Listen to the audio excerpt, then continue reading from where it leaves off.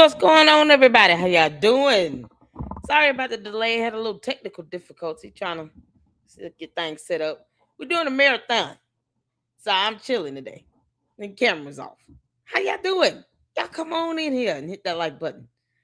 I appreciate you all for hanging out with me here on Saturday, June 20th. And tomorrow is Father's Day. So happy Father's Day to all the fathers. We're celebrating you the whole weekend. And some appreciate all of the real men stepping up to help take care of these babies out here in the wood. What's going on, y'all? Y'all ready? We got a marathon going. We have so much to catch up on. It's not even funny. Can you all hear me? Let me know if you can hear me. Hit the 4. I appreciate you all tuning in. Hit that like button as you come in here. Hit that like button. Oh, we got so much to catch up. So much. Oh, so much content. Oh, you can't make this stuff up. So I get tagged in a lot. You guys know that. And I try my best to let's see here. Did Ryan respond? Oh my God.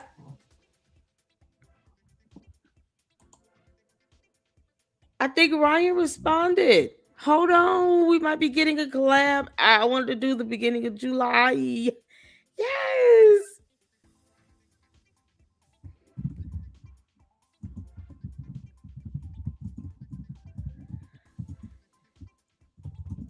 Oh, hold on, y'all. I'm responding.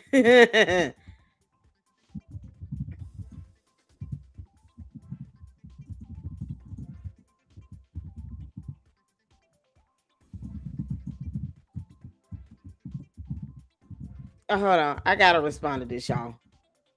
We're all over on shout out to Mindy. Girl. I would love to do a collab with Ryan. If you guys did not check out the watch party last night, we went in late into I didn't go to sleep till like after 2 a.m. But we got it in, y'all. And it was so good. It was well done.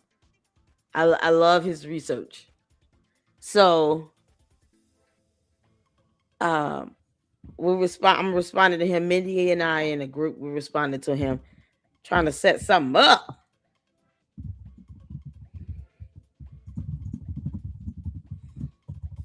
Oh, to have you in the LLC.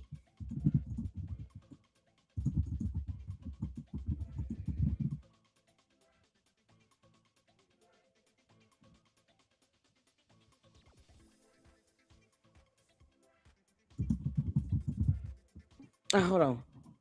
I am so excited.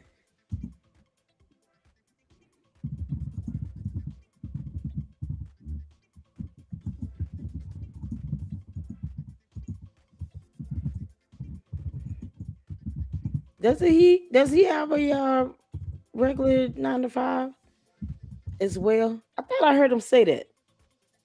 I know he said he was sick. Poor baby. I hope he's feeling better. Um.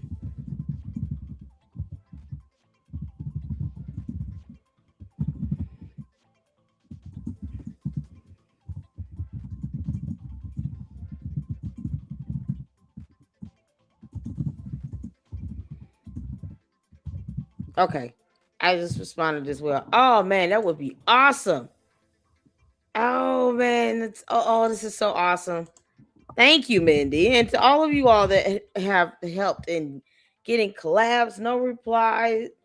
As far as you guys are awesome. You guys definitely hold it down here in the LLC. Y'all shout out to the mods. Shout out to all the Luxters.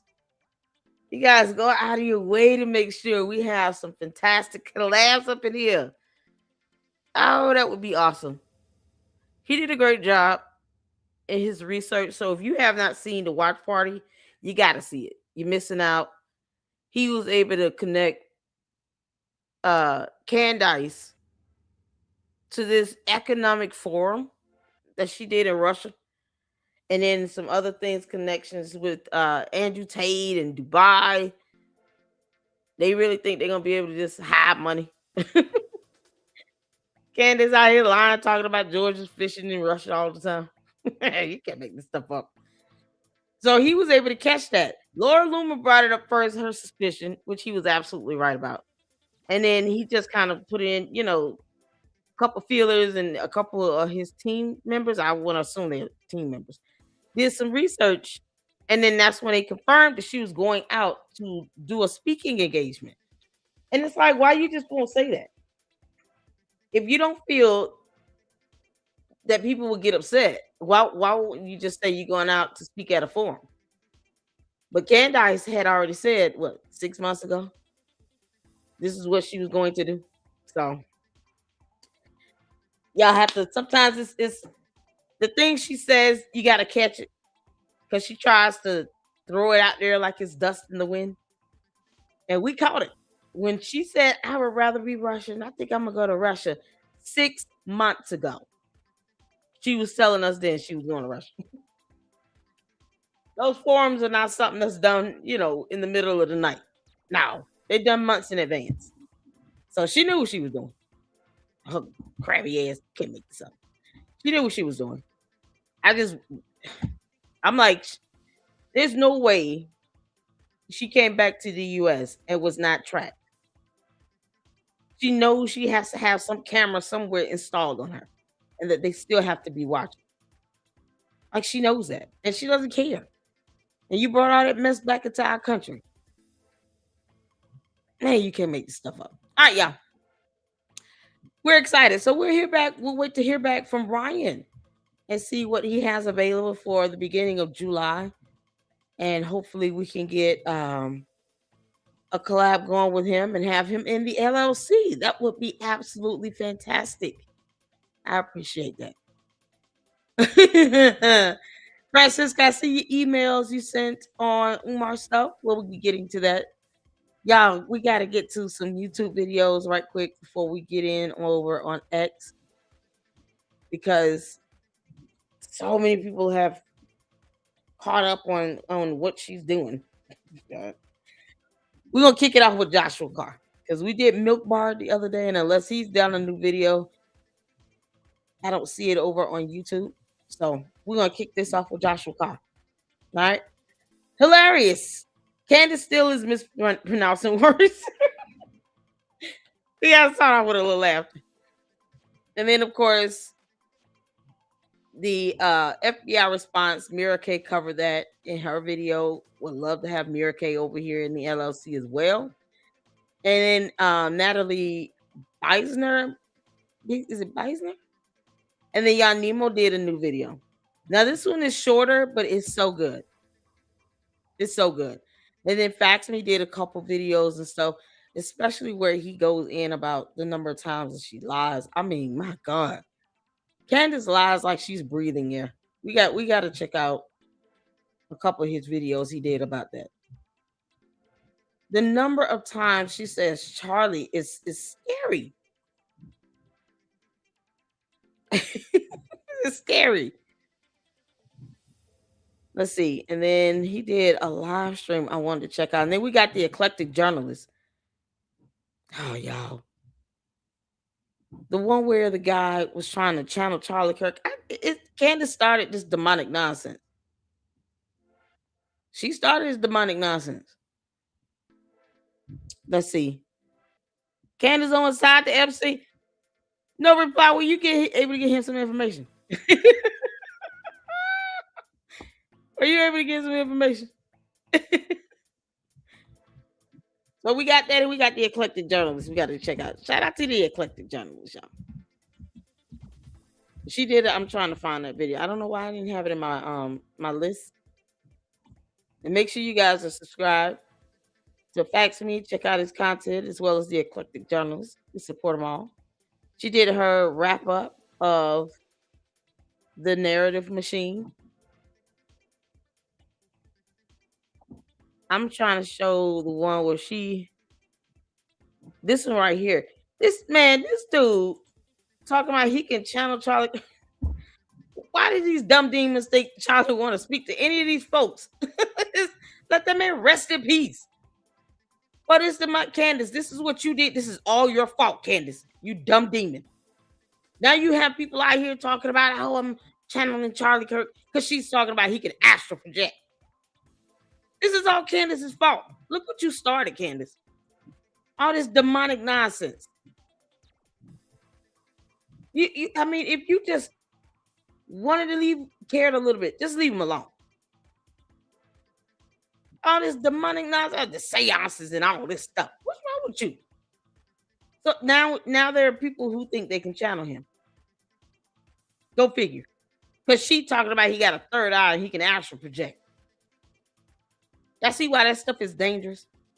And these so-called Christ is King cult bot members that worship Candace's every move she makes never seem to question her about, okay, the Bible does not support this.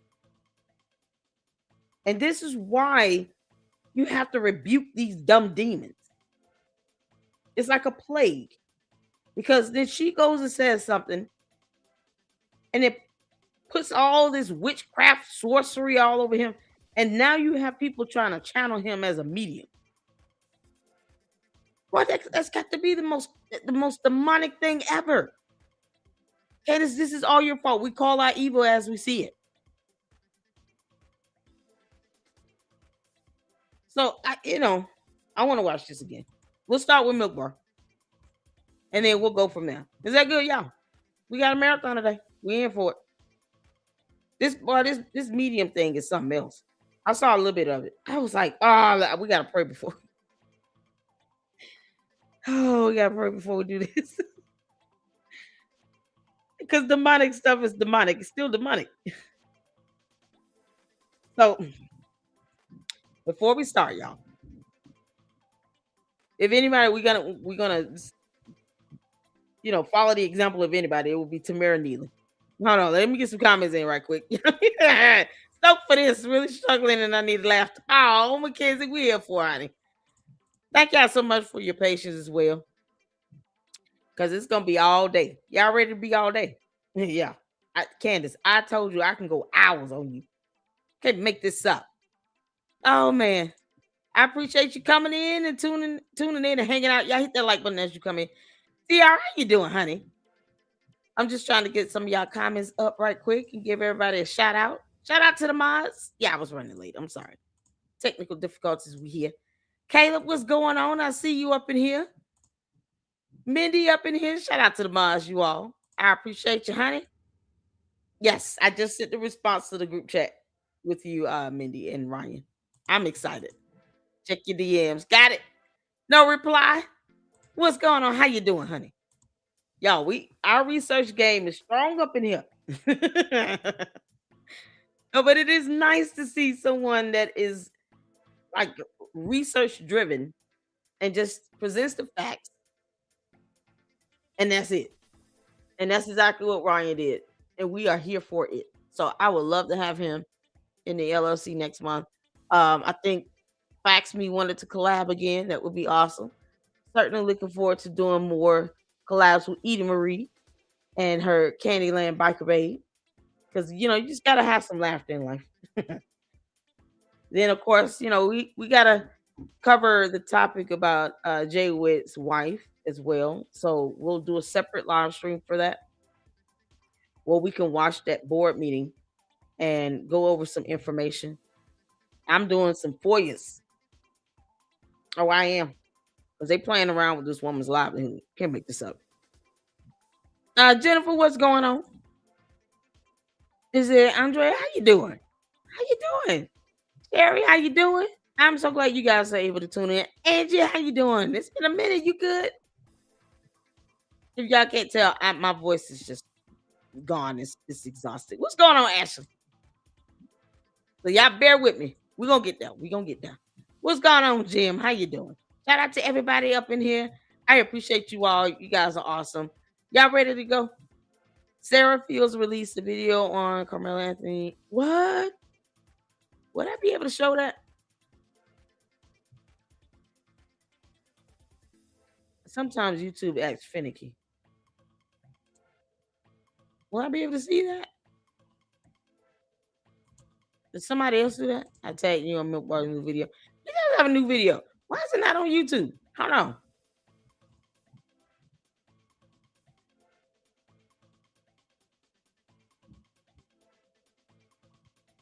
Wait, his new video on Candace. Because you know I don't care about Tucker, to be honest. Is it on Candace? Why is it not on YouTube? Or is it on Megan?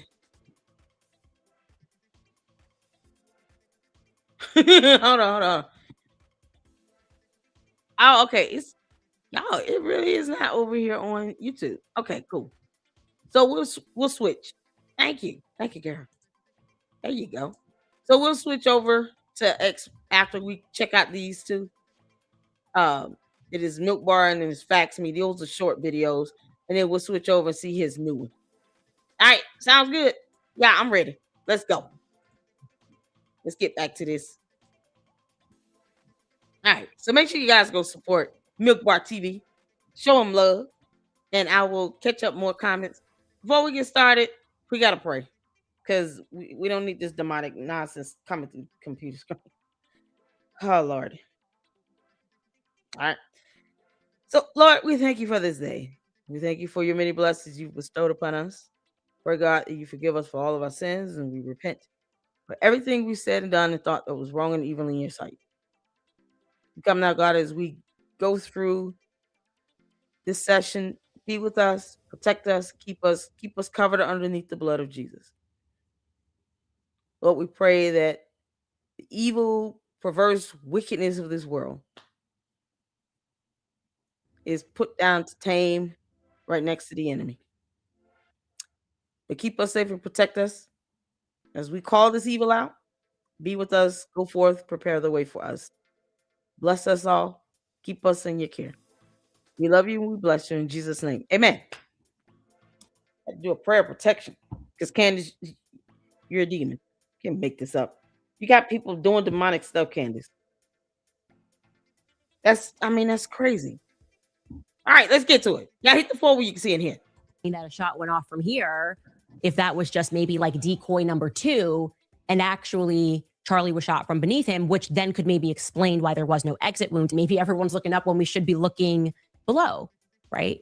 Maybe we should be looking below. People are doing very, what I would say, credible videos. People that certainly have the credibility are ballistics experts that are saying that what we see in the front is an exit wound, not an entry wound. Theory that is being floated that Charlie was shot from the back. And I'm telling you this 100%.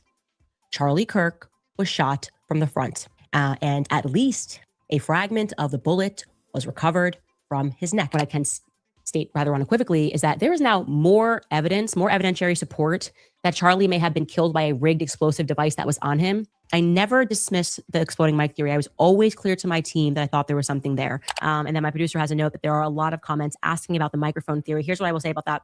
When I looked at image from the side, the microphone is still on him afterwards. So like when you see it front on, it looks like it kind of disappears, but then it kind of shifts. When you look at the perspective slightly to the left, you see that it actually stays on him and it's just in the fold. I would imagine if anything did sling into him with that kind of a force, it would fall off. And I can tell you it doesn't fall off. Yeah, I never changed my mind. Maybe we should be looking below. Charlie was shot from the back. Charlie Kirk was shot from the front. Charlie may have been killed by a rigged explosive device that was on him.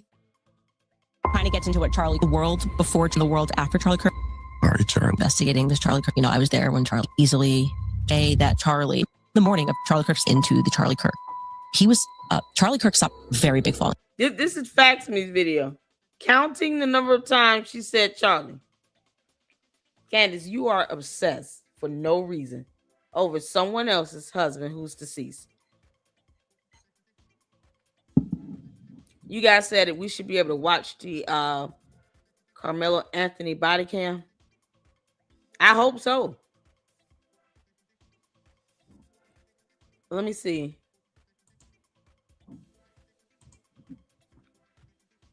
Does anyone like have it up to where? Hold on. Have it to where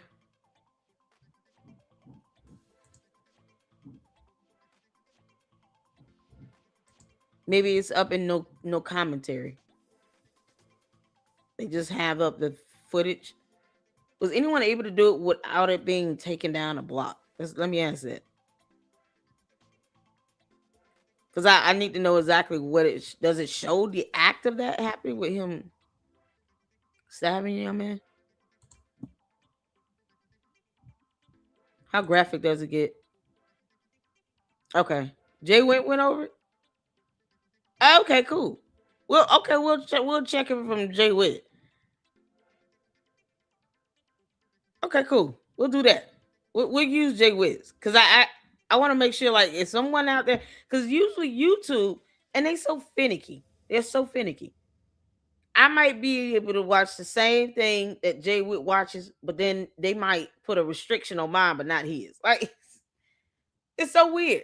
They're just kind of randomly picking things for review, and then when you try to dispute it and you say, well, how here's all these other content creators that did the same thing and nothing happened with their videos, and it's no different. And then they'll still say, well, the review is confirmed that it is age restricted and limited. They did that to one of my Umar videos. The first part 1 that we checked out 3 days ago on my Umar videos. They put limited ads on it saying that it was not suitable for most advertisers. And it's like, why? But we're watching the Mademoiselle and it's her video. And her video didn't have any, restrictions at all. So me watching her video somehow was not suitable for most advertisers. Her video is not restricted at all. And I'm sitting here like, man, you can't make this stuff up. You can't make this up. That's how finicky and ridiculous they are. They're not consistent. Oh, it's so irritating. So if Jay Wood was able to watch it and his is not restricted, we'll watch his. And hopefully they'll leave me alone. YouTube sucks. I tagged you on JD Miles on X. It's on X. Oh, okay, cool. Oh, this was shorter. Okay. What in the world kind of knife is that? Y'all, he was the jury found him guilty. Is this in parts? Y'all, this is crazy. Okay, we'll watch that. Oh man, we're gonna get in our Candace marathon and then we'll watch it at the end. Just remind me, okay? We'll get it in at the end. We gotta get our Candace marathon in, and then we'll get that at the end because that's a whole topic. That might be a separate live stream. I mean, that's a whole thing. Yeah, we'll do a separate live stream on that. Oh my God. Oh Lord have mercy. That boy lost his life over what? An argument? They had a track meet. You don't expect people to lose their life, kids losing their lives at a track meet? Child. We'll do a separate live stream on that. Because there's a lot of conversation to be had about that case. He's back. Yeah, he did. He lost all his original videos. Is it the channel is the same? What's the name of his channel? Can you tag Cold Blooded Christian's channel in the chat? We'll do a separate live stream on the body cam for Anthony Carmelo, since you guys want to watch it. We'll do a separate live stream on that. After this, we'll do a live stream on Anthony Carmelo, and then we'll do Umar. And I'll just have to push it back. That sound good? Y'all hit the 4 if you good with that.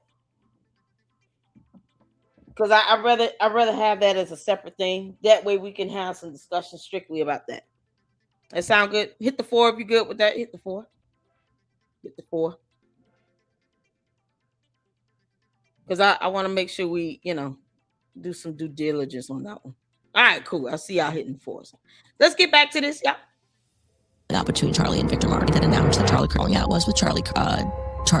Since Charlie, I know and know that.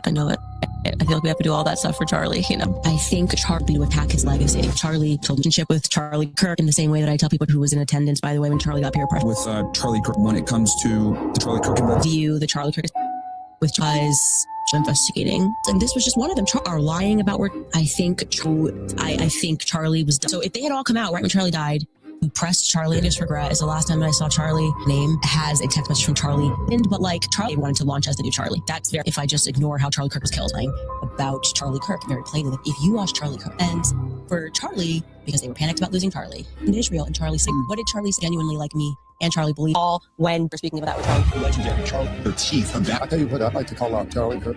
Obviously the Charlie, because of just the fact that Tyler Robinson coming out and shooting Charlie, like, opened to having lost Charlie, because I knew how I was helping Charlie, alleged AI of Charlie said, really sound like Charlie said that Charlie's sick of Charlie. I mean, we have a decade of Charlie saying, yeah, you have a big campaign that Charlie was the wife of Charlie Kirk. Everybody knows best. Keep telling the truth about what Charlie was. Knew that Tyler. I didn't kill Charlie. Chime in on Charlie doing something to Charlie Kirk is war so badly, and that Charlie, since Charlie, I mean, you just watched what happened to Charlie, the work. Don Jr. was like a brother to Charlie. Both Cash Patel came out of nowhere. Charlie was something about the Charlie. This is obsession at, the just zenith of it all. The zenith of obsessions. I never thought in a million years, or in my whole lifetime, because I'm a million years old, I never thought that I would actually witness in real time someone show an obsession over anything. Like, I've seen people, be a little crazy for somebody, like a little berserk, go out of their way too much. But just raw obsession, I never thought in my lifetime I would actually witness an alien that crash landed on our planet actually obsess over a human being who is now deceased. Because where was all this energy at between 2024 and 2025? Because she unfollowed him and unfriended him on social media and didn't even talk about him like that. And now is every other word. I never thought that I would witness someone be obsessed over another human being like this. Candace, this is depraved. This is depraved. I've never seen this. You can call me naive, and I've researched and report on a lot of things. I mean, I've seen people go berserk over some money. But this level of obsession over another human being who is now deceased, and now that obsession has plagued its way over to Erica Kirk. It's like a plague. Candace's obsession is like a plague. And it just goes in with the attack. That's why we continue to keep Erica Kirk in our prayers, so that plague doesn't bother her. You can't make this up. Candace, you got to find something else to do. You're going to have to. At some point, you're going to have to find something else to talk about. This is unhealthy. This is pure demonic. I have never seen this. And it won't sit here and say who she thinks pulled the trigger on the gun. You shouldn't still be asking that after 9 months. You're supposed to be researching that yourself and telling us who you think pulled the trigger on the gun. Not demanding that they tell you when they already told you and you didn't like the answer. So no, they owe you nothing else. Y'all, who did this to Charlie Kirk? Tyler Robinson did it. Just because Candace doesn't want to accept it doesn't mean he didn't do it. We don't care about her alternate reality. We don't care. This obsession is unhealthy and is just pure demonic. And where is George? Is he still walking around not caring at all that his own lavender wife is obsessing over a deceased man? Can y'all imagine if Candace had actually worked longer at TPUSA, how bad this would be? This is her after only having worked with TPUSA for 19 months. Imagine had it been like 7, 8 years. Imagine her still working there to this very day. Let's say she worked for TPUSA this entire time, and she's just as vindictive as she is now. Boy, she would have to be committed. Candace, you would have to be 5150. If Candace was still working for TPUSA up to the day that Charlie Kirk was assassinated, with all these wild-haired, bone-headed conspiracy theories, even if she was there in person, she would still deny Tyler Robinson being the shooter. She would still do this. Imagine her being there for herself in person. And maybe she was. Who knows? Because we don't know. We don't know her alibi. But just imagine if her and George Farmer were actually there. And she still worked for TPUSA. And she does this nonsense. Oh my God. Candace. You would have to be committed. Either that or she would literally destroy the internet. Of justice is in the hands of Charlie Kirk's friends. They're the people that try, Or what they have not done for Charlie. And I think that whether it's Butler. What happened to Charlie?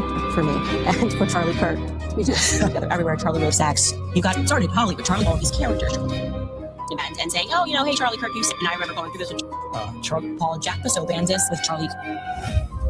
Hey, Mama Sage, I see you. Hey, Kelly, Jimmy.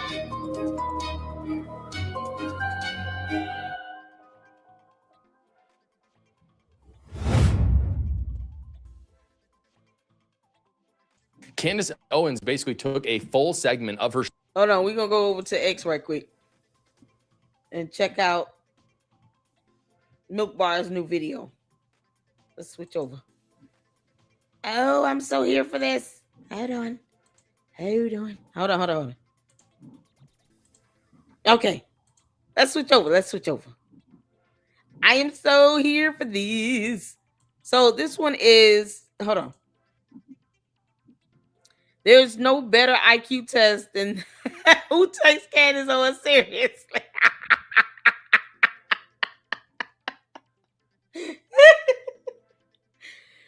Y'all saw how many times that count came up with her saying Charlie Kirk's name? It was over 4,000. Over 4,000 times. I want y'all to imagine if she had worked for TPUSA up until the day Charlie Kirk was assassinated and was there in person to see it and then still walk around talking about Tyler Robinson didn't do it. Candace, where's your alibi? Funny how you think somehow you're excluded from that. You gonna give your alibi, Candace? You want us to request that the FBI ask you for your alibi? How you want this to go? Real investigators that actually work for the federal government. Because your mommy slews would never ever want to answer to them. I think it's time for Candace to be telling us, her and George Farmer's alibi. I believe you. Kelly, I'm with you. I think George got a lot to do with this. George is definitely part of this. He's too silent. He doesn't say anything. He doesn't stop her. He has not told her to shut up, go make a sandwich. But I can guarantee you, if she were to get a visit from a federal agent and they asking her some questions, he would start telling her, shut up. Leave this alone. We got federal agents coming in our house asking us questions. Want to know our alibi now. Because that's exactly what should be happening. We want, see, if you're going to sit here and research some information like that, Candace, you got to be able to say where you were on September 10th to 25. And George Farmer. Because he could move through UVU and not be noticed. Even with a hat on, you would still probably stand out a little bit. And I think people will recognize her. Put George out there, whom many people still don't know like that. He might be able to slide his way through UVU. Where's his alibi? Yeah, I think it's time for us to start asking the FBI to go ask for their alibis because she don't want to give it on her own. Look how she dodges court. Talking about she wants discovery and subpoena power, but don't want to go to court.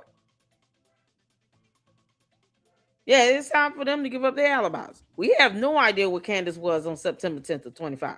No idea. You can record a pre-recorded, pre-scripted show anywhere. With the same backdrop, that could be anywhere. We don't know where she was. She could have been physically located in Utah. That's how obsessive she is. This is crazy.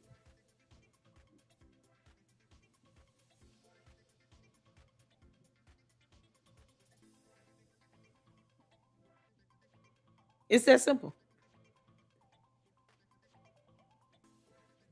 It's time for the feds to start asking her some questions. We want to know where you are. Bottom line. What's going on, Texas? How you doing? All right, y'all. So let's get to this. Milk Bar's new video. I'm excited. I don't know why it's not over on YouTube, but that's okay. Let's go.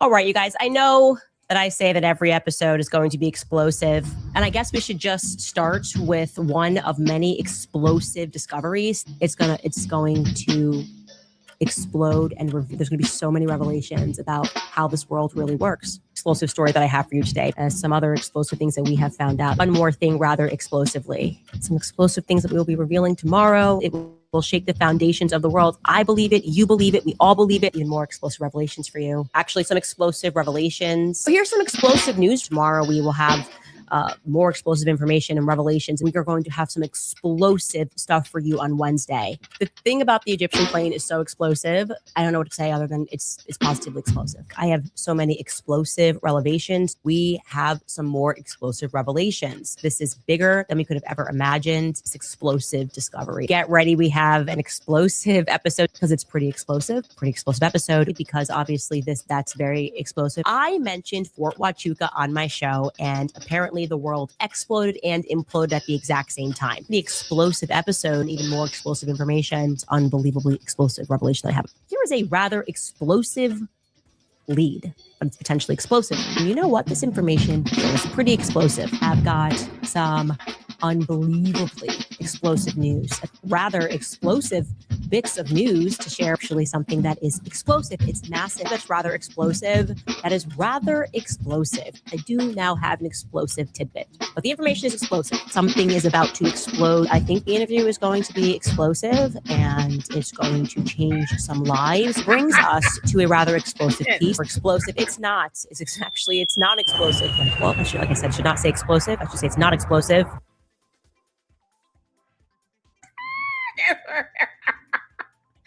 And these are all the words she knows.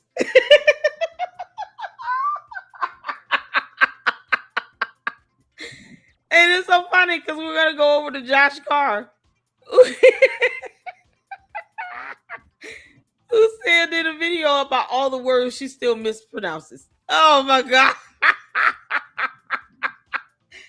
Shout out to Milk Bar TV. Total actual explosive revelations, 0.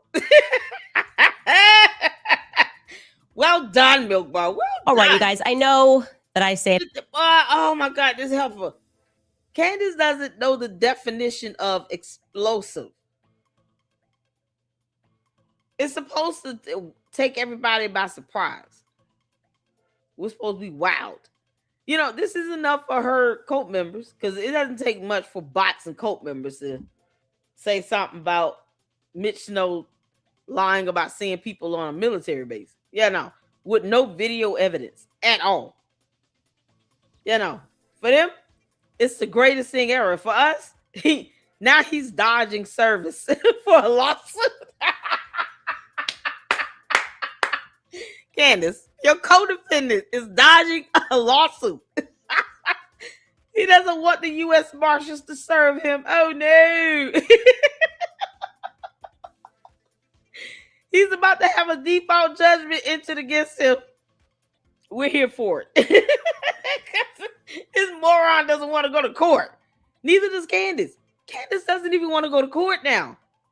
How many times you going to keep pushing back the Macron lawsuit? The hearing on your motion, Candace? To the cult members. You all know that your cult leader, Candace Owens, filed a motion to dismiss. She doesn't even want to go to court for this lawsuit with the Macrons. And now she has pushed back that hearing for the third time.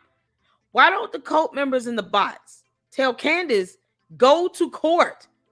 I thought you wanted discovery. Why do you keep stalling this case? It's been a year. They filed this complaint July of last year. Go to court. This is ridiculous. What are you running from? What are you hiding from? You know, they'll come up in my chat and ask all kinds of dumb questions. Why don't they ask these questions to their cult leader? Ask Candace, why does she keep rescheduling this hearing? I thought she wanted subpoena power. Candace, we thought you wanted subpoena power, you heifer. You can't make this up. Go to court, Candace. Go to court. What? Oh, man. Milk Bar never misses. Shout out to Milk Bar. And Joshua Carr. You guys know, I just adore him. He's so adorable. But I love his delivery. And he's been here in the LLC. We'll love to have him back. But he did a video on how it's just something to laugh at. More things to laugh at. Candace Owens is still butchering words, because no one told you to crash land on our planet, Candace. Are you going to give us your alibi for you and George for September 10th, 2025? Because you don't want us to have to find out the hard way, Candace. We're giving you an option. I've never seen anybody obsessed say some man's name over 4,000 times in 8-9 months. And yet and still, you can't tell us where you were on September 10th, 25, or George Farmer. And he cool with you going after Erica Kirk like that. He's got to be a demon, or he doesn't live in that house and watch your show. I'm assuming it's the first option. But he'll go with her to Russia, because he goes fishing. Shout out to Joshua Carr, you all. Hit the floor where you can see it in here. Let's get to it. Show to make fun of Erica Kirk for getting emotional on air. Look at her face. I want you to pay attention to Candace's face while she reacts to this clip. I don't find it entertaining or funny when Erica cries. I don't find it funny when she says, I just want to go home, and cries. I just want to know why that was being booted at the White House. Why the Department of War is saying this needs to be the #1 clip by morning within an hour of that taking place. I want to know who recorded it. I'm just tired of this overriding strategy. So here is what Erica, we're going to watch her have this breakdown, and then I'm going to explain to you why I am not feeling compelled or moved by it. Take a listen. I have been married for 10 years. My husband is a hardworking farmer who has gone a lot. A year ago, I was questioning my marriage and felt like I was losing myself in the chaotic life of work and motherhood. Since finding a church, I recently got baptized. My kids attend Sunday school, and we talk about Jesus in our home daily. Instead of nagging my husband, I embrace his hard work. Yeah.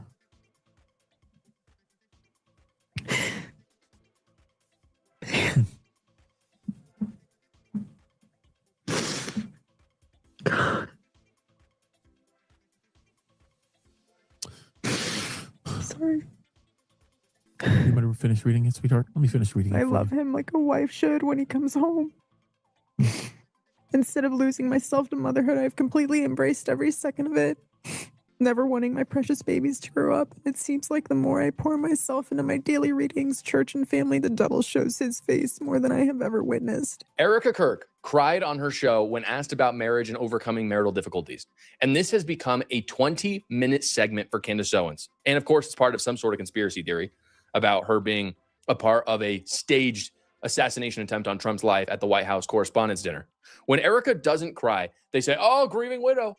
Oh, look, she's got sparklers around her. She's so happy. She's never been happier than when Charlie died. And then when you see her break down on occasion, she doesn't do it a lot, but every once in a while she does break down and she's on camera a lot, so we see it.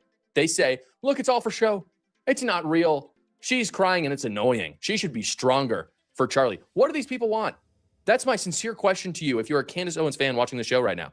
Which one do you want? Do you want her to never cry or do you want her to cry a lot? This is the clearest sign. Again, it's damned if she cries, damned if she doesn't cry. And it's the clearest sign to me of everything we've exposed or talked about on the show. This is the clearest sign that Candace and her cronies are evil. Not just corrupt, not just wanting money, but full on evil.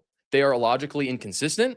They are just in it for the clicks to the detriment of someone who is grieving, but they do it because they enjoy it. They have some sort of crazed addiction for making fun of a widow who is crying. And by the way, this is what grieving looks like. I know we've talked a lot on the show and other people have talked about, oh, what is grieving really like? Oh, Erica Kirk's not really grieving. Trying to stay strong, putting on a good face 95% of the time, maybe even looking happy, surprisingly. And people are looking at, wow, how can you be happy? Your husband was assassinated 9 months ago.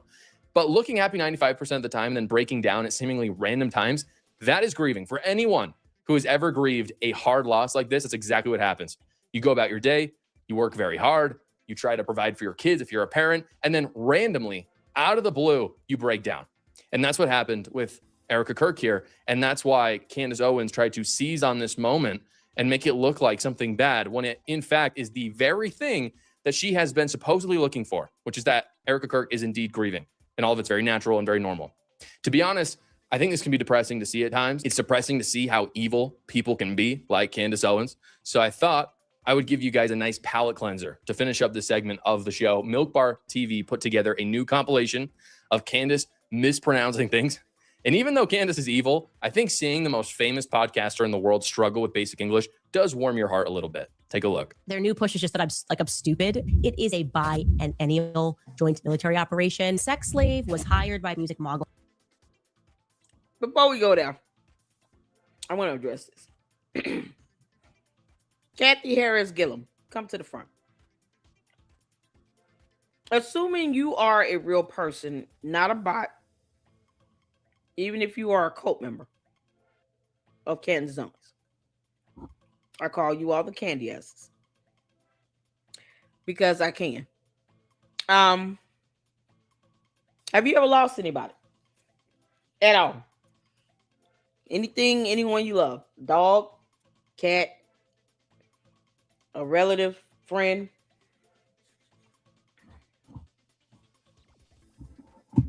Because they love to come in with this. It's sick for someone to cry. I think it's sick to have zero emotions when someone dies. The logic is so stupid. But I want to know if you've ever lost anyone you love. Kathy Harris Gillum. Now, I want to know if you've ever lost anyone. This is a very specific question. Now, if you need me to speak in another language, I can.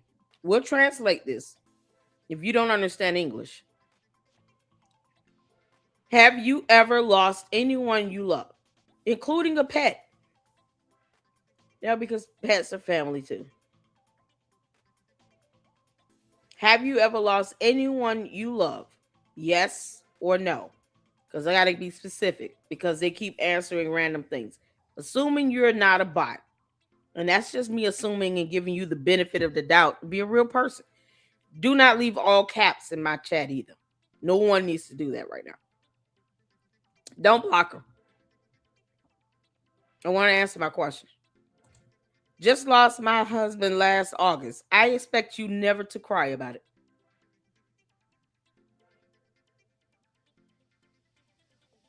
Perhaps you can't produce tears. The audacity for you to shed a tear over that, right? Because you said it's sick. It's sick for a grieving widow who lost her husband 8 months ago to cry. You know what's worse? Someone saying what another grown adult should do when you don't pay her bills. When you don't have to be around her. You never have to see her cry. You could just not watch the video.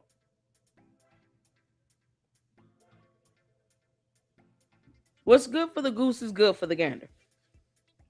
I'm sorry you lost your husband. But since you think it's sick to cry, then I don't expect you to cry, right? You should feel no offense if people tell you it's sick that you're crying. You shouldn't feel anything, right? So if you lose your husband, the idea of you crying should be sickening to you.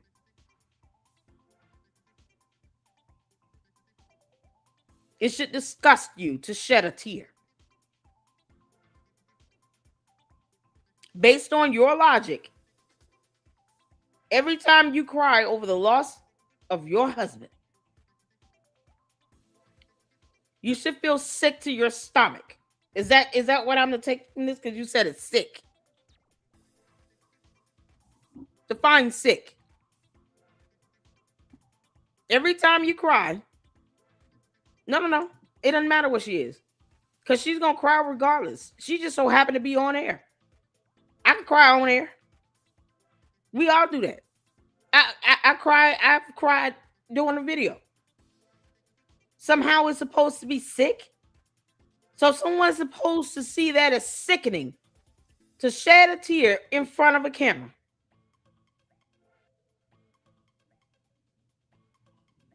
You're not going to move the goalpost. I don't care if she's on air, off air, in the bathroom, in the shower, on the toilet. If she cries wherever she is for the loss of her husband, explain to me how it's sickening. What type of sickening are we talking about? Physical sickness, mental sickness, emotional? What type of sickness? Like, should you be vomiting right now? Type sick? Are you throwing up? Do you have a migraine? How are you sick? How do you see that as sick? Do you need to go see a psychiatrist type of sick? How are you sick? What's sickening? Does your stomach hurt, Kathy? I'm asking questions, just like Candace does. Does your stomach hurt? Do you need some Pepto-Bismol? Are you going to need some prune juice? Are you constipated or something? You having heartburn? What level of sickness are you experiencing? Because she's crying on air. What are you experiencing right now? Now give me your best shot. What are your symptoms you're feeling right now? How are you sick?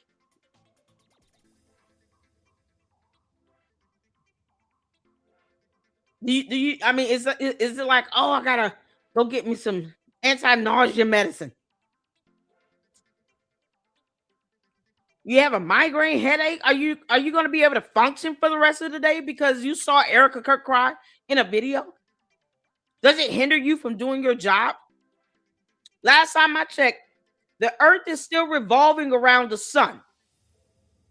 And God has not allowed Yellowstone to erupt yet. So I'm just trying to figure out why it's so sickening for Candace Owens and her cult members to see a woman who lost her husband cry on a camera. What type of sickness do you experience? Because you know you bring in these symptoms upon yourself when you could just not watch the video. You literally could just never watch Erica Kirk. I know, right? Thank God Yellowstone has not erupted yet. Oh, Lord. Because Erica Kirk is crying. Because she's grieving. I'm sorry you lost your husband. That has to be a very hard thing to deal with. You know what's worse? Being soulless about it. I'm still trying to figure out what level of sickness do you experience watching Erica Kirk cry because she lost her husband. You think you would be empathetic to that because you lost your husband as well. Allegedly. We're all assuming that Kathy Harris Gillum is not a bot. Because you could just say random things. We think people are supposed to react the way we expect them to. Or simply because Candace said so. What you mean? What you mean? Candace doesn't dictate what Erica Kirk does. She has no control over her or her life. This is why we had to pray before we got started. Because I bless God, I haven't cussed yet. I don't think. She has no control over her. Candace doesn't pay her bills. She doesn't have to take care of those kids. I'm still waiting on your symptoms of sickness that you experience watching another person cry over the loss of their husband when you don't even have to watch her cry at all. So you sit here and decide, I'm just going to make myself sick today and watch Erica Kirk cry and they get mad and blow up in the chat using all caps. Do you feel good about that, Kathy Harris Gillum?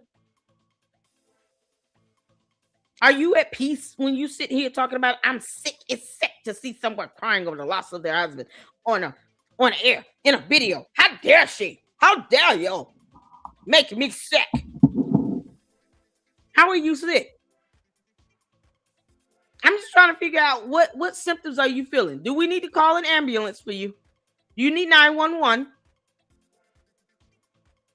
Are you going to live to see a new day sort of thing? What level of sickness are we talking about? Erica Kirk isn't sick at all. It's Candace and the Candy Coat members are the ones walking around here talking about it sick. How are you sick? Is it contagious? Do we need to have you quarantined? Perhaps Kathy needs to be quarantined because Kathy is sick. Her tummy don't feel good. She don't feel good. Because she can't take Erica Kirk crying on air. Her stomach hurt.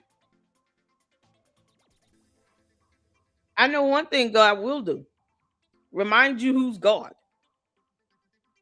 It is absolutely evil, soulless, and heartless to say that she should not be crying on air, off air, or anywhere. You don't have to like Erica Kirk, but she lost her husband. And I'm still waiting for you to tell me exactly how you're sick seeing her cry. Is your stomach that sensitive? So tears make you sick? You know, the sight of tears being shed from someone's eyes, somehow you start heaving. How does this go? You get an instantaneous migraine or something? How do you get sick? Why does her crying have any effect on you physiologically speaking? See, I could go there. No, we can go there. We can have this conversation. I'm asking questions. I want to know exactly how Candace Owens' cult members get sick watching someone else cry. Is it a wave of nausea that you all feel at one time or what? You need some Pepto-Bismol? I recommend, Benadryl and there's plenty of anti-nausea medication you can take. Because I just, I don't understand how you're sick watching someone else cry in a video that you don't have to watch. No way you don't have to make yourself sick. Okay? So if you don't want to be sick, then how about just leave Erica Kirk alone? That's so easy. It's much easy. It's as easy as it is said to just do it. To just leave her alone and never watch her videos.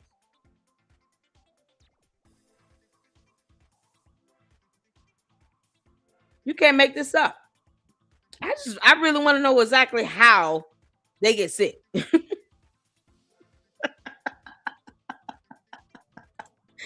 Colleen said, "Lady, look, you gotta ignore the bots until they send in super chats."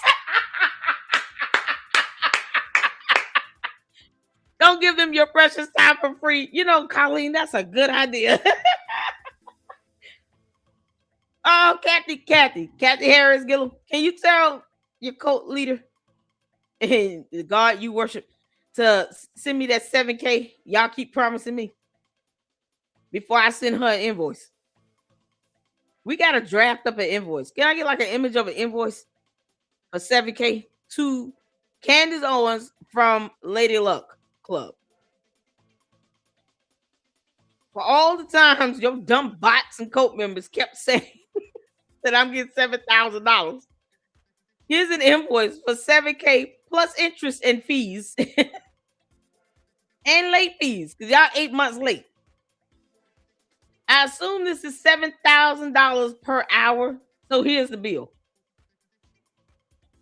And then just use like 5,000 hours and send it over to him. Can we get an image on that?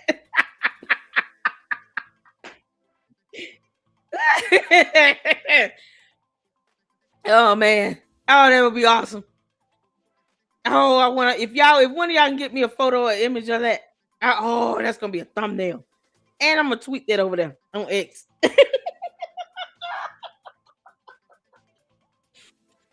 Finally, here's an invoice to Candace Owens from the Lady Luck Club, dated June 20th, 2026. You thought the Macrones and Brian Harper were the only people you have to pay. No, you got to pay me too. No, you got to pay me too, Heifer. You owe me $7,000 times 5,000 hours because your cult members can't stop coming in my chat and talking about you. I'm getting paid $7,000 from Israel. Since they have not given me the money, you can give it to me and then tell them to reimburse you. That'll teach you for getting my hopes up, you dumb heifer.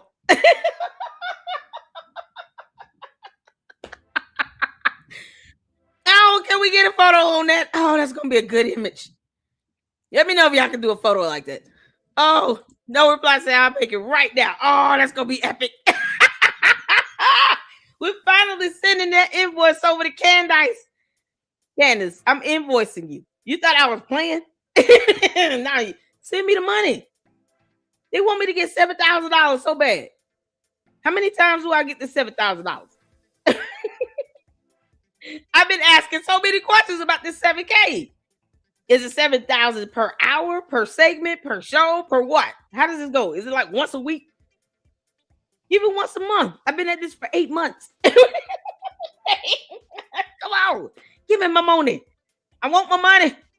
Ben Shapiro. You might have to hop down off that midget horse and tell Candace to pay me my money. Because her cult members keep coming over here telling me that nonsense and buffoonery. They act like that makes me mad. No, it doesn't. Man, y'all know how many times I had to tell other content creators, don't get mad about that. Embrace it. Guess what they do? They realize, oh, that don't work. Then they stop saying it. I'm like, oh, I want them to send me the 7K. Are you gonna give me, like, they don't leave me any super chats and anything. Now they'll go leave it to a multi-millionaire who's sitting here caught up in 2 lawsuits, one of which is a federal lawsuit, while she's dodging the other by delaying the hearing for her motion to dismiss. They won't challenge her on that, though. You know what, Kathy Harris Gillum? That makes me sick. Delaying justice for no reason. Candace Owens deciding, yeah, I'm just going to keep rescheduling this hearing on my motion to dismiss because deep down, she really does not want subpoena power. She's just lying to you people about it. But it makes me sick that she keeps rescheduling this hearing. And I get headaches. That's how she make me sick. Giving me a headache.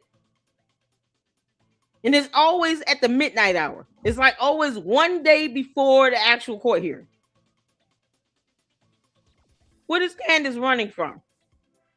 And why is she stalling this? That makes me sick. Seeing Candace play around with the court, rescheduling hearings, pushing it back for no reason. That makes me sick. It gives me a headache. Because Candace is a punk. And this is pathetic. She wants subpoena power, but she doesn't want to go to court for her hearing. God. She didn't have to file that motion. How you file a motion and do all this stuff, but you're scared to go to court? Candace is scared of losing. Because she knows she's going to lose. They're bringing in scientific evidence.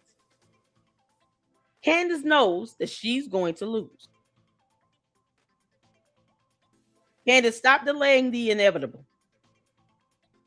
You could just do a settlement and kick rocks. Your pride won't let you do a settlement offer, a proposal.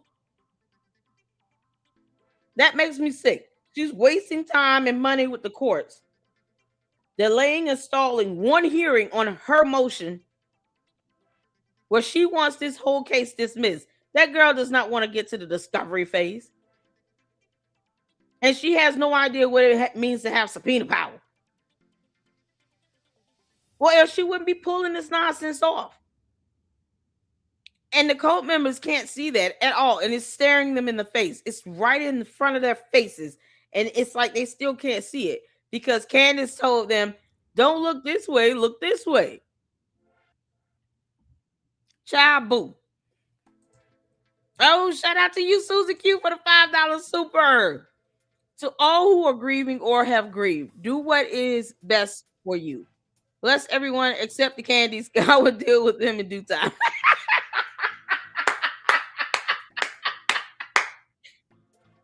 Honey, this is why we had to pray before I started. Because I know how the bots are. They say the same thing over and over again. They'll come in to make it seem like, oh, I lost my husband last year. They all say the same thing. It's copy and paste. Right? When you fail to show any level of empathy, it's hard to believe that you're human to begin with. Kathy Harris Gillum could be a real person, could be a bot.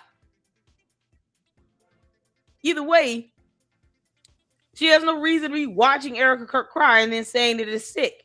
And she can't say exactly how she gets sick. Your cult member, meanwhile, is giving everybody a migraine. Do we get to sue Candace for pain and suffering? Shout out to you, Susie Q, for that $5 super. Thank you so much. Kathy Harris Gillum, you gonna leave me a super chat or what? I think that was worth $7,000 right there. Invoice said, oh, okay. Let's get back to Joshua Call while I pull up this invoice. Candace, you got it coming. Candace is dumb. She's really stupid. I am Candace, so you are very dumb. disappointed in Cash Patel, Dan Bongino, and Pam Bondi, who all made these grandiose promises. I am saying this in its true denotative meaning. She mispronounced the word. There's been so much toxicity. Given all the toxicity there, discussing their toxicity, we're going to go scroll through 300 episodes and look, and a CEO and a chairman has to compartmentalize. If you can't compartmentalize, compartmented. We knew a kerfluffle happened as this dress kerfluffle causes this whole race kerfluffle, a serious kerfluffle. She's ignorant. It was a philosophy class called Senior Sam, and he used to come in every day with a debacle. He hadn't yet committed the crime that creates that whole debacle. Taylor Swift was somehow involved in this entire debacle. The Kanye West debacle, Christ is King debacle, the Christ is King non-debacle, Jeffrey Epstein, this whole debacle, Epstein debacle, and him wanting to move on from the Epstein debacle, the FISA debacle. Are you guys following this debacle with her earrings? The Hamptons debacle came up. Okay, remember that whole debacle? Sort of a debacle when that whole debacle was happening, entire debacle, calling out Candace Owens and waiting for her to make a mistake so they can try to delegitimize every effort that she is making to get to the bottom of this thing. That was meant to legitimize her. It wasn't because people were just trying to delegitimize him. This caricature of household beyond a couple of his major hits, namely Raspberry Beret, retired Green Beret, to do it again posthumously, will be posthumously honored, a posthumous award. They've decided. Yo, Candace, it's not Raspberry Beret.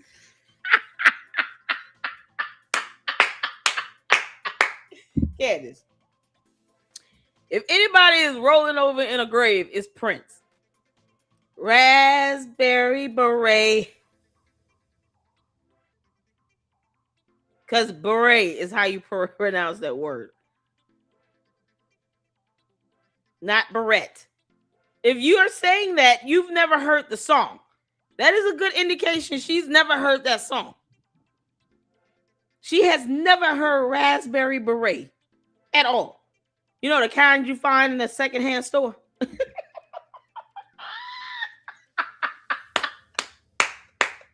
And you have never heard that song. And you lying to our faces on air. That's sick. Oh, Kathy Harris Gillum. That's sick right there. For someone to lie this bad about a song that is so popular that you could literally sing it and pronounce it correctly if you've ever listened to the song. And this heifer said raspberry beret. That's not the song at all. Kathy Harris Gillum, are you not sickened by your cult leader mispronouncing all of these simple words? You know, beret only has 5 letters, 2 syllables.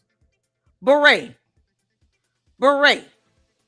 2 syllables, 5 letters. And she butchered it. Are you not sickened by that? Why aren't you sickened by hearing Candace Owens mispronounce all of these words, Kathy Harris Gillum? Why does it not disgust you to hear this butchering of the English language from Candace Owens? She claims to have 2 degrees. Lord. One in journalism and one in English. What you mean? Oh, Prince would be so mad. if there's ever a time I made her rage quit. Kathy Harris, come back.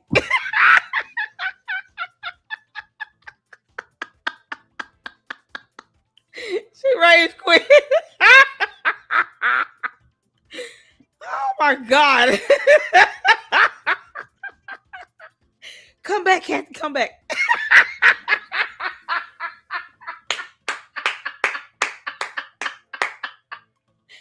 Boy, things was just heating up. You can't make this up. Oh, Kathy.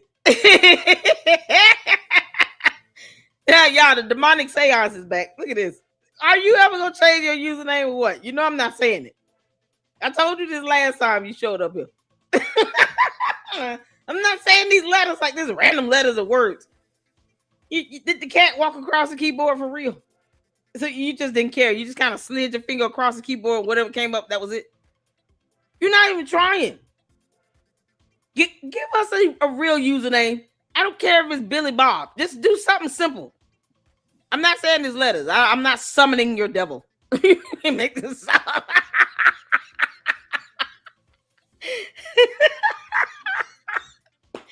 Y'all, oh Lord mercy. Come back, Candace. Come back, girl. I can't believe she rage and quit. You got the bots rage quitting. The bots are rage quitting. Y'all. It's not my fault that Kansas is stupid. I did posthumously. And so I'll give you an analogy, or actually an anecdote, not even an anecdote, a little anecdote. I'm sorry, I don't speak German. Everybody uses the terminology blitz, blitzkrieg. You can't even say blitz means lightning, krieg means war, and the NFL football team say blitzkrieg. Blitzkrieg.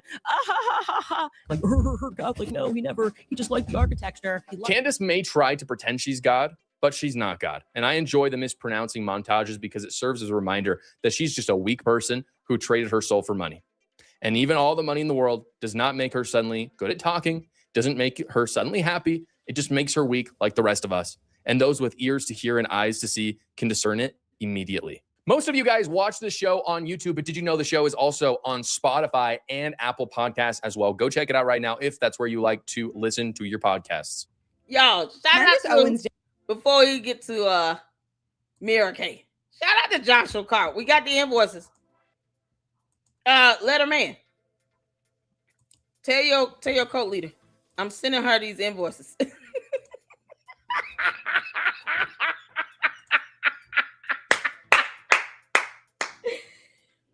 Shout out to No Reply Francisca.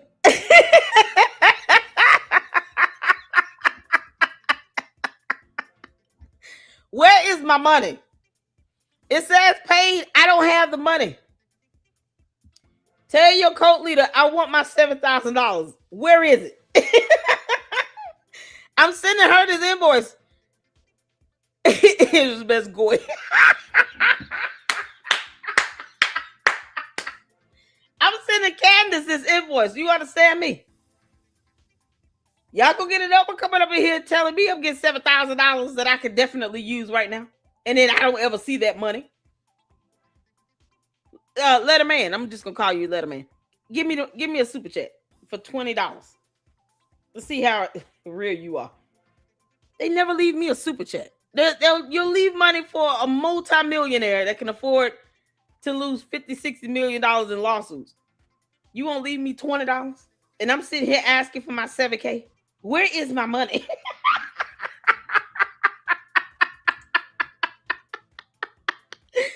Oh, y'all. Where is my money? Where the money at? Where the money? Francisco said, where the money? Where the money, though? Give me my money. Stop telling me I'm getting $7K. When is it gonna come and be deposited into my account? Is it coming through Cash App? The candy asses could send me $7,000 to Cash App. They can do $7,000 worth of super chats. I don't care. Just give me the money. Candace, I'm sending you this invoice because you can't make this up. Oh my God.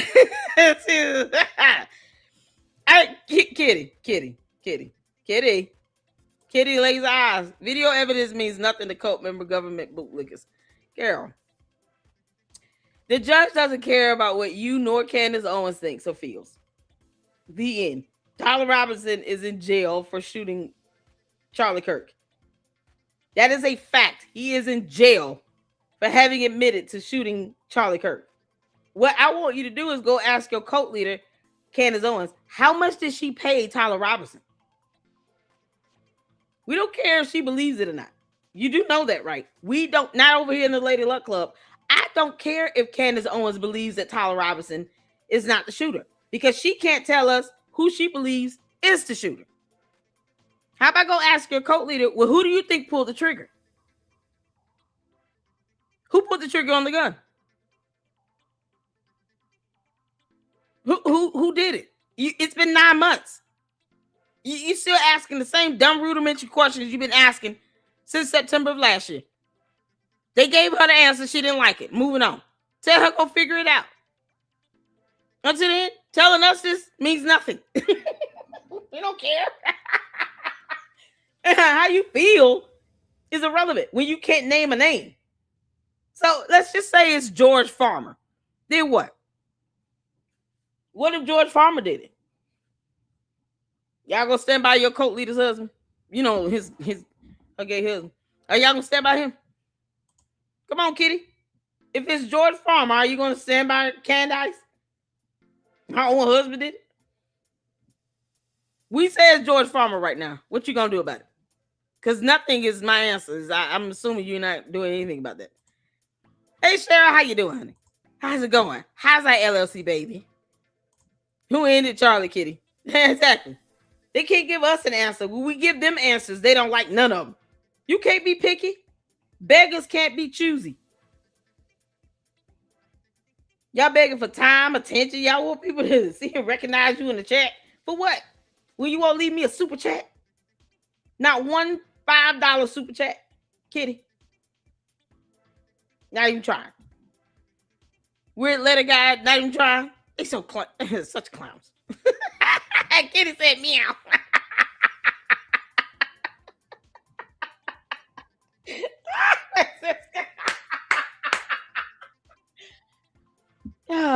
Kitty said meow.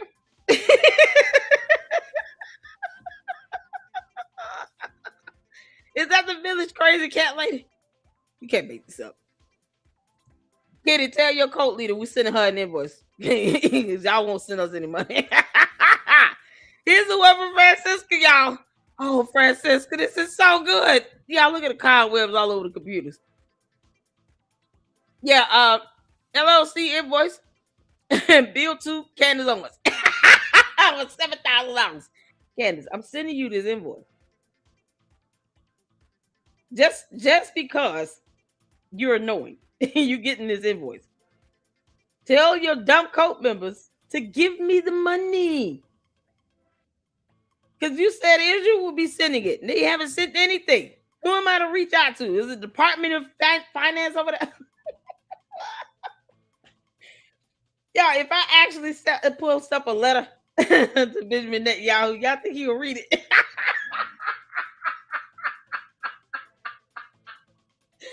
If I tag the letter to Benjamin Netanyahu, what's the chances of him actually reading it? Dear Benjamin Netanyahu, for 8 months, I've been reporting on the nonsense and buffoonery of Candace Owens lying about Charlie Kirk's assassination, while her dumb cult members continue to claim that you're going to be sending me $7,000. How should I expect this money? How is this payment going to come to me? Curious Minds wants to know, will it be like a Cash App, Zelle? Are you actually going to send me a check? Because they keep promising me this money. And it's high time that I get it. Because I want to take my kids to Universal Studios. So y'all, that man be so mad at me. How it'd be cool, though. It'd be funny. Meanwhile, I've invoiced Candace Owens just in case. And we'll go from there. Candace, I'm sending you this invoice. You helpful. Okay, make this up. Boy, these are some great thumbnails too. Y'all are awesome. Thank y'all so much for the thumbnails. We got some invoices now we can send over to Candace. I'm gonna drop up a nice little letter and put it up on X and tag Benjamin Netanyahu in it. We'll see what happens. We'll see what happens. We'll see what happens. I know he has no idea who I am, but you know, Candace, this is what happens when you keep sitting here talking about you get 7K.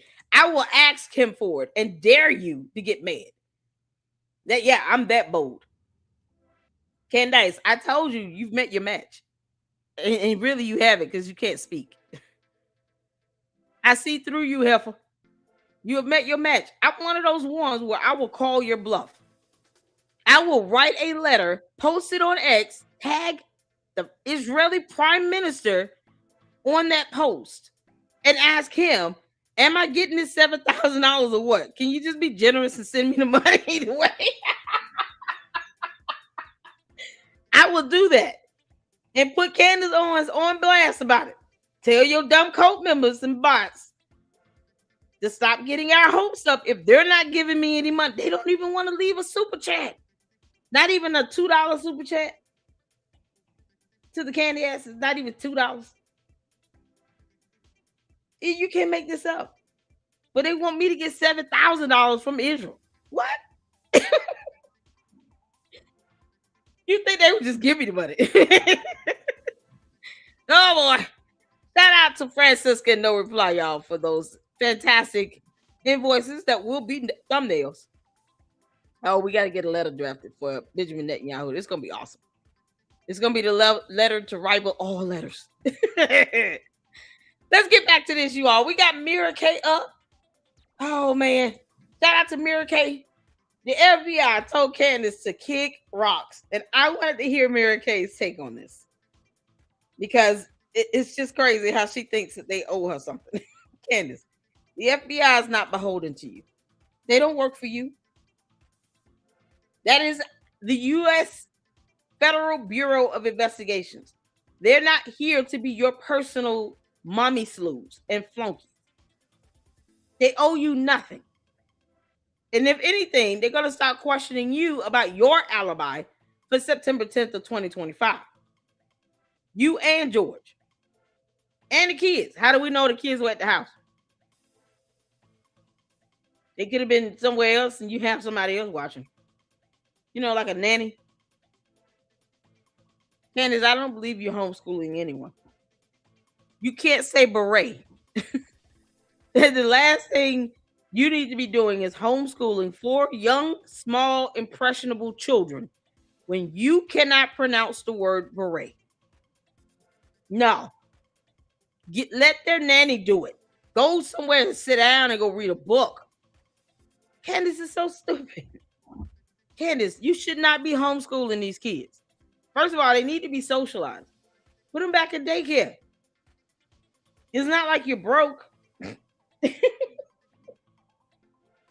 right, let's move on. We got Mary Kay up. Let's get to it. Hit the phone when you can see it here. Let's go. Downward spiral is continuing because now she's gone after the FBI, calling them liars, except for the problem is the FBI actually has the receipts, unlike Candace, and they've proved and exposed her for being the lying cow that she actually is. Let's get into the details. So it starts with this. Via FOIA, we formally requested Kash Patel's travel itinerary for the 3 days leading up to Charlie Kirk's assassination, and we just heard back and were told the burden of the request is too great. How is that even remotely legal? Of course, when you're reading this, you would think to yourself, the fact that the FBI can't provide a travel document for 3 days before Charlie Kirk's assassination, that sounds really crazy. But is it that crazy that the FBI actually isn't interested in exposing where their director goes on his days of work? No, it's not that crazy. But this is what she does. She'll try and get you to believe that the FBI are really the problem here. The only issue with all this is that the FBI responds to this, and it's not so good for her. Let's get into the details. Candace Owens just got called out by the FBI for being a lying you-know-what on her show. She tried to spin a narrative about the FBI, and they actually responded. Not that they needed to respond, by the way. The fact that the FBI feels a need to respond to Candace is ludicrous. She doesn't have a right over the FBI, but at this point, it's become so public. It's become such a massive area of controversy. She just goes after people, and they feel like they have to do something about it. Kind of sad, kind of pathetic, but I guess that's the power of Candace and why we have to keep on fighting to make sure people know how psychotic she is. First, I'm going to tell you my theory about Candace Owens. I believe she goes after organizations or people that she thinks are not going to respond to her. She'll come up with a crazy theory about this organization or person with the idea that the likelihood of them actually addressing her crazy rumors is pretty low. Or she's such a narcissist that she believes that she's on the same playing field with them, and therefore, of course I can call out the FBI, of course I can call out Trump, of course I can call out the president of France. They have to respond to me. I'm so important. And you know her, she thinks that she's just totally the best thing that ever happened to the world. She can keep her engagement, keep all of her fans engaged while having very little pushback. So correct. Yeah, that's what she believes. She believes that she's not going to get a lot of pushback. Unfortunately for her, the FBI responded, and we'll see exactly how in a second. Welcome to the pushback, by the way. I'm Ira K, your host. Make sure to hit that subscribe button, type this video, to switch on the notifications. Every single one of your subscribers allows us to grow our mission, to grow our momentum, to really fight back against the crazes online. And I truly, truly appreciate you being here. So all you have to do is hit that button. Let's get down to it. This is what the FBI responded to, because she makes this wild claim that she actually requested Kash Patel's travel itinerary for 3 days leading up to Charlie Kirk being removed from the planet. And she says that the FBI told her that the burden of request was too great. She asked, how is that even remotely legal? Girl, is that really what happened? And before you... No, it is not really what happened. Dear Candace Owens, please show us a document sent to you acknowledging your FOIA request where we said the burden of the request is too great. Your show, just like the fake news media, will be called out when you lie. We hope this helps. By the way, what an absolutely epic response. The FBI being like, show us the receipts. We want to see the receipts. You're demanding receipts from us. Where are your receipts, Candace? Of course, Candace can never, ever, ever, ever, ever show any receipts. All she does is bully people online, but let's just read this. Request number something, something, something. Subject Patel Kash. Official schedule. Calendar meetings and travel from September 7th to September 10th. It's interesting. I don't actually know if the government is forced to present this information if somebody requests it. It might be the law. It doesn't really matter. Please be advised that unusual circumstances apply to the processing of your request. Unusual circumstances include one or more of the following scenarios. There is a need to search for and collect records from field officers and other officers that are separate from the FBI record information. Decimation section, that makes sense. There is a need to search for, collect, and examine a voluminous amount of separate and distinct records. There's a lot of records. There's a need for consultation with another agency or two or more DOJ components.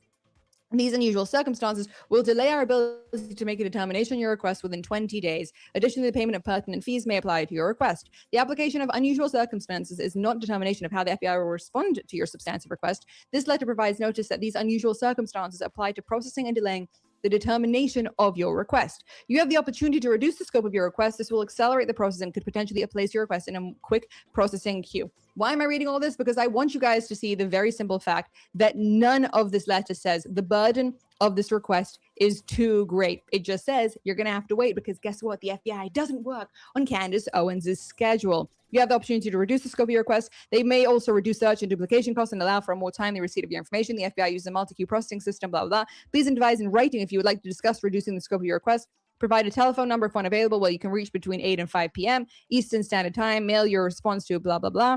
Additional info.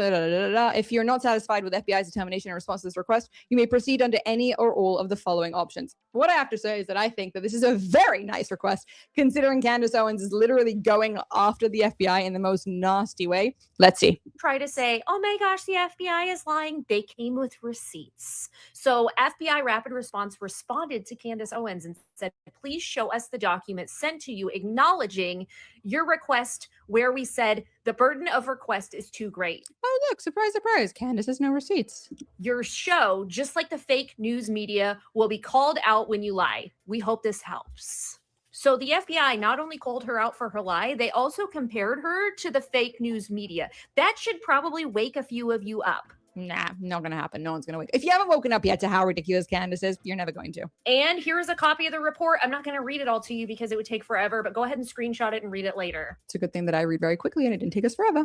So I'm hoping this wakes a few of you up. If she's lying about this, just logically, assuming that you're somebody that listens to her and believes her, if she's lying about this, and this has been proven that it was a lie, then what else has she been deceitful about? Everything, literally everything, because this is what Candace does. Let's see how Candace responds. Do you have nothing to do better to do than be a nitpicking little bitch in front of the world? Are you not embarrassed that other countries can read this account? When we said denied, we meant denied the mandated 20-day turnaround for an FOIA response. We were in fact denied that, citing unusual circumstances, which is why we included a link to the full episode where we showed on what for 3 grounds that denial was made, plus suggesting adjustments from your office. Do you have a better way to spend your tax dollars than behaving like a boomo who doesn't understand that X is meant to be pithy? Is clickbait a legitimate Department of Justice concern? Who is running this account? Can we check that? Clown. Where is Candace? Where are the receipts to that? Should be really easy. Where's that document? Where is the receipts? Where's the proof? Not there. Not there. Never there. Never actual any proof. And even at this point, if it is proof, it feels like it's probably AI because you just can't trust that girl for 1 second. Thank you for your judge for this matter. What's going on, everybody? I'm thinking that a shot went. Thank all y'all for tuning in so far. For those who are tuning in and haven't gotten to you, hello. Come in. Hit that like button. Y'all, we got up next. Oh, man. Natalie Byers, no. I actually like her commentary. She does. She's also on X as well. So we had to come over here and check out. Even Candace's audience is tuning out. Y'all, you know they bored because they're coming in my chat. This is why I have to sometimes stop and entertain them. Because they bored over there. Candace, you're boring. They coming in my chat trying to troll me. Chabu. What's the matter? Y'all don't have anything to talk about over there on Candace show. All right, Lady Love, she says the same thing over and over and over again.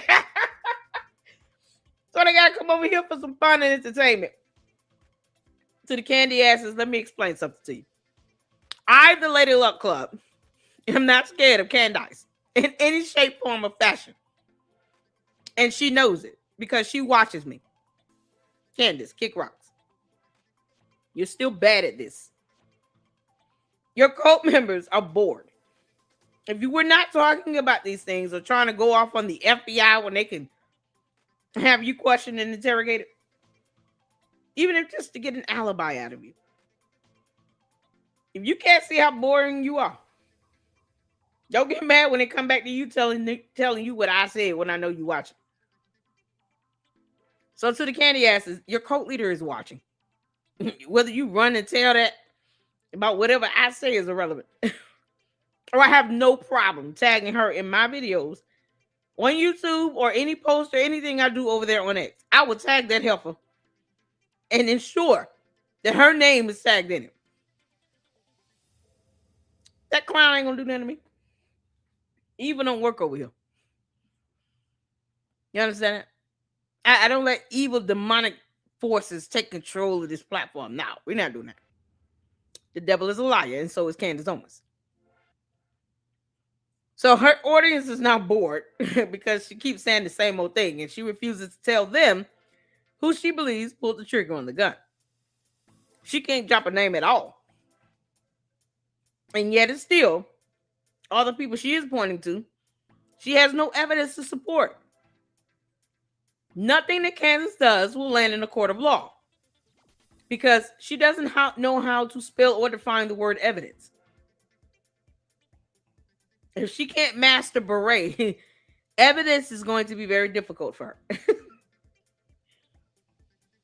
Candace, the judge, jury, prosecutors, and even the defense attorney for Tyler Robinson all wish you would kick rocks. They don't want you tainting the jury pool.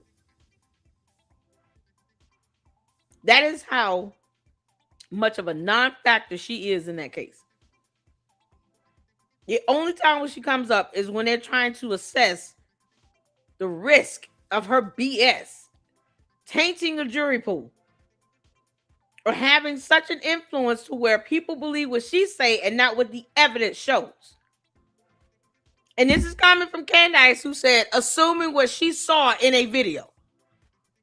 As if she's too stupid to just say what she saw in a video. Candace, you don't have to assume what you see in a video. You just say what you're seeing. You can't make this up. So we're going to get into this. Shout out to Natalie Beisner. Beisner? Is it Beisner or Beisner? I want to make sure I'm saying her last name right. I'll just say Natalie. I don't want to mess up her last name. I appreciate you all. Thank you so much, Juju. There is the YouTube channel link for Milk Bar TV. Can we get the one for Natalie? If you don't mind, I'll drop the video link in the chat as well. And the video link for Joshua Carr was dropped in the chat as well. Hey, Grim, I see you up in here, honey. Elise, how you doing? I see y'all up in here. Shout out to all of you all. Y'all make sure y'all hitting that like button. The candy ass is the man, but you know, hit the like button anyway. I don't care. Oh, they'll be mad. We prayed in the beginning of the show, y'all. We had to. Because we had to cover ourselves. We got a video that the eclectic journalist checked out. This man trying to channel Charlie Kirk as a medium or something. It's the witchcraft for me. So there is the video link there. And then we have, once I see the YouTube channel link for Natalie, we'll post that up. That way you guys can go and support her and check her out. Let's get to this. Hit the 4 where you can see it here. Went off from here. If that was just maybe like decoy number 2, and actually Charlie was shot from beneath him, which then could maybe explain why there was no exit wound. Maybe everyone's looking up when we should be looking below, right? Maybe we should be looking below. People are doing very, what I would say, credible videos. People that certainly have the credibility are ballistics experts that are saying that what we see in the front is an exit wound, not an entry wound. Theory that is being floated that Charlie was shot from the back. And I'm telling you this 100%. Charlie Kirk was shot from the front. And at least a fragment of the bullet was recovered from his neck. What I can state rather unequivocally is that there is now more evidence, more evidentiary support that Charlie may have been killed by a rigged explosive device that was on him. I never dismiss the exploding mic theory. I was always clear to my team that I thought there was something there. And then my producer has a note that there are a lot of comments asking about the microphone theory. Here's what I will say about that.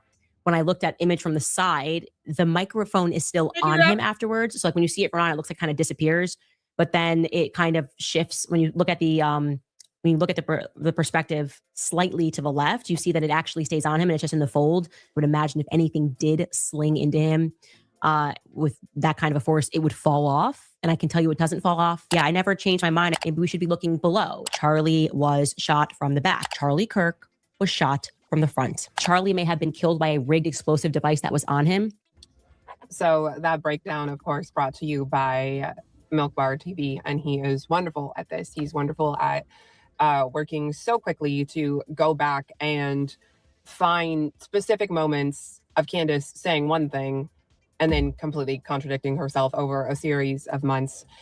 Yesterday on her show, she delved into and gave credence to the exploding mic theory, which is a theory that's been going around since really the start of all this, almost, that Charlie's lapel mic exploded, and I guess a piece of paraphernalia from it shot into his neck, and that it actually possibly wasn't a firearm at all. And so she is now running with, oh, it's a possibility, the exploding mic theory, after previously expressly discounting the exploding mic theory. I think she might have even done it another time that's not shown here, because I do remember her being asked about this fairly recently and her discounting that, if I am not mistaken, but previously discounting the exploding mic theory and previously saying 100% certain that Charlie was shot from the front. And when she said that, and she said that with 100% certainty, she claimed that she was breaking that story. Even though we all already knew that Charlie was shot from the front, she claimed that that was a story that she was now breaking, she was now proving, and that was all credit to due to the Candace Owens podcast. Charlie's neck indeed did stop the bullet without question. Okay. And this is going to dispel a lot of theories that are out there. And I'm telling you this 100%. Charlie Kirk was shot from the front, and the bullet did not exit. And at least a fragment of the bullet was recovered from his neck. And I'm going to tell you exactly where it was recovered from. I have fact-checked this information from multiple sources now. I've actually been sitting on this for a little bit over a week.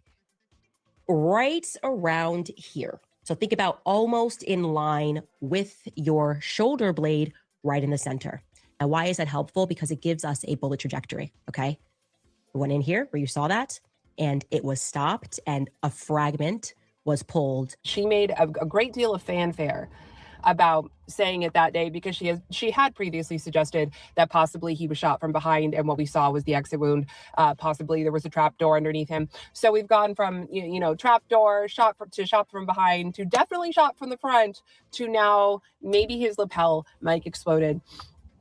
You guys, at this point in time, this is beginning to get worse than COVID, in my opinion, in the sense that during COVID, fairly early on, I and many others were like, what the heck? What the heck's going on? Because it doesn't make sense the way people are behaving. And you can see quite clearly, again, fairly early on, that COVID is not probably going to affect you, that it's mostly impacting the already vulnerable, the elderly, the sick, etc., and that you are probably going to be fine, especially outdoors, especially in the sun. So why we're doing so much, especially in places like Los Angeles, where the sun is shining most of the year, why we're doing so much for so long. Los Angeles had an indoor mask mandate for 2 straight years.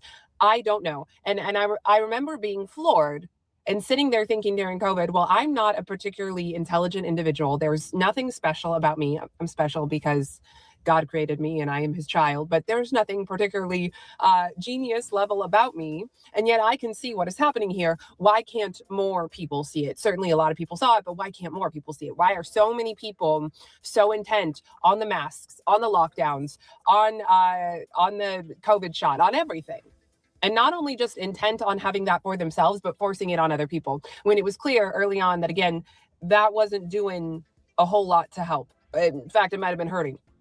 This is beginning to get worse than that, where it is so abundantly clear. The truth is so painfully obvious that I'm just sitting here floored that more people can't see the truth, that more people can't see what is happening here, that this is just a podcast that is desperate for content, that's desperate for clicks. It's not an investigation. And it's not even worse than that.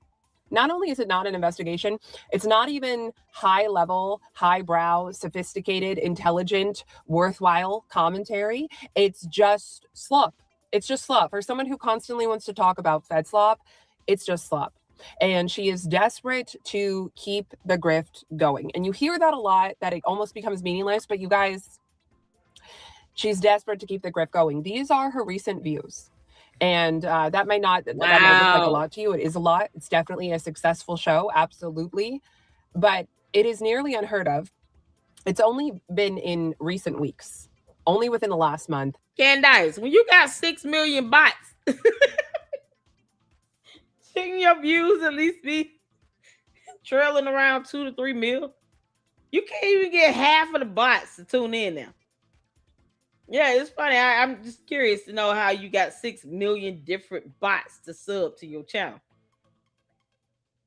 But you can't get 2 million views per video, every video. This is absolutely insane. This is why, and I tell people this all the time. when it comes to doing content, I consider myself an independent journalist. If you guys check out my channel, I have a myriad of playlists where I talk about a myriad of content and topics. I started out as music reactor and then started diving into this independent journalism, reporting on scams and frauds, and now it's like corruption and Candace Owens and Umar Johnson's and Tiffany Henyards, and we're gonna be doing the Carmelo Anthony body cam footage. I covered this judge that was removed from the bench, a myriad of topics. And there are some who come and watch specific topics, and some who will watch 2 or 3 topics across the board. But I understand that is the audience that I'm blessed to have here. Candace Owens allegedly took in 3 or 4 more million just on Charlie Kirk. So you would think she would have that consistency of viewers on anything regarding Charlie Kirk, right? It doesn't make sense to have 6 million bots.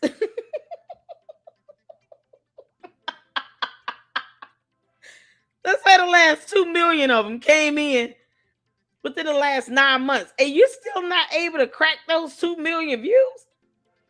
So the 2 million people that came in because you lied like hell about Charlie Kirk aren't even watching all your videos now. Candace. Oh, your bots are so dumb. You can't make this up. It's just so ridiculous. I can say some of my videos, like Candace will get me 3,000-4,000 views. Umar might get me about the same. It just depends. I talk about Laura Loomer. Laura Loomer have gotten me more. Who knew? We did the watch party on Laura Loomer and Candace Owens. That video alone got me more than any of my Candace videos. Candace, I could get more views live streaming doing a watch party on Laura Loomer with her ethering you than I can on you putting out any video talking about anybody. You can't make this stop. Her bots are bored. They're tired of it. This is what happens when you have cult members. They want you to push out this narrative, and they want you to harper in on it and hone on it. Throw them that red meat. Yeah, let that hate flow out of you, Candace. Let the hate flow. Hate. And that's it. And then when she's kind of like, okay, let's move on to something else, they're like, no, get back to hating on Erica Kirk. Yeah, watch her cry and hate on her and be disgusting. It's sickening. Oh, no. She's crying. That's her cult base. So if she talks about, my trip to Russia, they're like, whatever. They don't care. Because they came in because she's hating on Erica Kirk. Candace, I told you, God has a way of reminding you who's God. And when you sit here and you show the world how evil and soulless you are, and stupid. I mean, how do you not know how to pronounce the word beret? And then you're insulting a Prince song with it. Are you kidding me? He will show you who's God, and he will sit you down properly. Now your own bots aren't even watching you. Because they're sick of this. Candace, are you going to tell us who you think pulled the trigger on the gun? Why does it have to go to some exploding mic theory? You really think that that's going to fly? They don't care. They want you to keep dogging out Erica Kirk because that's what they're there for. They want you to keep hating on Erica Kirk. And you know it makes you look disgusting and demonic and evil and soulless. So, Candace, we know you're willing to do any and everything for money and views and clicks and subs and likes. Because your bots still remind us that you get all these views and clicks and subs and likes and money. They are proving my point, not yours. Because they're so stupid. They are so dumb. They prove my point. Candace only does this for views, clicks, likes, subs, and money. And every time the bots come in and say, well, this is why she has more views than you. Yeah, because that's all she's doing this for. I'm not doing this for views, clicks, likes, and subs. Now, I do want you all to hit that like button and stop playing around with it. Because I want this information to get out to the masses. But Candace just wants you all to hit the like button because she knows it's more money that's generated. She also has sponsors. I do not. So she makes money either way. Plus, she's already a multi-millionaire. This girl can drop $6, $7, $8 million on a house. I wish. But I want to do it the right way. Not by sitting here and degrading someone. Candace lets the enemy use her, the devil use her, to sit here and mock someone while they cry. Or to mock scripture being read. That's not worth that. She had to sell her soul to the devil herself. To sit here and mock God. And still somehow manage to get up and breathe God's air. That's not something I'm willing to do for a view or a like or a sub. And there lies the difference. Candace sold her soul to the devil. And will do any and everything to keep these views coming in. Even if it means being a hell spawn.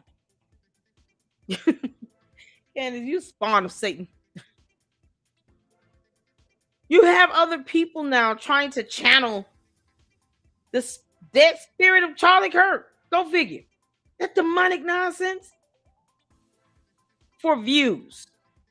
For views. And we gonna call it out. We call out that evil and rebuke it. I mean, are you kidding? Candace, this is what you've done.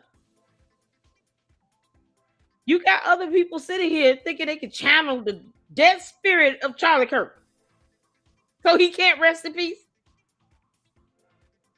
And they're doing this stuff for views to get your attention. As if she's God. Candace watches because she knows I don't care how she feels. And she knows she don't run nothing over here. You sending your dumb bots, girl. I'm gonna embarrass every last one of them. And laugh as I do it. Can't make this up. Child, do aliens have souls? No.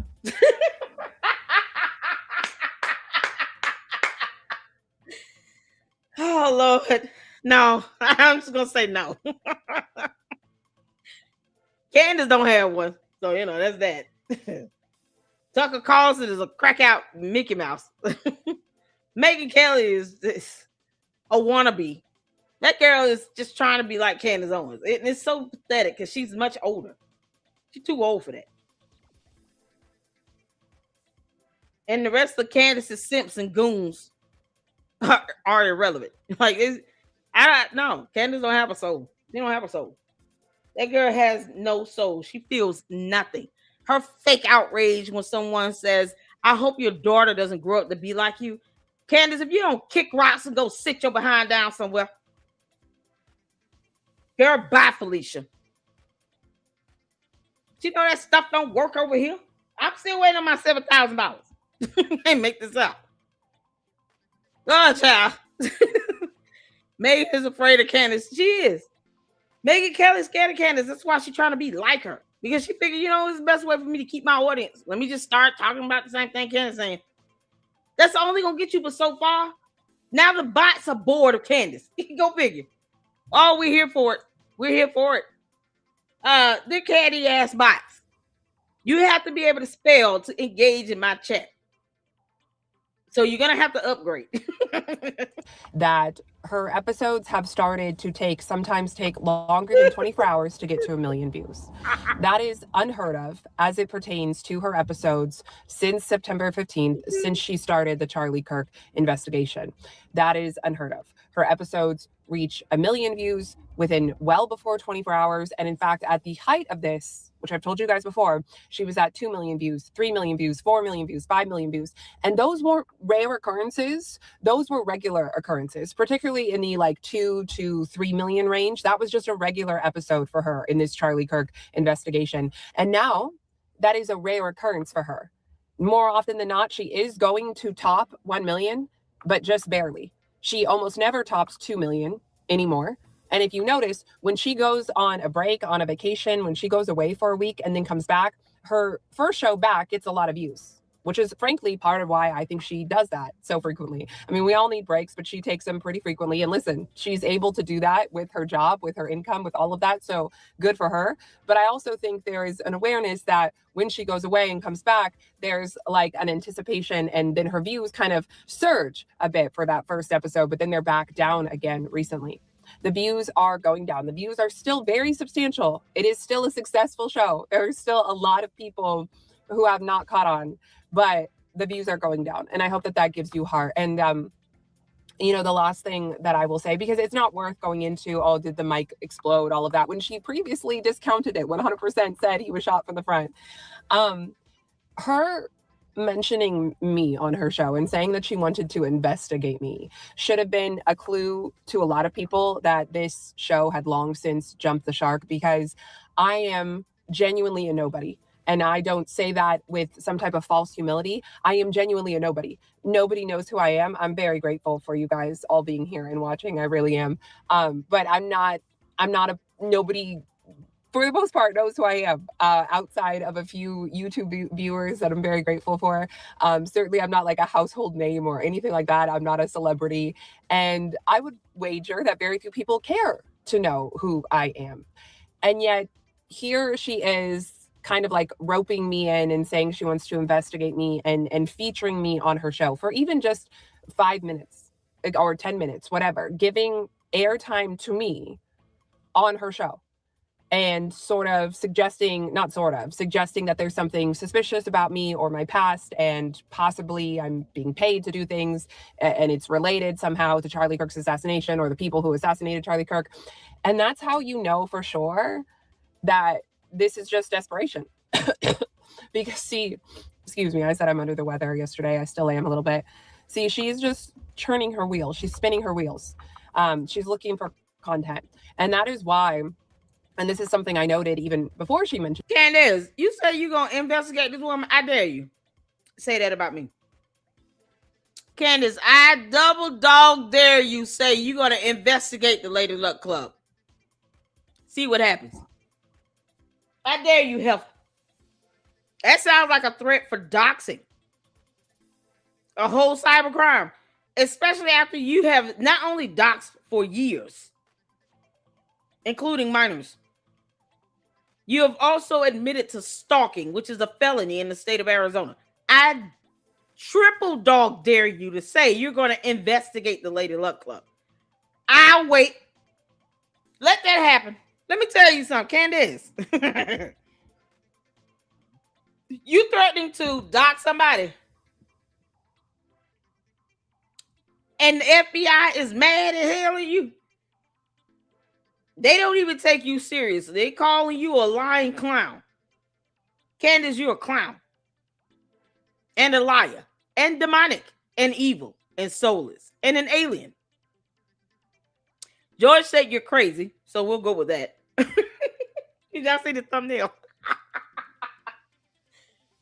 You got multiple personalities. He feels like he's married to multiple women at the same time. He doesn't even know which one he's going to get day by day. Candace, I will run that bit every single day of your own lavender husband calling you crazy. Every time. It will be a part of my intro. Do you understand me? Of George Farmer saying, I don't know who she is. Know what to expect. It's like being married to multiple women. Look. Lord help me with this crazy lady that I'm married to. Candace, that will be a part of my intro. Your own husband calling you crazy. I triple dog dare you to say you're going to investigate the Lady Luck Club. Because you're trying to intimidate somebody. That's all she's doing. She's trying to intimidate somebody saying that she's going to investigate them. You don't know how to read. Somebody investigate. How do you pronounce the word B-E-R-E-T again?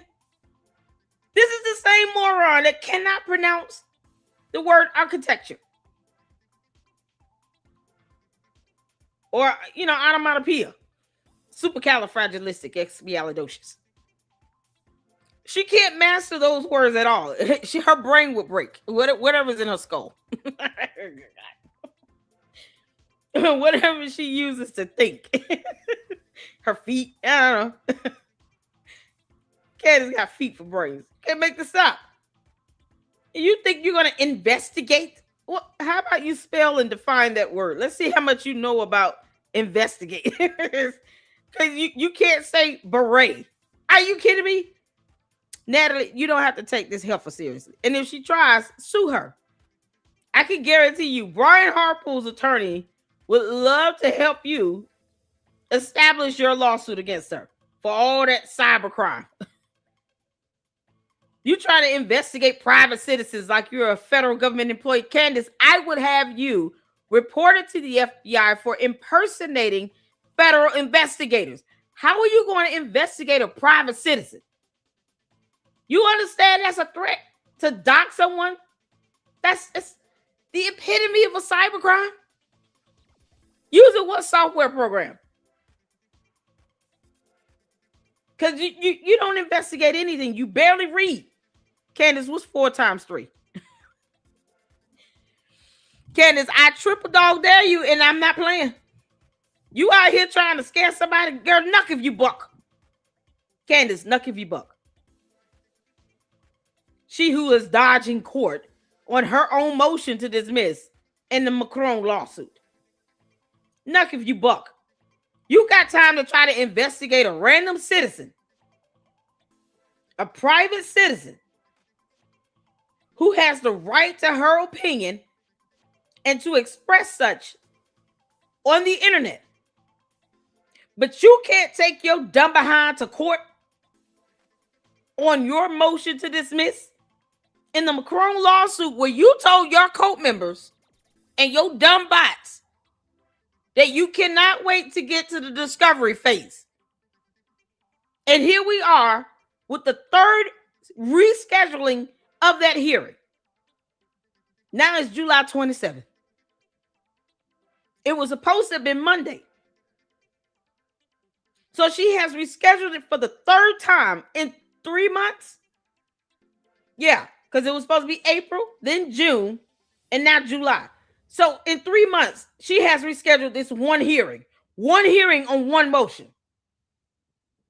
And you have the audacity to say you're going to sit here and investigate a private citizen because she gave her opinion and exercised her First Amendment rights and you didn't like it.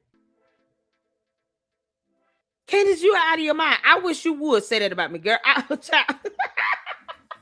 Y'all, when I tell you right now,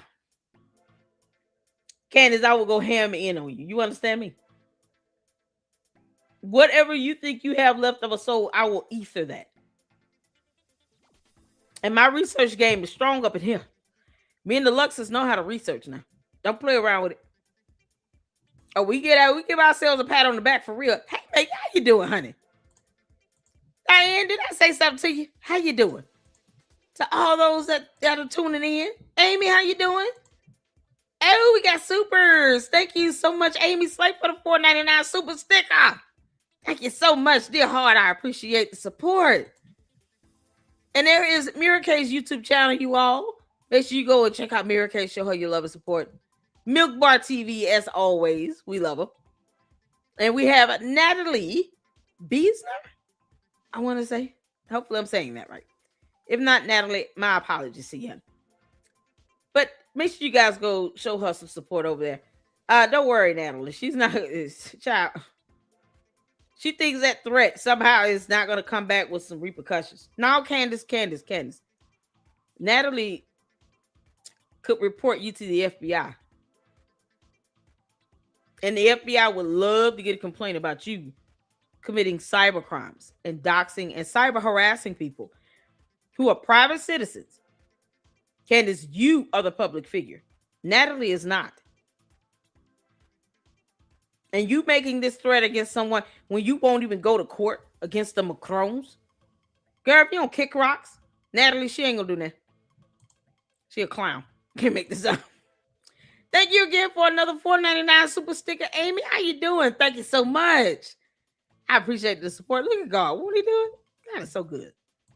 I appreciate the financial support, you all. It does go back to the channel, goes towards the StreamYard and the Xfinity. This internet. But it does go towards that. And of course, you need power. So, light bill. Yeah, that was about it. 3 major things. So thank you so much for the support. Oh my God. Hey, Patrina, how you doing?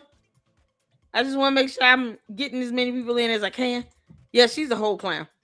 Don't worry, Natalie. We got your back, honey. You ain't got to worry about it. Candace, I dare you. I triple dog dare you. I dare you. I dare you. I dare you. When I say my complaint against you to the feds will be unbelievable. And your cohorts. All them going down. Them little mommy slews think they hide us or what? Now we uncovering them IP addresses. Keep on playing around, girl. You're going to catch the right one on the right day, Candace.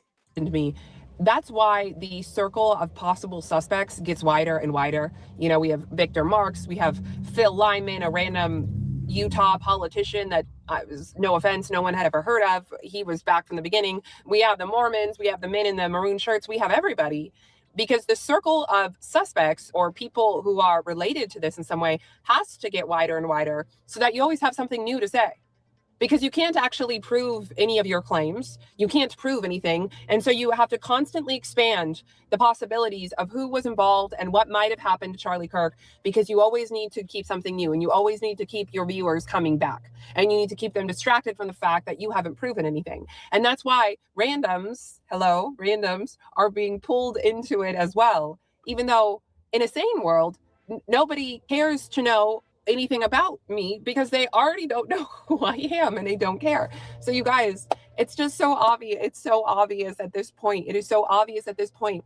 And I know a lot of people are going to say, oh, well, it's an investigation and new things are found and you pivot and that kind of thing. You're flexible in an investigation. The issue with that is that Candace never goes back and explains why she's contradicting today something that she said a few weeks or months ago. She acts like she never said it. So it's not an issue of, oh, I just found new information and so I'm course correcting from previous things I said. It's as if she never even said those things and she's just veering off in a new direction, pretending like she never said things she actually said. Anyways, I know I'm preaching to the choir with this, but I just hopefully that offers you a little bit of a laugh today and a little bit of hope as well. I do think people are catching on. Even if they're not catching on to the evil surrounding this and the immorality, even if it's not like sitting heavy on their heart, which would be ideal for people to realize the evil that is surrounding this, the way that she's behaving is not Christian. That would be the ideal. But I think even just secularly speaking, a lot of people are growing tired, even if they don't necessarily take an issue with her methods or her attitude or her words, the things she says. They're just growing tired. We're getting on to 10 months in. Nothing has been proven at all. And we just keep, again, expanding the list of suspects. We expand the cast of characters. We expand the possibilities of what might have happened to Charlie Kirk. And we go from one thread to the next. We never actually see a thread all the way through. We never finish the thread. We never disprove anything. We never prove anything. It's just gobbledygook. It's just slop. It really is. It's just fan fiction. It is, like I said, a thinly veiled bullying campaign. And even if that is not weighing heavy on the hearts of some of her viewers, I think a lot of people are just tuning out because how long can this go on? How long can you really tune into this and genuinely believe that she's on to something when nothing ever gets actually settled or proven at all? And so I think a lot of people are just logically speaking, even divorced from morality, getting wise to that. So I hope that gives you guys some hope today. And thank you guys so much for watching. Actually, you know what? It's hours later and I haven't had a chance to upload the original video yet. So I realized I have some things that I want to add since I haven't had a chance to upload it yet. So number one, I've already said this before, but again, it bears repeating because nobody can really answer these questions. If Candace were truly on to something, and obviously she believes, she has posited, even though she has not told us how this all actually worked, how all of these players worked together to assassinate Charlie Kirk or why. But she has posited that our government, our military, and the governments of other very high-profile countries in the world, including namely Israel and France, that they were all involved in assassinating Charlie Kirk. And so if that were true, and Candace were actually on to something here, and she were about to prove something, if she were really getting closer to the truth, how and why would she possibly still be safe? And now, please hear me. And this is one thing that bothers me, because every single time that I have posited this question, I have made it abundantly clear that I want for Candace to be safe and her family. And Candace accused me of threatening her family and wishing harm on her family, which I did not do. I have always said, I am glad that she and her family are safe. I am simply asking you. Candace, ain't nobody threatening you. All she said was, didn't she say she just wanted her daughter, she didn't want her daughter to grow up and be like her mother? Candace, she has the right to say it. It's free speech. You don't have to like it. That's not a threat. She did not threaten to do bodily harm or injury upon you or your child. And you know it. And here's the thing. If Candace felt like someone was truly threatening her, wouldn't she report that to the feds? To the local authorities? Why would you just put that out there on social media, Candace? I'll wait, you little dummy girl. If someone truly threatened your child, that is a matter for local enforcement to handle. The law. I'm sure the FBI would have reached out to Natalie and said, that's an actual threat you sent out. It wasn't. Funny how Candace never reports these things to the proper agencies or authorities.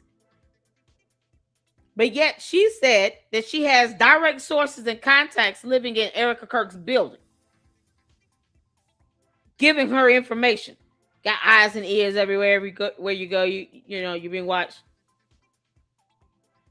So you admit to stalking someone, Candace, which is a real crime, a felony. But yet someone's saying they hope your daughter doesn't grow up to be like the bee you are. Somehow that's a threat. Where's the threat? This is the same person that refuses to go to court for one hearing on a motion to dismiss an entire lawsuit and to strike the First Amendment complaint from the Macrones. But she wants subpoena power and to get to the discovery phase. More words she can't define. Candace, spell the word discovery. We're still waiting for you to spell evidence. She's sitting here thinking people are supposed to just take us serious because she said, oh, that's a threat. Define the word threat. Because it's not the way the courts define it. Candace, threat in your world is not defined to be the same here on earth. In our reality, in the United States of America, in accordance with the law. She did not threaten for you or your child to receive or to deliver any bodily injury or harm at all. We all don't want your little girl to grow up and be like you. We want her to be better than you. And Candace, as a mother, you should want the same thing. You should want your kids to grow up to be better than you and their father. Your lavender husband. Yeah, they should be 1,000 times better than that. But you should want that. You should want your kids to be just like you. You should want them to be better than you. What's the matter with you? Candace, you suck. You took them to a war zone. So, if you're willing to do that, of course you don't have their best interests at heart. If what you are saying is correct, if she is truly onto something, then why is she still totally okay? And not just totally okay. She's monetized everywhere. She's platformed everywhere. She's pushed out everywhere. She has millions of followers everywhere. She's not censored. And then you all want to tell me that Jews control not only the media, but a lot of these social media platforms. And yet she's everywhere. She has literally no problem getting her message out there. And that's fine. Like, I'm not calling to censor her. I'm just asking logically tell me how this is all working, because I don't actually believe that if she were truly onto something, our government would just sit by and let it happen. And then the answer that I always get, the only answer I ever get is, oh, well, it would be too obvious now if the government did something. That makes no sense, because y'all are claiming that the government assassinated Charlie Kirk and that it was obvious, that it's abundantly obvious. They didn't just orchestrate a plane crash in the desert. They didn't poison him and make it look like an illness. No, they straight up assassinated him in broad daylight in front of 3,000 live audience members, and then also live streamed all over to the world. Not live streamed, I guess, but clipped and then posted, and the entire world almost has seen it now. So that's pretty bold, right? That takes some chutzpah, we'll call it, for lack of a better word. So clearly they don't care about doing something out in the open and being obvious. In fact, y'all claim that it's obvious that Charlie was not assassinated by Tyler Robinson, by a lone gunman. So now they care about not being too obvious, but they didn't back in September. They were totally cool with just making a show of it and being really obvious. It doesn't make sense. It doesn't make sense, just like it doesn't make sense that if Tyler Robinson were a government patsy, that they wouldn't give us an airtight story. Y'all claim that the 30-06 is just so unbelievable, and I am not a ballistics expert, so I kind of defer on that topic, but I have heard other people like Paramount Tactical, Gary at Paramount Tactical, people who are more well-versed in this than I am, explain that it's actually not impossible for a 30-06 to have been the weapon that was used, or the ammo that was used to assassinate Charlie Kirk, that type of damage or lack of damage in terms of physical damage, that is not completely unheard of. Now, again, I defer on that because I am not a ballistics expert. I am simply asking why the government, if he were a government patsy, why wouldn't they give us an airtight narrative, including but not limited to the right type of ammo?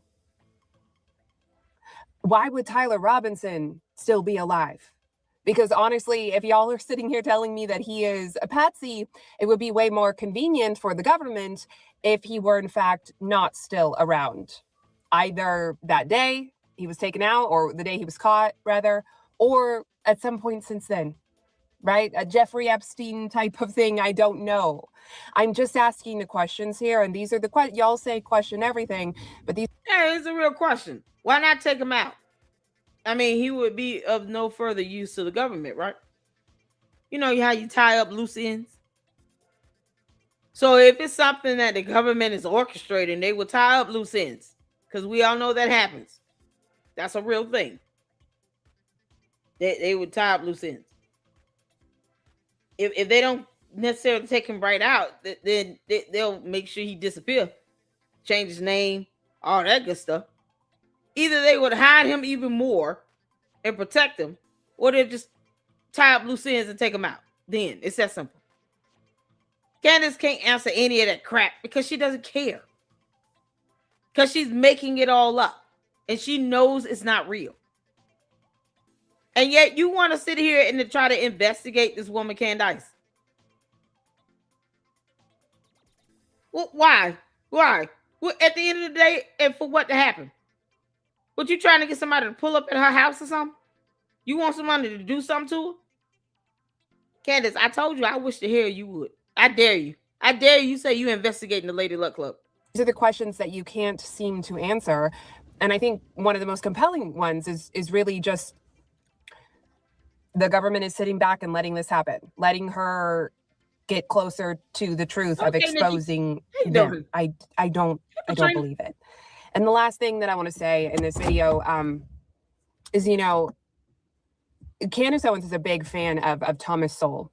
And there is a quote from him, I'm going to put it up on the screen because I don't want to butcher it, that I love and that I stumbled upon when I first left the left. And this, I loved it so much because it expressed the reason why I left the left, the absolute refusal of people on the left, people that up until that point had been my cohorts, my like-minded individuals, their refusal to acknowledge that I might have any honest reason to disagree with them.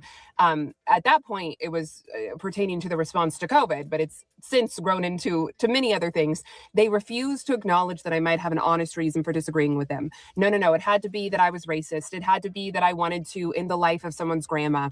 It had to be that I was selfish. And I've told that story before. And in fact, I think every time I tell the story, I quote that or paraphrase that Thomas Sowell quote. And Candace has said that she wants to meet him, that it's her dream to interview him.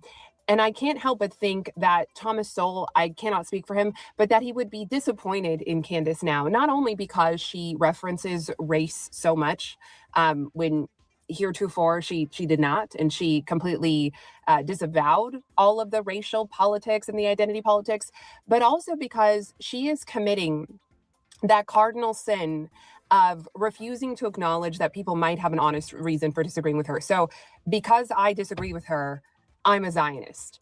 And I'm not saying there's anything wrong with being a Zionist, okay? I just have never called myself a Zionist. I think people have a lot of different definitions of what a Zionist is nowadays. The woke right, or whatever you want to call it, have attempted to manipulate the definition of Zionist to be something other than just believing that Jewish people have a right to a homeland.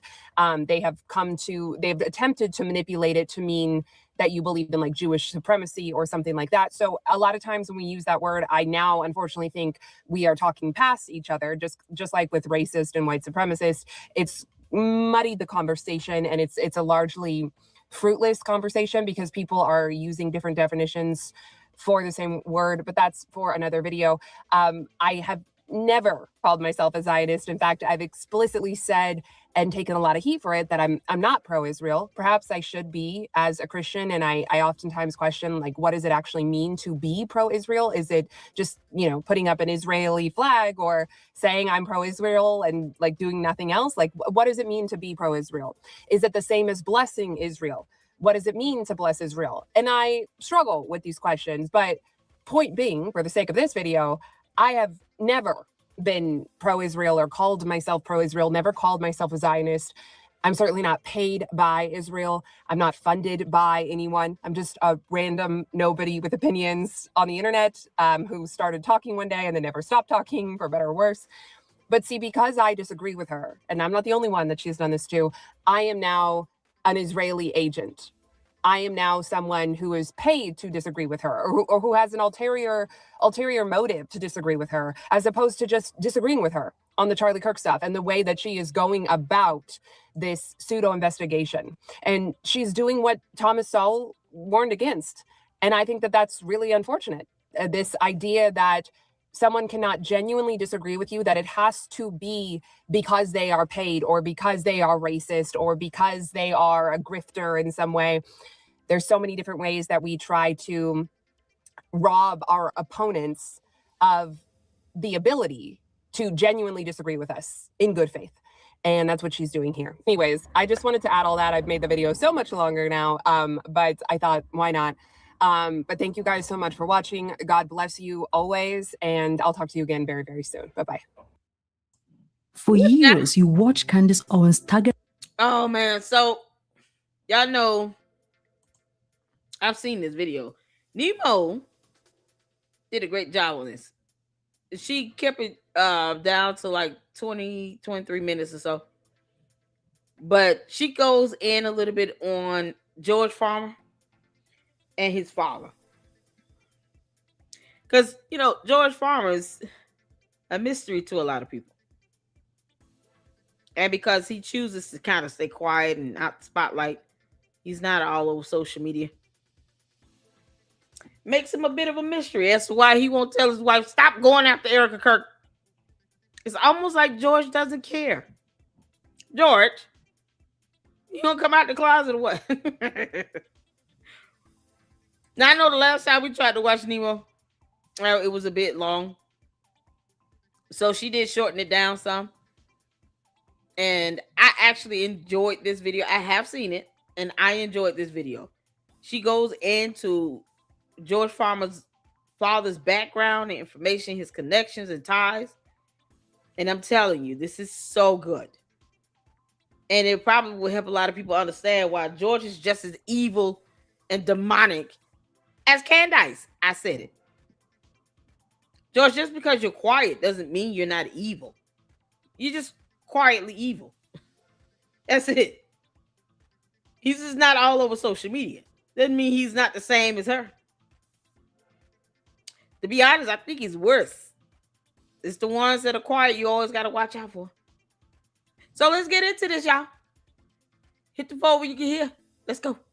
Get the global elite, international bankers, and the hidden structures of international institutional power. The Epstein class. But there is one global power structure she almost never talks about. One, that your father is a Rothschild, that I'm a Rothschild, it's amazing, or I married into the Rothschild family. Uncle Let's just Jacob. roll with that. Uncle Let's just Jacob. roll with that. Her own family. I present to you the Honorable George and Candace Farmer. Today, in part 3, we are looking at the part of the farmer fortune that Michael Farmer and the family tried to completely keep out of the headlines. The shadow empire hidden just beneath the surface of Candace Owens' billionaire in-laws. You see, when you search the web for the Farmer family wealth, mainstream outlets routinely throw out a safe, comfortable number, 150 million pounds, which is roughly 190 million US dollars. It's a massive sum, don't get me wrong. But in the high-stakes world of global hedge funds and international commodities,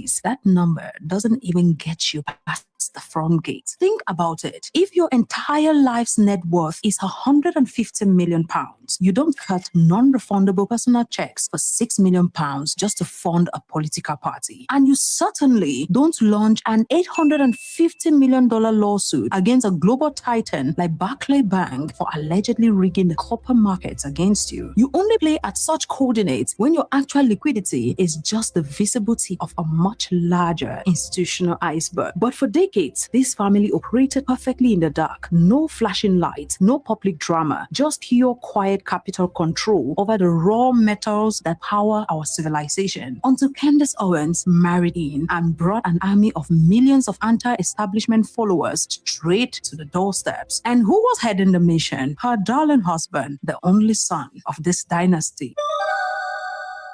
Tonight, in part 3, we are moving past the public family feud to do what no other media outlet has done, a forensic asset-by-asset breakdown of the true farmer fortune, from the multi-billion-dollar mining networks of the Rekite Empire to George Farmer's hidden plays, hidden international media infrastructure. We are following the money they tried to scrap. The vault is officially open. Do not blink or you will miss billions passing by. The legend of Mr. Copper. To understand the fortune, you have to understand how Mr. Copper built it. He didn't inherit wealth. He was born into chaotic poverty in Kent, but by the late 1980s, he rose to head the global base metal trading division at Fibro Solomon Brothers, the legendary powerhouse of Wall Street. In 2005, he co-founded the Rekite Group. This isn't just any hedge fund. Rekite focused on mine finance and future investments. They became the apex predators of the copper market. Think about what copper is. It's not a speculative tech shock. It is the literal plumbing of global civilization, pipes, electronic grids, electric vehicle batteries, and military hardware. When you control copper, you control a piece of the global geopolitics, which earned Michael Farmer his defining moniker, Mr. Copper. One, that your father is a Rothschild. Uncle Let's just Jacob. roll with Tracing the real family net worth. But let's look at the actual receipts. To find the true scale of the fortune back in Candace Owens' lifestyle, we have to look past personal bank accounts and track the family institutional footprint, private equity plays, and asset controls. Take, for example, the Rekite Management managed over $2.5 to $3.5 billion in commodity assets at its peak. It works in the London Metal Exchange and Financial Times filings. Then let's look at their personal Candy, you got all this money at your disposal and you can't send me $7,000, you selfish heifer. Unbelievable. Y'all, did y'all hear that? Candace got all this money coming in. I don't care if it's in pounds or US dollars. I heard billion. Look at this bling bling. Candace, you selfish heifer. You got your box coming over here talking about where's the $7,000. I don't know. You tell me. Candace got all the money. You can't make this up. private equity plays, and asset controls. Take, for example, the Red Kite Management managed over $2.5 to $3.5 billion in commodity assets at its peak. It works in the London Metal Exchange and Financial Times filings. Then let's look at their personal liquidity. Estimated minimum is between £150 million, which is approximately $190 million, which is just liquid or personal wealth. These are very well documented. Then when we look at the farmer family assets, we see that they don't end only in Red Kite Management or personal liquidity. They also dive into media operations, e.g. JB News. Market valuation estimated JB News to be worth at least £100 million. George Farmer maintains a key board seat, even though some of you keep talking under my comment section that he's no longer a member of the JB News board. He is still a member. Please, if you have any other thing that shows otherwise, show me your evidence. Don't just talk in the comment section from your head. Then when we look at the Farmer legacy, it's not just copper, it's not just media or liquidity. They have a leverage of at least £6.3 million, which is approximately $8 million. Oh my God, Candace. Oh, she plays her audience like a bunch of fools, don't she? Candace, why are you asking people to buy your dumb merch to help you pay your attorney's fees? Susie Q, you nailed it. Candace is out here asking people to pay her attorney's fees by purchasing her t-shirts and her stupid cups and hats. This girl can afford all the attorneys, all of them. You can't make this up. Oh my God, Candace. And the code members keep giving her their rent money. They send her money all the time. They keep doing it. Candace, you greedy heifer. It's the greed for me. It's the greed. You know, greed is a cardinal sin, Candace. One of the 7 deadly ones. Greed. That love of money in you is like that root of evil. It's deep down within that yeasty infection. You can't make this up. Candace, all this money your father-in-law has? Oh my God. And you sitting here got your people buying merch to help you pay for your attorney's fees? The 2 to 3 billion pounds was good for me. I mean, that's, man. Whoa. That's still $1 billion US, isn't it? They got money galore. And people like, you know, the bots and the cult members, they always just flat out deny something just for the sake of it. They're like 2-year-olds. You know, you did this. No, I didn't. Yes, you did. No, I didn't. Yes, you did. That's how they are. They stupid. They never present evidence. They just gonna debunk it because reasons. Is what they do. Oh, that's not true. Yes, it is true. Here's the evidence. No, that's not true. He's not on the board anymore. But they won't show you the actual evidence showing that he's no longer on the board. That's how stupid they are. They disagree for the sake of disagreeing. They don't have a point to prove. Oh my God. Me too, Alita. I've heard that too. How you doing? Yeah, who hasn't heard that her in-laws can't stand her? I know her mother has to. Oh, I know his mother can't stand her. I know his mother can't stand her.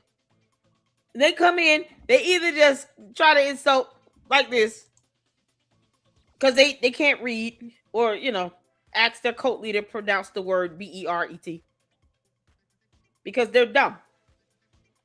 And yet they're giving all their hard-earned money to a multi-millionaire. Candace never has to worry about paying mortgage. You know why? Because she can just drop $7-8 million on a house. You think she's paying car payments? No, George bought her a car. Paid for it. And she's stupid if she is paying a car payment. They don't have to worry about that.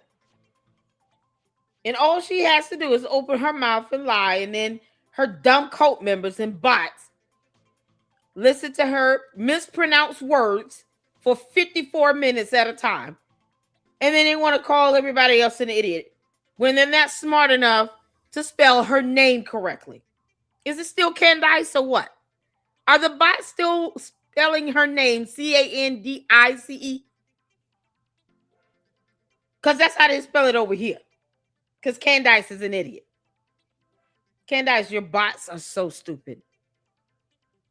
Is it my fault, Kai, that you have given her your rent money when she's a multi-millionaire? But yet, I'm supposed to take the idea of someone giving me $7,000 as an insult. I do not. While Candace is asking TPUSA to put her on their payroll. You care to explain that, Kai? Can you explain why your dumb cult leader wants to be on the payroll for TPUSA? Why does she feel these people owe her money? I thought she didn't want their money. Because she can't handle, the Jewish donors and all. She wants to be on TPUSA's payroll. She said out of her own mouth. You can't explain why? She sees TPUSA as a sworn enemy because she's overly jealous and envious of Erica Kirk. And yes, she wants Erica Kirk to pay her a monthly retainer. For what? When your in-laws have all this money and wealth. That's greed. It's greed. And she's still demonic. Candace Owens is demonic and evil and soulless and an alien. I can keep going, Kai. You want to ask her why she keeps rescheduling that hearing? I thought she wanted discovery. Sounds like she's trying to get rid of the lawsuit to me. Not get to this discovery phase. Because she thinks she has subpoena power. Oh, I can go on for days. Why is this girl making people buy her merch when she's got all this access to money? You can't make this up. Oh, you can't make this up. Thank you, Judy. Well, this is something else. And if she needs help with attorney fees at this point, is he going to tell her no? I'm curious. Do you all think the in-laws would give Candace like $50 million to help her pay her lawsuit off? Or would they tell her no? What y'all think? Hit the 4 if you think they're going to say no. Hit the 3 if you think they'll say yes. Because I'm curious. If you all think that if Candace ever needed $50 million and she asks her in-laws, hit the 3 if you believe they would give her the money. Hit the 4 if they would tell her no. I'm just trying to gauge the audience. Because I don't think they would give her the money. I think they would let her learn that lesson the hard way. But, just mysterious things happen. Angie said, yeah. Trina said, nope. I always see more 4s up in here. I think if let's say George says, hey, let me call my parents. I'll see what they say. And then he calls them. He's like, Mom, Dad. So Candace, she lost. And now she's ordered to pay $50 million. Can you send the money? And they're like, why? They're like, why?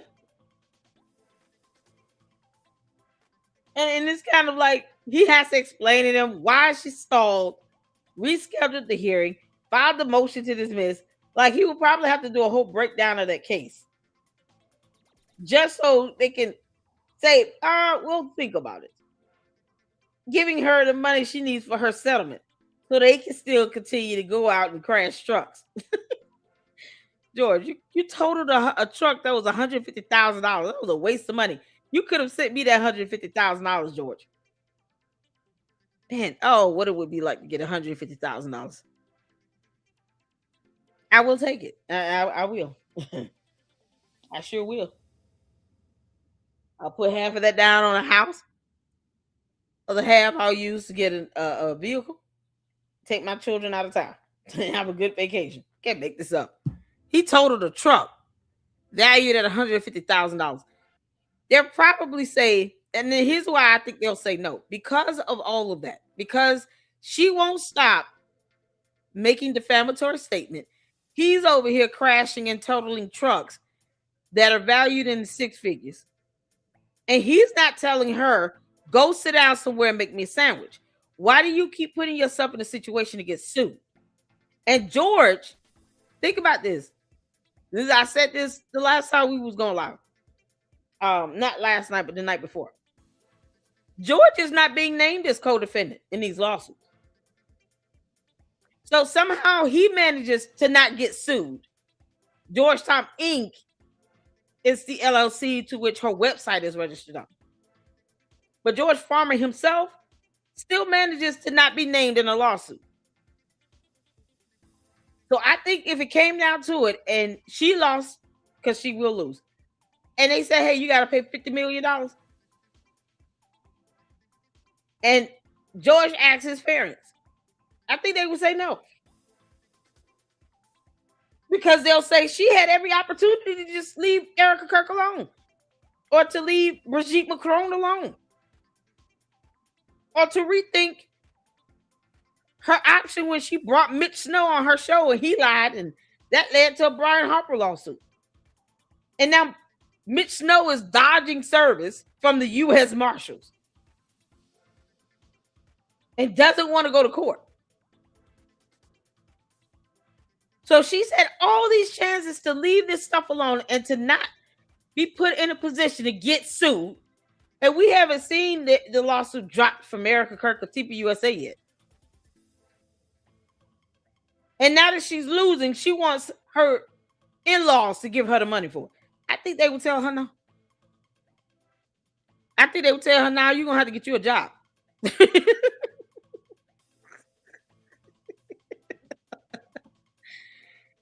I think they would tell her no. It's like, now you're going to have to get you a regular job, girl. You got to go work that off. Tell them you need some payment installments. You can't make this up. Like that's just my theory. I don't think they would give her the money. I think George will have to find a clever way to get it. If he does get the money, it would have to be, done through some other scam or something. But coming from the parents now, because then they're not gonna just throw money away like that. They will see that as a waste. $50 million. You've been ordered to pay this in a judgment, and you want us to just give it to you. How are you're never gonna give us that money back? You're not smart enough to keep up a business to earn it. Parlor Inc. was ran in the ground. Blexit ran in the ground. So neither one of those clowns know how to manage a business to generate $50 million either. That's the problem. Candace ran Blexit in the ground by $1.72 million. They were in the red when TPUSA acquired them. George still can't explain what happened with Parlor. So both of these thunkheads have managed to run two different businesses in the ground. That should have been easy for them if they were business savvy. But they couldn't pull it off because they weren't trying. They didn't care. I think Candace saw Blexit as a money grab. It only lasted 2 or 3 fiscal years. We went over the tax filings for it. Now you got the same person who is not business savvy, who can't explain why she paying out $550,000 to security detail, getting sued and losing, and the judgment is $50-60 million. How would they ever give George's in-laws, George's parents, that money back? They wouldn't. Candace would not be. She would have. You know how hard she would have to lie to generate $50-60 million in revenue from YouTube and her sponsors and all this nonsense she's been doing for 8 months. It's like she would have to have a repeat of that and hope that everybody tunes in again. Otherwise, they would never be able to pay that money back. Now, if it were George, it'd be different. But see, George is not being named. Candace is. So I think his parents would be like, no, you tell your wife, listen, she's going to have to learn how to shut up. George, We thought we told you not to marry her. You could have listened. Now you're hard-headed. And you want us to give you funds for the judgments. It's not our fault. You're going to have to get creative. You come up with the money on your own. You're on your own, George. We told you not to marry her. You did anyway. It's your fault. We want. They tell her no. They would tell her no. She did this.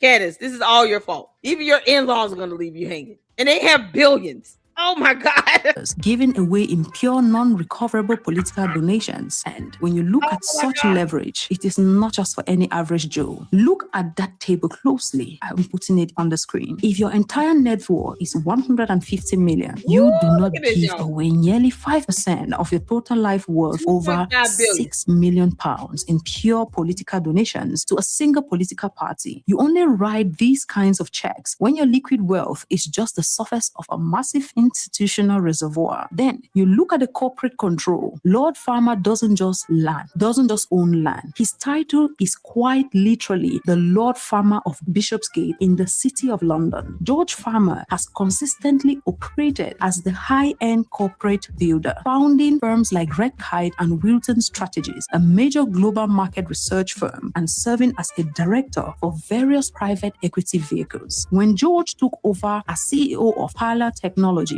the parent company of Parler, he was steering an ecosystem that was well capitalized enough to enter acquisition talks with billionaire artists like Kanye West, or billionaire artists like he was then. I hope you get it together. I hope you do too. Ooh, girl.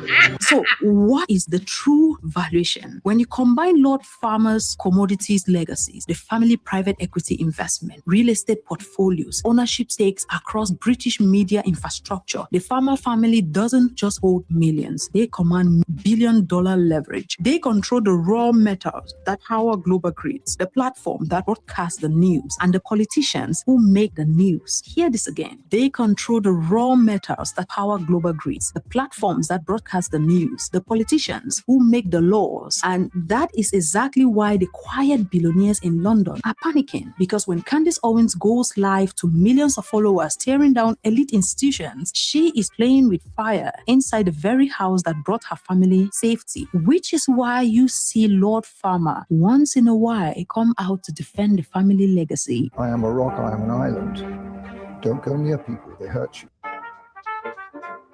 But don't mistake massive leverage for total invincibility, because the part of the story that the family once scrubbed from the internet is the time the empire almost completely bled out twice. But anyway, Lord Michael Farmer has been very, very transparent about this. Those who watched the part 1 of this video saw the part when he told us about the millions, getting to 850 million he lost in just a couple of hours. Lord Farmer's funds faced catastrophic, near-fatal hits that totally nearly $1 billion in losses and damages. The first blow landed in 2007, fresh off a legendary 2006 where Red Kite pulled in an astronomical 180% return. Farmer believed the commodity super cycle was unstoppable. He bet heavy on continued industrial price hikes. He was wrong. Aluminium created 14%, copper stagnated, and in just 11 brutal months, Red Kite's flagship fund evaporated 50% of its value, triggering a wave of panic investor redemptions. Rumors swirled across the London Metal Exchange that Farmer was being forced to liquidate physical metal just to keep the lights on. But that was nothing compared to the shadow war of 2010 to 2013, a disaster that cost his firm an estimated $850 million in lost asset values, fees, and damages. For years, mainstream media blamed the losses on simple market volatility. But in late 2016, a massive explosive lawsuit filed by the Red Kite in the UK High Court ripped the lid off what was actually happening. Michael Farmer didn't just lose the money. He claimed it was stolen from him by one of the largest banking institutions in the world, Barclays PLC. The 2016 High Court accusation, Red Kite legal filings exposed that Barclays allegedly used its dual role as the fund's prime broker to look directly at Farmer's confidential trading position. According to the court documents, Barclays' internal traders knew Red Kite was the only massive player in the market. They allegedly shared Red Kite's secret data in daily internal emails, intentionally placing opposing trades to ram prices on the London Metal Exchange just before the closing bell. They effectively trapped Mr. Copper inside his own position, forcing him to close out trades that bled his fund dry and lined Barclays' pockets. Barclays fiercely denied the market manipulation, but after a brutal multi-year legal knife fight, the bank quietly settled out of court with Red Kite for a confidential sum in 2019. I don't want to guess. So imagine that he went into this lawsuit claiming $850 million. That's almost $1 billion. So imagine how much the settlement could be. Let me know in the comment section. What do you estimate the settlement would have been that Barclay would have given Red Kite, or let's say Lord Michael Farmer, for him to calm down after this lawsuit? This is vulnerability the family cannot allow the public to see. But Lord Michael Farmer has expressed how much this particular moment truly taught him vital lessons of humility. And he said it was $850 million humility. But this is the thing people only concentrate on, that he lost $850 million. They don't look at the site where Barclay settled with him out of court. I wonder how much that sum is. You see, very important. Because when we did the part one, he sounded as if he lost $850 million, had to settle and refund most of his investors out of his pocket, and there was nothing for him. But when you now look at the fact that he had a lawsuit which he filed against Barclay, he got a settlement out of court, you realize that the man is not only a fighter in the copper ring, he is also a fighter in the court of law. They aren't just fighting off political critics online. They operate in cutthroat, apex predatory ecosystem where a single leak or a high-profile family distraction can be weaponized by rivaling billionaires to wipe $1 billion off their ledger overnight. And that is very, very crucial. I started work at £8 a week. Now, let's look at something very important here. I call this the Wikipedia metrics, because if you look at this period, the time when Lord Michael Farmer was going through all of this vulnerable crisis where he lost hundreds of millions, if you went to Wikipedia and checked the rich list in 2012, 2013, and 2014, his net worth didn't drop a single cent on Wikipedia. It sat at the same comfortable 100 million, and that has been the same amount right up to today. To the public, he was getting peerages from the Queen and funding prime ministers. The financial metrics worked exactly as intended. The public saw a billionaire family operating at the peak of their powers, completely unaware that behind closed doors, a shadow war with Barclays was actively draining nearly $1 billion in assets leveraged out of the Red Kite empire. And the fortune they show the war on Wikipedia is just a carefully managed cover story to keep the market from realizing when the sharks are actually bleeding. And also, when they gained whatever amount of undisclosed settlement they got from Barclays, their same set net worth on Wikipedia did not change, because on Wikipedia it stayed the same. You could imagine these people have the same net worth since 1942 right up to today. But that's not how wealthy people operate. You know, that amount is there just to keep them on the cover, just to keep them like some kind of leverage. Meanwhile, the real wealth, the real estimations, we can never fathom. All we are getting here are estimations using what we publicly know as companies they operate and their alleged public worth. But the truth is, there are so many businesses these individuals hide. While researching on the Farmer dynasty, I realized they also had so many charity organizations. I couldn't pinpoint their names and what they actually do, but most of it just stated that they operate in Africa to provide water to communities with no water. So yes, kudos. Not everyone who wants to do their charity wants to be noticed. And also it's the same thing with their businesses. The only businesses we will know that belong to the Farmer family are the ones they want us to know. For example, we remember those of you who are part of those who follow the George Farmer breakdowns. When I was looking into the man's wealth, most people only remember him as he worked as the ex-CEO of Parler. And many people were thinking that Candace Owens was working out and funding his lifestyle. He was like a stay-home daddy. But this man is a goddamn billionaire. He is a goddamn billionaire. He does not only run their family fund or is... Yeah, oh, she mean that. He's a billionaire. He is a billionaire. And Candace is still swindling people out of money to help her pay attorney's fees. Buy my t-shirts and hats and cups. You know, because I'm using the CIA logo and I didn't ask them for anything. That'll help me so much pay for my attorneys. Because everybody's suing me. Because I keep lying on them. Oh my God. He's a billionaire. That's why I said all I had to see was that 2 to 3 billion. I don't care if it's in pounds. In US dollars, it's still billion. Shout out to you, Marchon, for the $10 super. Thank you so much. Hi, all. You are so fun, Miss LLC. Love to the mods. Forgive this grandpa's ignorance, but what is a bot? Is it like someone bought a stupid comment and felt brave to post seems to be dumb? No, a bot is like AI. And so instead of it being a real account, it's an account that's like being controlled through some software programming. And they're just posting up dumb comments. Yeah, I guess that would be the same concept.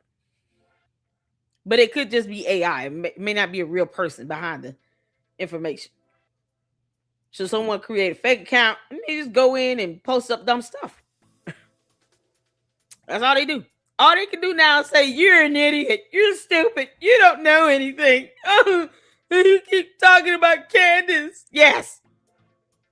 I told you, bots and the cult members, we're keeping our foot on Candace's neck. Candace, I dare you say you're investigating the Lady Luck Club.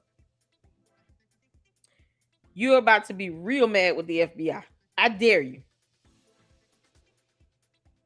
Because you will give them a reason to put for me to put a smile on their face. I dare you. You up here having random private citizens investigated through how? They're not an investigator. How? You actually want to try to go into someone's personal life and look them up for what? They're still going to say what they're going to say about you, you dumbass girl. It's the audacity to sit here and intentionally dock someone for me. Meanwhile, Candace, George Farmer and his parents are billionaires. And the quickest way for them to be ran into the ground is to marry the likes of you, where you're lying like crap over everybody. And then you get sued. And now you're hemorrhaging $50 to $60 million between attorney's fees, court costs, and judgments. Because you can't say you're broke. They're going to say, Your Honor, she has wealthy in-laws that are billionaires that probably would just give her the money. If it means ensuring that their son is okay and their grandchildren, they'll probably do it. Not that they'll be happy, they'll be mad. Oh, they will be so mad at you, Candace. But see, you could be listening to your in-laws because I know they have to be telling you, can you just talk about something else? Can you stop lying? Are you presenting evidence on this? Otherwise, it's defamation. Because George is not saying a word. So I hope his parents understand. You can't always take the road to silence. But then when it comes down to it, and she's asking you for money to help pay for all of these expenses and legal costs, now all of a sudden you standing there wishing you had said something. You have an opportunity to tell Candace to kick rocks. Because this girl is going to lose. And she knows it. That's why she's stalling on these lawsuits. Candace doesn't care about getting to the discovery phase. Once again, she's a dumb liar. She is a pathological liar. She does not want to go to court, let alone get to a discovery phase, because discovery works both ways. she would have to give up discovery just as much as her attorneys would want them to give them discovery. That means she had to give up her financials. You think she gonna sit here and withhold from the court on that? And guess what? Once it goes to the courts, it could be available to the public for public inspection. You really think Candace wants us to see her financials? Candace, whatever is at the courthouse that can be released to the public will be released. You know people are going to get those court documents. Stalling the hearing does nothing. Because you think somehow you'll be able to beat the Macrones and their scientific evidence they're bringing with them. All because you don't believe in science doesn't mean it doesn't exist, and it does not mean that the court will not accept the evidence itself. Because that's the one thing you don't dictate, Candace, our judicial branch of government. You're not above our rule of law. Keep playing stupid. And if George's parents want to sit here and act as if she's not doing anything wrong, remember that when she's crying to you talking about, I just need $60 million. The TPUSA is suing me. Remember that. Because that could have been avoided. You can't get mad at the people suing her. They have the right to sue her. Get mad at your dumb daughter-in-law for running her mouth and lying on everybody with no evidence. And then has the audacity to try to threaten to investigate somebody. How? What type of investigation are you conducting? I wish you would. She only say that with people she think that she can get over on with that. Don't let her scare you, Natalie. She don't scare nobody. Candace, I wish you would. And they are billionaires. They're not trying to lose money by way of Candace Owens lawsuits. Imagine if TPUSA were to sue her and they're asking for $75 million. I just, I'm just thinking of like a number that an entire organization could ask for. Let's say 50 million. And then the Macrones walk away with 25 million. And then Brian Harper, he walks away with 15 million. You know how much money that is? That's just from Candace Owens. Let's not forget Candace Owens LLC, Georgetown Inc. are being named as separate co-defendants. Separate co-defendants. Keep that in mind. So the judge could say, okay, each co-defendant is ordered to pay X amount of dollars. So the entities would have to pay out some money from those entities, and then Candace Owens individually would have to pay out some money. Well, you talking about over $100 million in 3 lawsuits. Almost $100 million in 3 lawsuits. All because Candace couldn't leave somebody alone. 50 million, 25, 15. Yeah, almost 100 million. That's just for the judgments. That's not including court costs and attorney's fees. She's paying a hefty amount of money in attorney's fees. No billable hours are not free. And Candace has a totally different set of attorneys representing her for the Brian Harper lawsuit than she has with the Macron lawsuit. So you paying these attorneys in these different states for 2 lawsuits. And it's not like one attorney and a paralegal.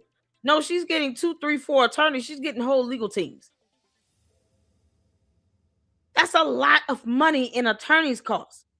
Those billable hours are not cheap.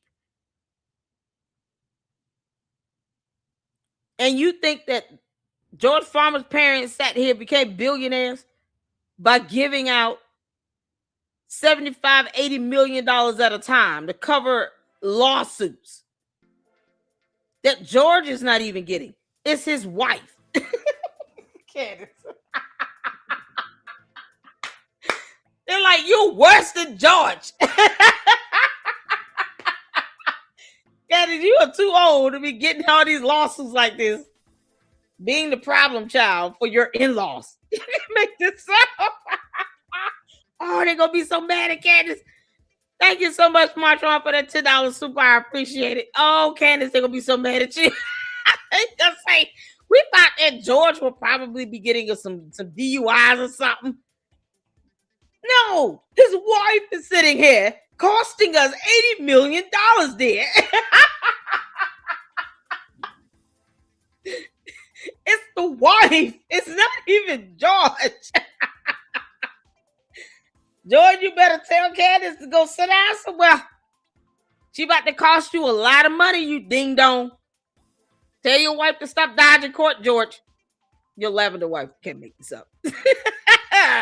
Oh, Lord. I can't believe it's a billionaire. State of real properties, which he manages nationally and internationally. He also runs a lot of management projects for the family, as well as he has companies that are not disclosed. For example, Justin, which I brought and broke down on this channel several times. Justin is always appearing in documents, and many people don't know that that is like the mother company of Candace Owens' empire. Every time you see a lawsuit involving Candace Owens, you see that lawsuit also carries Justin. That is because that is George Farmer's, let's say, corporate umbrella that covers Candace Owens' media empire. And how does that corporate umbrella receive its funds? From the same rich elite people she talks about every day on her show. You can go watch that video. The video is titled The Facade of Candace Owens' Independent Media Empire. You will see everything. And besides that, George Farmer also has a strategy company in London, one that is worth millions of pounds. And if you don't look into this people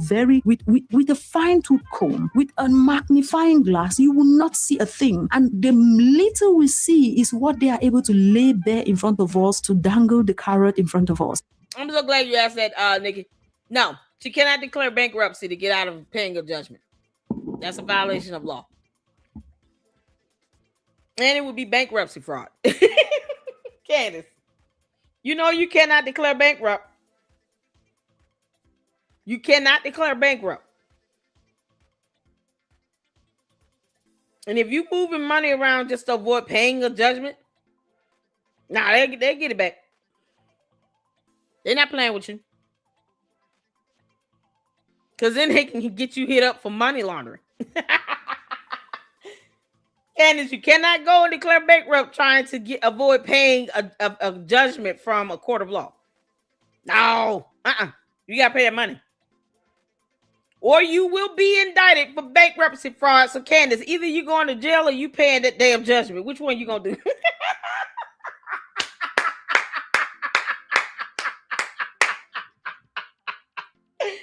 Oh, man, they're going to indict her behind. The FBI will be happy to indict you on bankruptcy fraud. If you dare try to declare bankrupt to avoid paying your judgments from our courts. Our U.S. courts, because she can't stay in our country no more.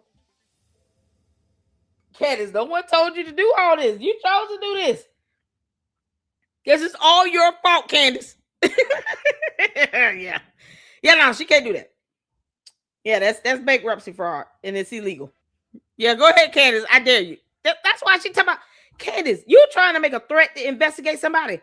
Heifer, you don't want to be researched. You don't want us to research you. I can promise you that. Did you say you was moving to Russia? Candace, you might want to just go ahead and go. Yeah, you just can't make this up. Why you can't just make a settlement offer with these lawsuits? Because they're going to still move on. If you do not participate, Candace, a default judgment will be entered against you. For the Brian Harper one anyway, because she has not filed a response or an answer. So you can easily just have a default judgment, or you can just settle and keep living. I want her to pose. I'm going to be honest. I hope they say, no, you need to come back for a deposition. But her trying to make this move to get out of Russia, to get out to Russia because she's being sued, Candace, that's a punk move. You're a coward. And you telling your cult members, I want subpoena power. I want to get to the discovery phase. I welcome any lawsuit. You're going to tell them that you're trying to escape to Russia and move your assets. Are you going to tell your cult members that? Because, they're just going to root that on. Yeah, avoid lawsuits. Move your money to Russia. So you're not going to add to our U.S. economy anymore? No, she's not. So all your rent money you've given her, that's it. It's just going one way. It's not coming back. Why, she's a billionaire. George is a billionaire. He doesn't have to work. Probably equals like a hobby for him. You think he cares? He's a stay-at-home father. He's a billionaire. What is that for him to do other than to go sweep and vacuum and mop? They don't even do that. They have people come clean out their mansion. They live in mansions. This is what's so crazy here. And she is setting herself up to lose lawsuits by the millions. People should not be afraid to sue her. Candace, I'm sending you this invoice.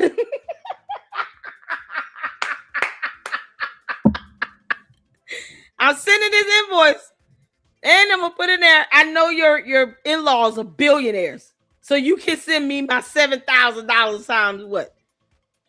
5,000 hours? Whatever that is. Candace, $350,000. You just give me the money. Can't make this up. Same like their net worth on Wikipedia. The true wealth of these individuals you will never know. Mr. Copper is known for Red Kite Group, but besides that, Mr. Copper has several businesses we will never know about, maybe even after he dies. And that's just the truth about how rich people operate. True wealth doesn't just sit in a bank, it buys a seat at a table where laws are written. Remember when we're talking about George Farmer? What did I tell you guys? And where did he get that idea from? From 2011 to 2015, his father, Lord Michael Farmer, served as co-treasurer for the Conservative Party. That's how George's gonna look when he get old.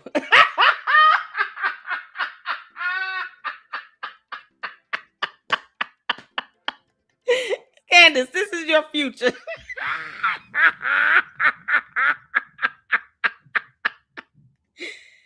This is your future, Candace. George looks just like his daddy.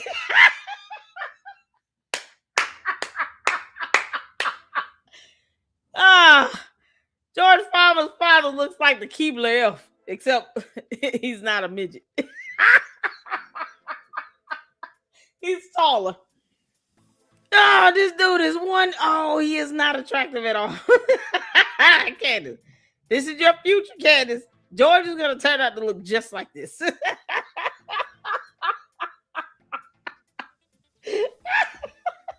Oh, y'all.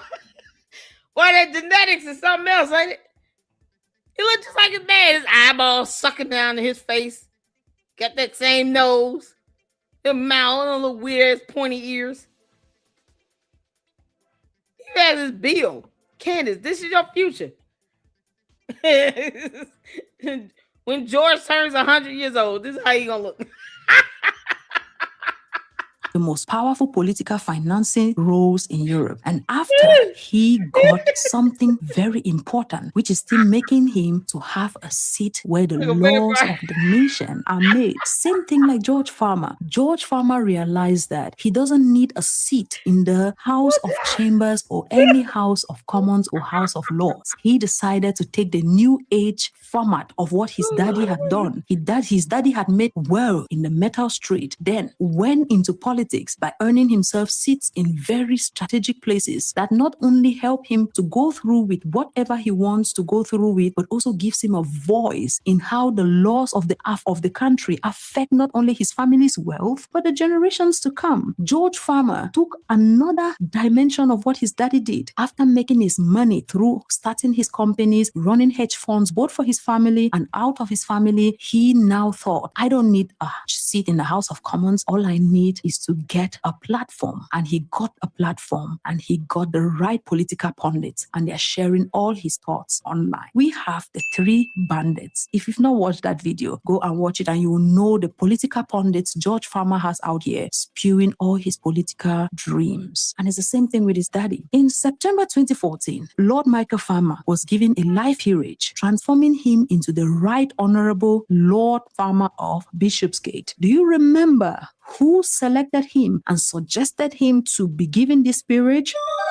It was David Cameron. David Cameron was a member of the Bullington Club. Who also was another member of the Bullington Club? George Farmer, Lord Michael Farmer's one and only son, whom he sent to Oxford, who also joined the Bullington Club, which he paid for and sponsored him through that club. And at some point, a colleague, Lord Michael Farmer's son in the Bullington Club, picked Lord Michael Farmer and proposed him to the Queen for him to be selected as one of the members to be appointed in the House of Lords. Well, that is how the rich roll. He now holds a permanent unelected seat in the House of Lords. He also weaponized his financial leverage during the historic Brexit referendum, cutting a check of £300,000 directly to the Vote Leave campaign. And that is not where this ends. This is a dynasty, a deeply entrenched establishment family. George Farmer, Candace Owens' husband, followed right in his father's footsteps. He became the chairman of Turning Point UK, a major board member of GB News with over 100 million poured into its launch, and attempted a buyout of the prestigious Catholic Herald. The Farmers aren't just participants in the system, they own the infrastructure, the media ecosystem, which makes the sudden explosive fracture into the family terrifying for their bottom line. For decades, the Farmer fortune operated smoothly in the shadows, but then came Candace Owens. As coach commentary style began targeting institutions that the global elite considered untouchable. By late 2024, her controversial public statements regarding geopolitics caused an absolute panic in London. Worth millions of dollars and nicknamed Mr. Copper, Lord Michael made headlines after he publicly distanced himself from his daughter-in-law's controversial moments. This is something that the Times of London actually put out. Another one, why would a British lord issue a public press release distancing himself from his son's American wife? Because the institutional wealth requires institutional stability. The Red Kite Group, the House of Lords appointment, and the multi-million-dollar banking partnerships rely on compliance with global elite structures. Candace's brand is anti-institutional, same as her husband, because they are deciding to take the opposite direction of what the father took to build their own wealth. She actively attacks the very machinery that keeps her in-laws wealthy. The hidden fortunes is caught in a vice grip between Candace's viral digital army and the quiet billionaires who pull the strings of global commodities. But,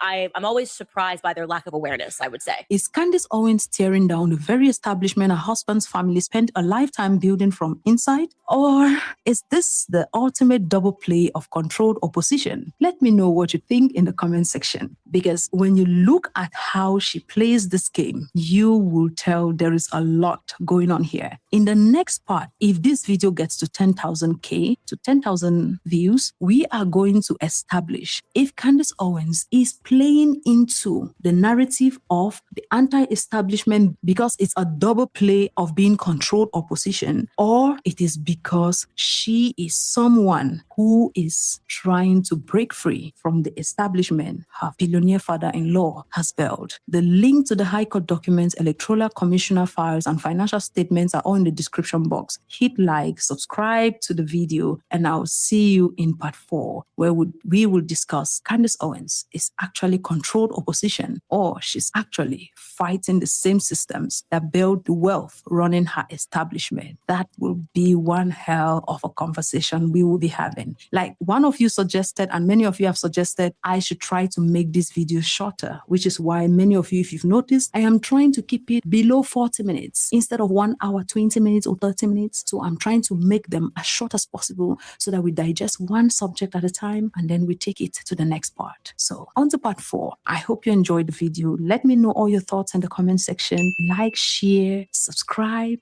Until next time, which is sooner than later. Bye. Lots of experience. Was so good. That was so good. It went so fast. Hold on. Let me, because I want you all to see. Hold on. For years, you watched. Hold on. So she said that all of the information is in the link in the description.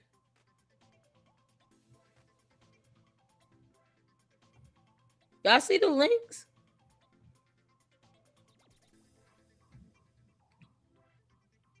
Okay.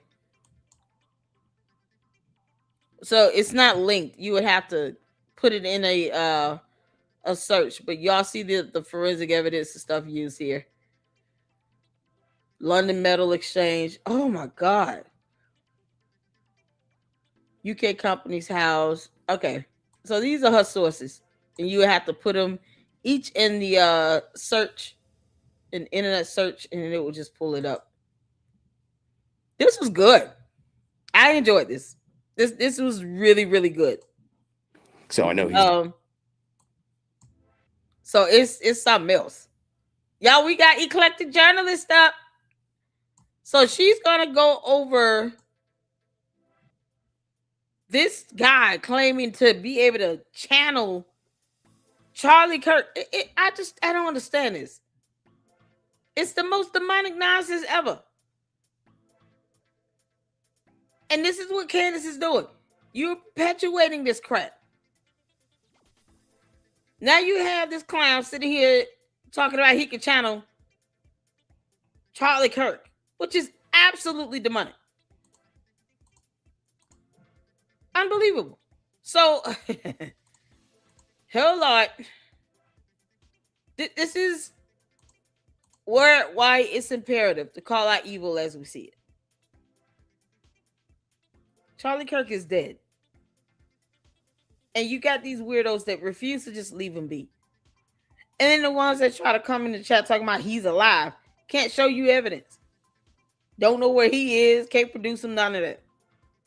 You know, because they're just as dumb as Candace.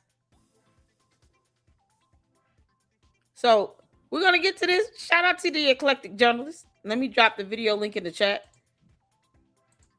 I think there's a portion at the end about personal story. We're just going to check out her reaction to this medium. I don't even want to go on that guy's channel, but I do want to see like her full reaction to this. And there are people out here that really think that they can do this. That's what's so depraved about this. People are out here actually believing he had a third eye, he could astral project, that he's not dead, that they can channel him, that all this demonic witchcraft and sorcery stuff. And they actually believe in this demonic nonsense. He had Candace talking about Christ is King. Candace, this is your legacy. Witches and warlords thinking that they can summon someone who's deceased. So you've left nothing behind but evil. You dumb demon. Y'all hit the phone when you can see it here. Let's go. Hey. All right, let's get into it. Now who knows?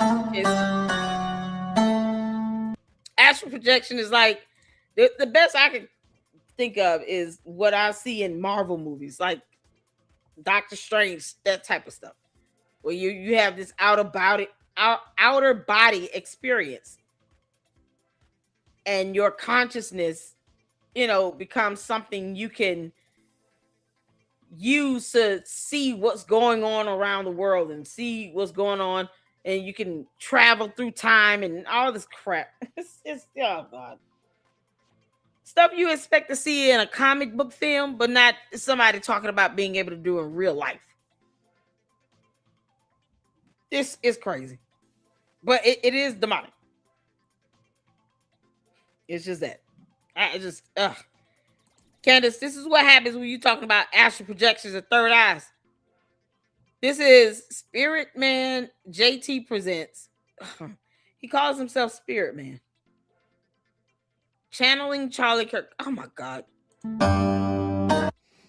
Good day, beautiful friends. I am spiritual medium Joseph Tittle. If you're new here, welcome to my channel. Welcome back to the channel. Today, I am going to make an attempt in connecting with the late Charlie Kirk, who, as you know, most of you should know by now, who was taken out through assassination at an event in Utah in September of 2025. Many of my subscribers asked me to make this connection. I asked all of you when I channeled David Wilcock, what would you like me to channel next? And I'm going to ask that same question today. Who would you like me to channel next? And there's never a guarantee, but if you're watching this now, I definitely channeled him because you're watching this. but there's never a guarantee. We can't just pick up the phone and be like, I want to talk to such and such. It really doesn't work that way.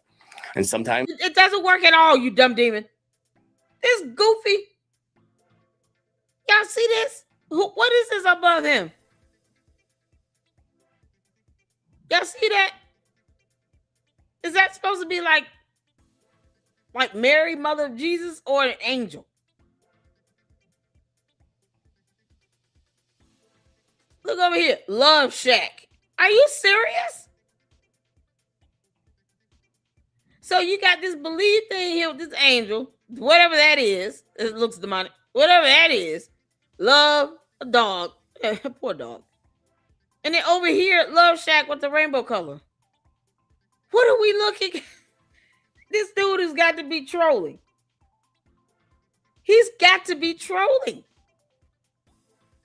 The Eclectic Journalist did a reaction video to this. This guy's got to be trolling with his demonic behind. we get that great connection when we request it. And now I also believe as a medium that a lot of information also runs through my spirit guides. My team of guides make this all possible. So I'm grateful to them and grateful to all of you. So today we're going to see what Charlie has to say. What really did happen to Charlie? What's really happening with the Turning Point organization? And is Charlie doing okay over there in the spirit world? Because some people think that he's still alive. What do you think?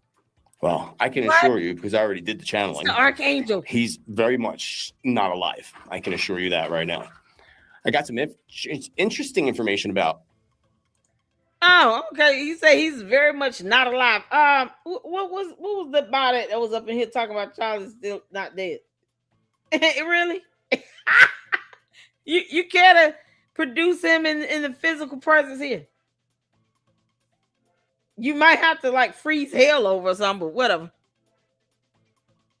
These idiots still believe he's alive somewhere. They just don't know where. They can't give coordinates or anything. He refused to come outside. Maybe you can't make this up. And then this dude's got the Archangel. That's an Archangel. And then you got this. Y'all see that little flag over there? Love Shack. What? Erica Kurt. And who else this keeps is company with in mind-numbing. the heavens? This is a really interesting channeling session that I really hope that you enjoy. And just a little background for those who are new here and may not know me. Again, I'm a spiritual medium, have been for over 3 decades. I've channeled through. So I will leave his description.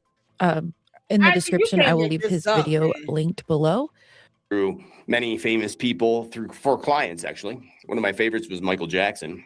That's why people swear he's alive. And I'm like, he came to me twice in readings for famous people I was reading in Hollywood, out of California, not necessarily Hollywood. Got to be trolling. So I know he's passed. I've worked with the police. I've worked on soft crimes, ghost investigations. I've done national television, and it's all on my YouTube page. Just check out some of those cool. No, I'm not going to your YouTube page. Why you just can't name the actual cases? Cite the cases. He didn't help solve anything. I can guarantee you that. You can't go to court with this. Yeah, Your Honor. My client is innocent. This medium was able to find the left red shoe left behind by the Wicked Witch of the West. And the Wicked Witch of the West, after a house landed on her from Dorothy and Toto, was able to talk to all of the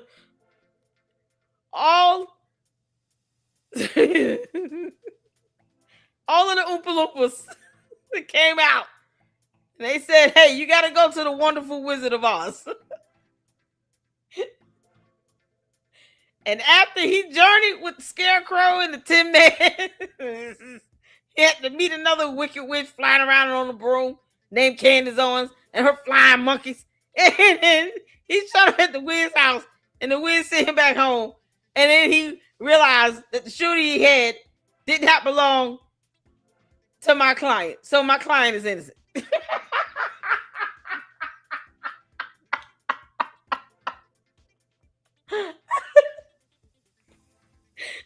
The judge will tell that defense attorney, sit your ass down. Sit down. Before I hold you in contempt, counselor. How dare you bring a medium in here talking about this medium is going to help us solve the crime? Is he really? What? He doesn't know what he want to do. One minute he talk about an archangel and believe, another minute he's, I love Shaq over here. What? Over here is like, you know, there's a dog. It's a dog. The dog has nothing to do with this. Oh, man. This guy got to be trolling. He got to be trolling. This can't be real. He talking about he helped solve crimes. I know damn well. Clips, including one of my favorites from America's Psychic Challenge when I went on the murder scene. So lots of experience with communicating with the spirits. No, you don't. And thanks to my spirit guides once again. So let's see what Charlie Kirk has to say today. All right, beautiful friends, here we go. I removed my hat. Okay, so in case no one is familiar with channeling, let's look up what spirit guides are. Okay, in the context. Yeah. I'm shocked. Hold on. I can't take this guy seriously. I'm sorry. Normally I would let her research and read information. First of all, I don't believe in any of this stuff. I'm just shocked that Candace is sitting here paving the way for people like this guy to do this, as opposed to letting Charlie Kirk be at peace. But if you're talking to people who are saying he's still alive, why do you feel like you can channel him? Why would you want to channel another man? Man, you can't make this stuff up. You trolling him, I'm trolling him too. I'm trolling this guy for trolling Charlie Kirk. Leave the man alone. Let him rest in peace. This is crazy. Oh, man. How did eclectic journalists get through this? I can't get to 10 minutes. Doing this channeling again today because folks in the subscribers asked me to do so. So we're going to see. And here's the thing. You can't always pick who you want to channel through from spirit. It doesn't always work that way. It doesn't always work that way at all. Sometimes they come, sometimes they don't. Sometimes they're stuck in limbo between the worlds, especially when there's tragic passings. That's why all right, that's enough. No, I can't do it. Oh, child. I can't do it. I can't. It's the demonic nonsense for me. I don't know how she made it through an hour with that. I can't. I prayed over it and I was like, nah. God said, get it unclean. Thank you, Jennifer. Talking to demons and unclean spirits. I can't do it. Oh, man. Candace, this is what you're leaving behind.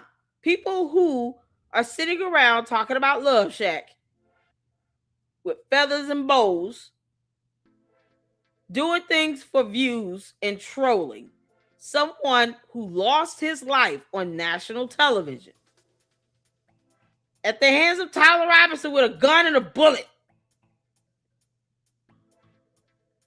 You can't make this up.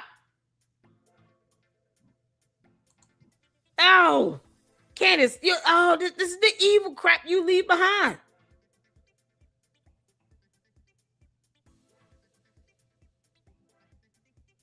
All right, so we're gonna watch a little of this Fax Me. God. Oh, Lord have mercy. I'm glad he's talking about Candace Owens being tied to Epstein. We're here for it. So I'm gonna speed this up a little bit. Make sure you guys go and show your support for Fax Me. Once we get back up next month with collabs, I think we'll go ahead and schedule something with Fax Me to have another collab and Johnny Walker Dread. And hopefully we can have Ryan and Lyle Culpepper. I haven't forgot about Lyle to come back. Milk Bar to come back. You know, and as the court case progresses, have Nick Brooks come over and hang out with us and talk to us about the Macron lawsuit. So let's get to this, y'all. Hit the floor where you can see it here. And when you draw the dots, they don't actually connect. But when reality draws the dots, and you've got a guy like Fax Me, they actually connect to you, Candace. But let's get started, guys. Like I said, we've got a lot to cover. Let me pull up my notes here. The very first thing I want to do is give you guys an update on the Macron case. Candace is into that demonic nonsense. She sits and talks about Satanists. For her to sit here and try to put on Charlie Kirk about him having a third eye and astral projection, you don't put that on somebody else. And Candace doesn't care. No, I said he can astral project. Yeah, I did it. Like, what? Why would she want to say that about Charlie Kirk? Candace is demonic. You guys know what's going on. The Macrones are suing Candace Owens for defamation. This has been going on for, a year now? And Candace keeps putting it off. She's trying to drag it out because Delaware has a 2-year rule on defamation, and that is where the lawsuit has been filed against her, Candace Owens, LLC, and George Farm, Inc. So it's got 2 years. So she's trying to drag this out so it goes past the statute of limitations. But we're hoping that this next court case, the judge will not dismiss it because this is the final one. This is the last time this judge can be approached with a dismissal. And if he says no, this is moving on to trial, which let's keep our fingers crossed on that. But the update is Candace Owens, her defense attorney, Catherine Mowry, on June 18th, which was yesterday, docketed actually this morning, this is how I found it, for June 19th, has once again pushed for a dismissal. Okay, so now the docket entry says, the one I looked at this morning, re-notice of motion to dismiss and to strike the first amended complaint on July 27th, 2026 at 10 a.m. So the new court date has been moved from June 26th. It would have been next week, early next week, but now Candace has her defense attorney as of yesterday and today. The docket actually posted today as an entry, has it now pushed to July 27th. But that's it. That's the last time this can happen. So hopefully on July 27th, my friends, the judge will look at this and say, no, it is not being dismissed, and this thing can move forward as it should. But I wanted to give you guys an update on that because I know everybody has, you guys have had the June 22nd date in your head, and for good reason, because that was originally the date. But her defense attorney has moved it. And while we're sitting here, can we just take a moment to look at this picture? Look at it. What is going on with Candace here? All week she's been wearing these bandanas, or whatever you want to call them, in her hair, trying to look all cute and schoolgirly. Nobody cares. Nobody cares, Candace. Nobody cares. But look, she's looking kind of homely there. Look at her hair, man. This is from her show last night. Frayed hair. It's like she didn't even brush it. It's like she just pulled it back. Look at it. Look at it. Well, what's going on there, Candace? You're looking a little rough. That's fantastic. Well, anyways, my friends, let's jump in to these 3 main lies from Candace's show last night. And of course, I will give you the 100% fact check. So let's start. 3 lies that I have pinpointed that I felt were the biggest ones from her show last night. Homely hair and all. Let's get this thing started. And then he funnels them into modeling agencies and across Victoria's Secret runways while the world oohed and awed at their beauty and their fresh faces, never imagining that something so sadistic and perverse could be sitting just beneath. And it is the very reason why, when we discovered that Erica Kirk, or I should say Erica Francfay, while she was living in New York City, was hanging around, we discovered she was hanging around at the Next Model Management Offices, which was a talent agency that was run by close Jeffrey Epstein friend Faith Cates. We had questions. Again, the people who worked there alleged that Erica was the point of contact for the model department, and they find it to be suspicious because Jeffrey Epstein was often at their offices. These Eastern European women that they were bringing in for quote unquote suits, described as men involved in the business, and a lot of these women, they reflect, sort of disappeared. Where did a lot of these women go? It brings a reasonable question, an easy question, by the way, to answer. Did Erica Francfay in any way have any association with the Jeffrey Epstein orbit? Because it's not clear what she was doing while she was in New York. Faith Cates, I should mention, never turned her back on Jeffrey Epstein. She supported him even after that 2009 arrest. And like I said, there were so many Eastern European models that were being brought through her office, many of whom were subsequently then flown to parties in the Virgin Islands. it is also a fair question to ask. What does Erica know about those models? What was she doing with those apartments? Who exactly linked her with this office? What were her qualifications? All right, so you just heard lie number 1 from Candace. Let me clear this up. This was the Epstein smear. Candace implies Erica Kirk was in Epstein's orbit via Next Model Management with zero evidence. She keeps repeating this like it's magically going to make it true, but there is zero evidence of what Candace is implying about Erica Kirk being in Epstein's orbit through the Next Model Management. And here is your Fax Me correction. Lead Stories searched the full DOJ Epstein files. No evidence tying Erica Kirk or Erica Franz to Jeffrey Epstein. The Hindustan Times, however you say that, I'm so bad at that, confirmed the same. Zero matches. Okay, so I searched the full DOJ Epstein files. There is no evidence tying Erica Kirk or Erica Franz to Jeffrey Epstein, period. She took an unverified modeling office rumor, wrapped it in Epstein language, and turned suspicion into accusation. That is not investigation, Candace. That is narrative laundering. And we all see it. We all see it. We all know no. We know no. No. That we know. That you don't know no. Moving on, let's hit number 2. Candace, take it away. All right, you guys, happy Thursday. Apparently, the Trump administration completely crashed out over the Epstein files. That's at least according to the New York Times. They did that long article regarding how the administration got together, strategizing over how to deal with the files, how they were going to address the public or misdirect the public. Obviously, Pam Bondi, the Binder episode, the Epstein files became the source of a lot of attention, so much so that Trump decided to meet with his top officials in the Situation Room to work through a public plan. The Situation Room, that's not what the Situation Room is for, you guys. Situation Room in the White House is supposed to be reserved for highly classified national security concerns, not to deal with a random pedophile, should be, who controlled the global trafficking network. Why is it that our nation's top brass consider Jeffrey Epstein to be a national security concern? I don't want you guys to forget that I broke the story that the day before the administration was forced to drop those files online, many of which were redacted and removed for crappy reasons. They're still protecting people. Don't forget that. The day before, Andrew Colbert was mysteriously seen at the White House, particularly in the executive office building. He attempted at the same time to fake a live show. All right, lie number 2 comes to us from the Situation Room. Candace says Trump personally convened a Situation Room meeting over Epstein files and misdefines what the room is actually for. Big surprise there, Candace. So here is your Fax Me correction, my factivist.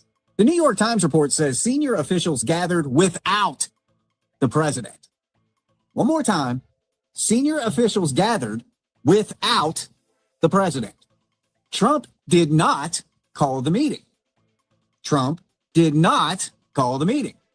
And also, the Situation Room is a secure crisis coordination complex, not a room reserved only for military emergencies. Candace, why are you so dumb? Why are you so dumb? Do you read? Can you read? These are facts. Why are you so dumb? Like, you so dumb. Like, where's Antoine? Where is Antoine when you need him? Candace, do you even know Antoine? I know Antoine. Where's Antoine? Oh, you are so dumb. You are really dumb, for real. So here we go. Candace got the core framing wrong. Big surprise, right, guys? It was senior officials meeting without Trump to manage political fallout, not Trump holding an Epstein meeting in the Situation Room. Oh, dear Lord. Let's move on to the last lie that I'm pointing out from her show from last night, Thursday night. Kick it, Candace. You said denied. Well, then why'd you deny it? Like, why did you deny it by 20 days and tell me that it's because it's too complicated? We're asking you for 3 days of someone's schedule. Completely ridiculous. Sarah Bryan writes, oh, I'm sorry, I missed that. Little Bird wrote, It's actually much better that you came to this from the long way round. You built your case from the ground up, Candace, and now all the dots are connecting. Explosive indeed. Yes, I really do believe that there is something to the explosive theory. And I did go my own route and get there. I saw all the theories that were out there, and I didn't feel comfortable in engaging in them. I felt like my focus was best to going over the timeline, going over what was happening in Charlie's life, seeing what was happening with Israel, finding turning point, lying at every turn throughout this to fully comprehend why they would be tied to Israel in such a regard. And I have arrived that it is a very viable theory, like I said, that makes all of the other pieces come together that just don't make sense. They suddenly do make sense when you believe or consider that an explosive went off under his chest, including the way his body moves. If you have the stomach to watch it, you can see it. It just looks like something comes up. That's why I initially thought someone shot him from underneath, was just looking at the motion of how he was moving. Anyway, I think we are inching closer there. So we'll see if more people are writing us, and we'll take time, as we always do, to research every angle of it. So line number 3, my factivist, the explosive conspiracy. Candace claims a very viable theory that an explosive went off under Charlie Kirk's chest during his assassination. Folks, we've talked about this till we were blue in the face. Now it's like a dirty brown because we're swimming in it, right? Wear your boots when listening to Candace Owens. That's your Facts Me tip of the day. Here is the Facts Me correction to what Numbnuts here has said. The FBI and official record described Charlie Kirk being shot by a rooftop gunman. An inconclusive bullet fragment test does not mean a bomb. Candace, it means there were not enough marks to make a comparison. That is a forensic limitation, not conspiracy proof. An inconclusive bullet fragment test is not evidence of a bomb. Candace took a forensic limitation and turned it into a conspiracy conclusion. Now we can all sleep better at night. Holy crap. So there's your 3 main lies from Candace Owens and her little show that, folks, at this point. Candace, let me explain something to you, you dumb heifer. When you do a FOIA request, they don't have to fulfill it if they know that it is going to be laborious and a waste of time. You can't even express the reason as to why you would need this man's itinerary plan for Cox Patel, all because you're trying to get some get back. What is the reason as to why the law says, yes, okay, this applies and you should get it? You're not an investigator, you dumb demon. They don't have to fulfill the FOIA request. Nor do they have to answer your questions. No, they don't owe you any information about it. They denied it. That's it. You're not conducting an investigation. Why do we care about this man's itinerary? It would be different if there were an allegation, an investigation of him failing to reimburse the government for that personal travel. If there's some finding of him violating the actual federal policy on it, but he cannot fly commercial. And to sit here and demand the itinerary plans because somebody said he was an hour late or something happened. You act as if this was somehow planned, like they knew they were going to fly out to Utah that day. You're talking about last minute plans to have to go out there to Utah because of this, because Charlie Kirk was assassinated. And as opposed to her being grateful that the FBI is even aiding in this murder investigation, because look how many other investigations are happening and the FBI is not sitting around aiding in all of them. She's sitting here getting mad because they're telling her, no, we're not sending you his itinerary plans. If you were to read the federal policy on his travel, you would know that the FBI director, any FBI director, is able to use the FBI planes and pilots, even for personal travel. Because Candace, what happens when you're dumb and stupid and you're impressionable, and somehow you know the inner workings of the White House? You become a target. Our FBI director would be a target because of the information he knows. So putting him on a commercial plane makes him wide open. Whether you care for the person or not is irrelevant. It's the information in his head that we don't want to get out to our enemies. You know, like Russia, because they're not our ally. But Candace can tell you what's supposed to go on in a situation room and still be wrong. Candace, you literally are showing that you serve no purpose to Russia at all. None. Not even a little bit. You can't even be accurate in describing what happens in the situation room. Now you all see why I keep saying she should have stayed her ass over there. Now do you all understand? Candace should have stayed in Russia. The only thing she would be good for is for them to ask questions about what she remembers seeing in the White House. And she can't even recall what occurs in the situation room correctly. So what good is she to do to Russia again? Candace, how much money they gave you? I'm like, why don't she just stay over there? Yeah, stay your behind over there. But this is crazy. Hey, Ash, how you doing, honey? I hope everyone in the chat has a good day. I would just like to say that I'm having a really bad postpartum, and y'all LLC always cheer me up. Oh, honey. Ashley, we want you to smile and laugh. How old is the baby? Get the baby laughing. Oh, the babies. We have an LLC baby here. Cheryl's grandbaby is our LLC baby. We love the babies. It's gonna be all right, girl. Breathe it one day at a time. Laugh. And enjoy watching some of the Food Network. That always helped me. That was before I gave birth. I watched everything on Food Network. Good Eats was my favorite show. Good Eats with Alton Brown. I don't know why. Candace, this is why we don't want you talking to a country that wants the entire United States to fail. Because you're trying to describe what goes on in the White House. Y'all know she probably bugged. This girl came back bugged, and she's too stupid to know it. Candace, next time you go over there to Russia, don't come back. Just stay over there. Can't make this stop. We're praying for you, Ashley, honey. It's gonna be all right. Just tune in. You never know. The baby might start smiling and laughing at me. Yes, he will. Yes, he will. All right, let's get back to it. Let's just call it what it is. It's the Erica Kirk Show. I don't know why she just doesn't embrace it. Embrace it. Candace, you are the host of the new Erica Kirk Show. Just call it what it is. Just call it what it is. We call it obsession, but you can sugarcoat it and call it the Erica Kirk Show. I'm seeing it. I'm seeing it, guys. Factivists, what do you think? What do you guys think? All right, my friends, I want to jump on this Blexit thing, expose some things. I know a lot of people know this stuff, but there are ties to it, not only to Charlie and Turning Point, but to an individual who is tied to Jeffrey Epstein. So we've got to cover this and cover some of the things that happen with Blexit in order for these dots and arrows to connect, right?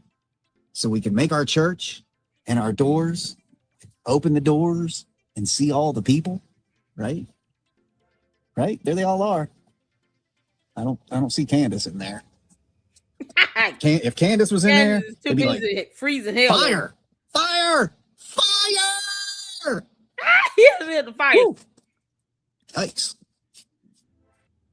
Remington, you smell smoke? You smell smoke? Dog, you're supposed to be helping me out. Anyways, guys, check out these commercials and we will be right back with a little focus on Blexit before we hit the big Epstein stuff.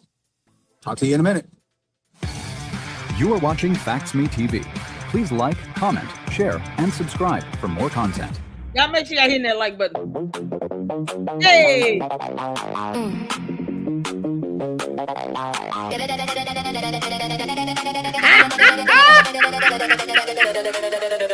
If it hadn't been for Candace on the show, we'd have had hard proof a long time ago. Where the facts all go, nobody knows where they disappear to. Candace, you look just like this chicken.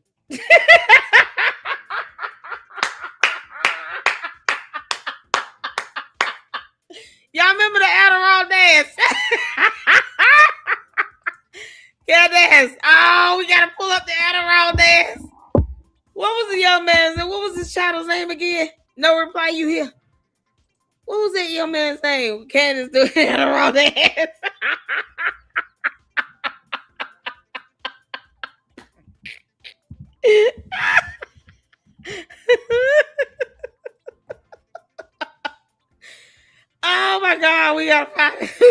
that video.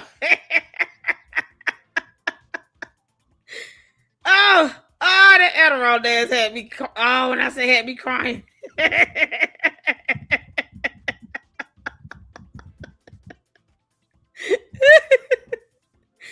Oh my goodness gracious. Send me that video link again. Oh, I'm gonna play it. It just fits right in. It just fits so well. The Adderall dance. Candace, you did just like chicken.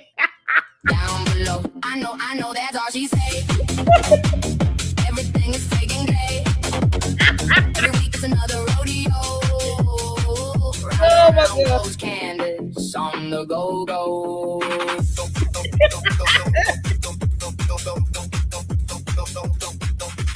Came to town with the live stream glow. Oh my God. Radio, big dramatic pause, a scary little charge, but the timeline's falling all apart. I know.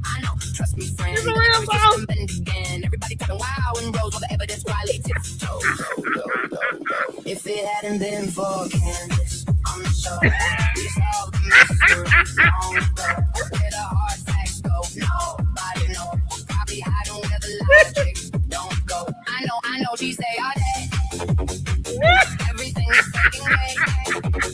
Machine and dramatic glow. Oh man. Here comes Candace on the go-go.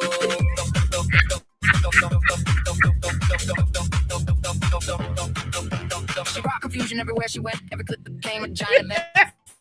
Followers dancing like a county fair. Meanwhile, proof just wasn't there. Big bold claims and a camera's there. Every live stream turned theatrical flair. Push the marks flying coast to coast, but certainly we showed up the most. Fiddle playing, comments blazing, everybody Hey. one side yelling, show receipts. Other side Oh my dancing to God. the beat, beat, beat, beat, beat, beat, beat, beat, beat,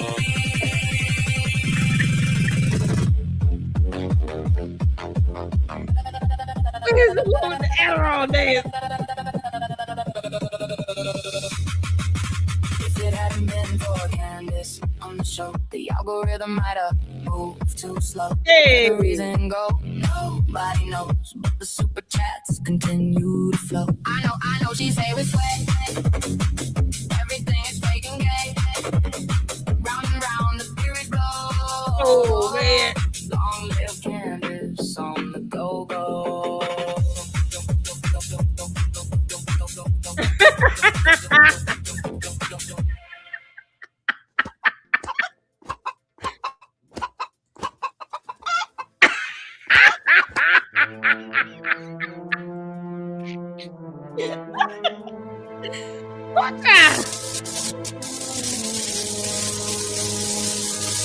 Save us. All right, welcome back, my factivists and my friends. Thank you for joining me for this Friday edition of Facts Me TV. Let's move on to some Blexit conversation. As you guys are seeing on the screen, Candace Owens' Blexit group pays for some attendees' travel to Trump's White House event. Now, we're going to talk about this, and there's one thing I want to say about it right out the gate, okay? Candace Owens sent out an email, and this was actually on the news. Now, if you guys recall, which I'm sure you do, Candace Owens was very anti-COVID, anti-mask mandate. You guys know it. She was anti-masks. But she sent out an email to all of her Blexit people. And in that email, it said, everyone must bring a mask to be allowed entry onto the White House grounds. Now, that's pretty hypocritical when it's coming from somebody who refuses to wear one, who campaigned, did a whole series on it, right? But you're going to tell all the other Blexit people that they have to wear one. Now, one might argue, one might say, well, that was a White House stipulation. She was simply telling them that, hey, they couldn't get in without the mask, right? But the problem I have with that is here's Candace at the event. See how close she is to people. She's not wearing a mask. So Miss Anti-Mask tells her Blexit people they have to wear a mask, but she didn't. So you can't even say it was a stipulation from the White House because nobody stopped her, right? So there's just that little bit of hypocrisy I wanted to point out, which Candace Owens is full of it. But let's bring you up to speed on Blexit. Okay, Blexit's public nonprofit filings show Candace Owens as the president director and Rebecca Mercer as a board member. Now, I want you to remember the name Rebecca Mercer, okay, as a board member. ProRepublica's nonprofit database lists Mercer on Blexit's board and shows Blexit had millions in revenue in 2022. It also lists Owens paying herself $250,000 in 2022 from Blexit's funding. She paid herself, as president director, $250,000. Now, this is where we're going to start the connecting the dots. The Mercer family, again, Rebecca Mercer, as a board member on Blexit with Candace Owens, the Mercer family is deeply tied to Steve Bannon and the Bannon world. And as we all know, Bannon has really, really strong ties to Jeffrey Epstein. I think that's pretty common knowledge. A Center for Media and Democracy report says that Rebecca and Robert Mercer, okay, her and her husband, bankrolled Steve Bannon's career, and that Rebecca Mercer joined Blexit's board in 2021. So here we have Steve Bannon, right? Everybody knows who that is. Really strong ties to Epstein.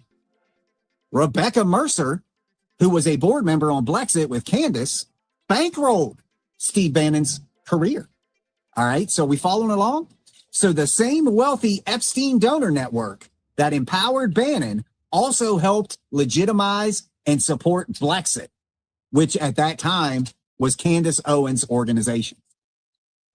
Are we following along, folks? Steve Bannon, Rebecca Mercer, board member of Blexit. Rebecca and her husband, Robert, bankrolled Steve Bannon's career.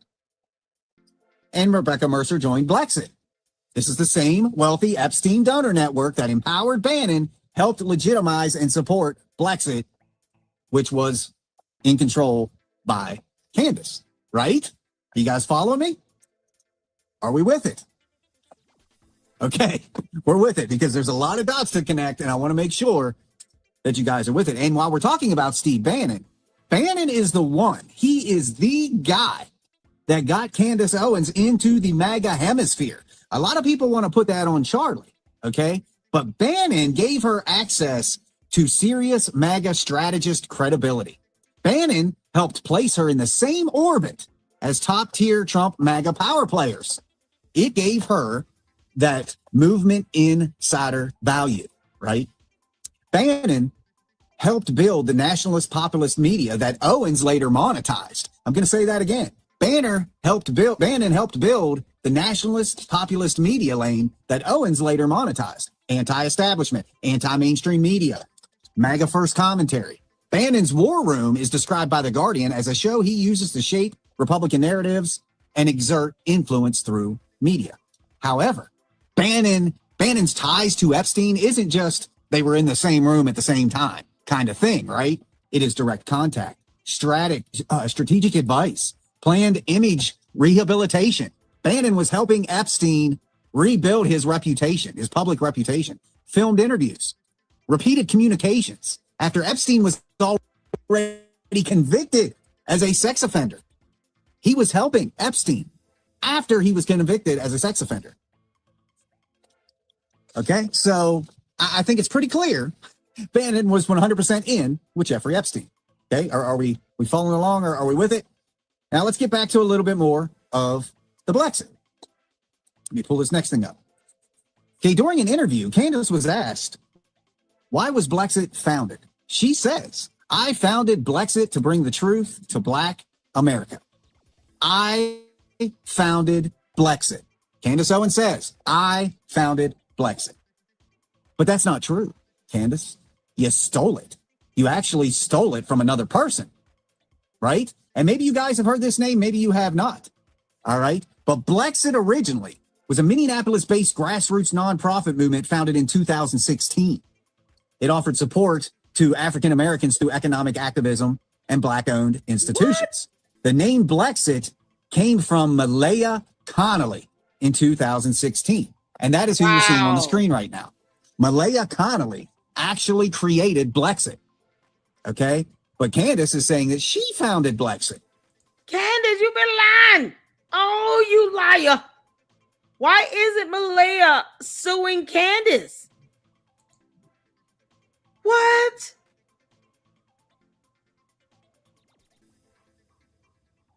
can't make this up. Candace, you've been lying about, oh, you stole Brexit. You can't make this up. This is unbelievable. Y'all, we went over the tax filings. Who knew? And then you ran it in the ground within 2 or 3 years, Candace. You couldn't even keep it afloat. And you stole it? When the reality of it is, Brexit was created by Malia Connolly in 2016. But it doesn't stop there, Factivist. As I'm showing you on the screen, just to kind of reiterate, the name Brexit already existed before Candace, right? Malia Connolly's Minnesota-based Brexit was founded in 2016 and focused on Black economic power. Okay, Malia Connolly actually sent a cease and desist on November 18th to Candace Owens for trying to steal the idea. Okay, and there was news articles about this, the story of the Real Brexit, the nonprofit that has sent Candace Owens a cease and desist letter. Now, let me read you some of this. The letter sent to Owens on Thursday morning comes days after Kanye West distanced himself from Owens and politics altogether, following the claim she made Saturday night that West... Candace, why do you keep obsessing over Kanye West? He distanced himself from you. Kanye West distanced himself from Owens and politics altogether. Candace, he doesn't even talk about you.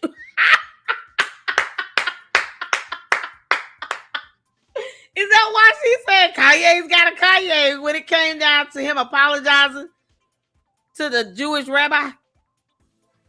Is that why she never talked about that? Because he distanced himself from her? He totally cut you off, Candace?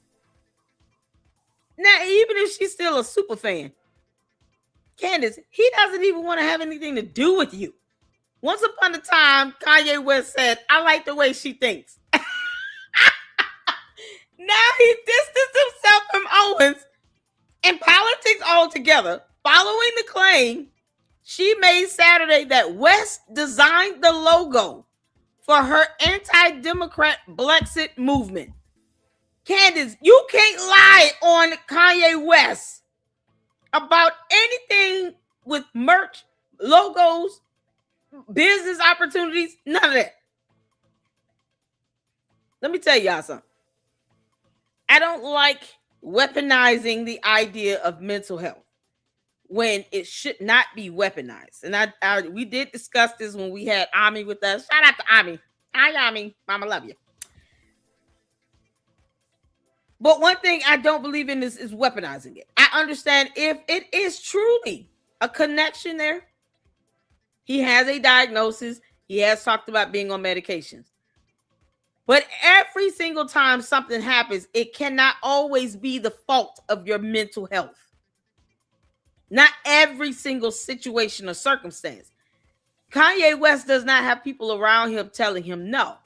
But what he does have are people around him that are very business savvy.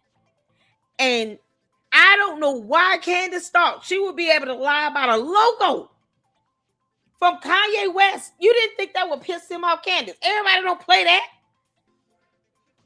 Candace, did you not think that would piss him off? Did you not think it would piss him off to know that you're out here lying about a logo he did not give you? Seriously, you didn't see this coming? He's like, I didn't come up with that ugly logo. God, I'm not calling it ugly, but you just got to imagine if he did. Candace, you stole the whole thing. That's probably what really made him upset. Knowing that you stole it, you didn't create anything on your own. You can barely say the word beret or bureau or most English words in the dictionary.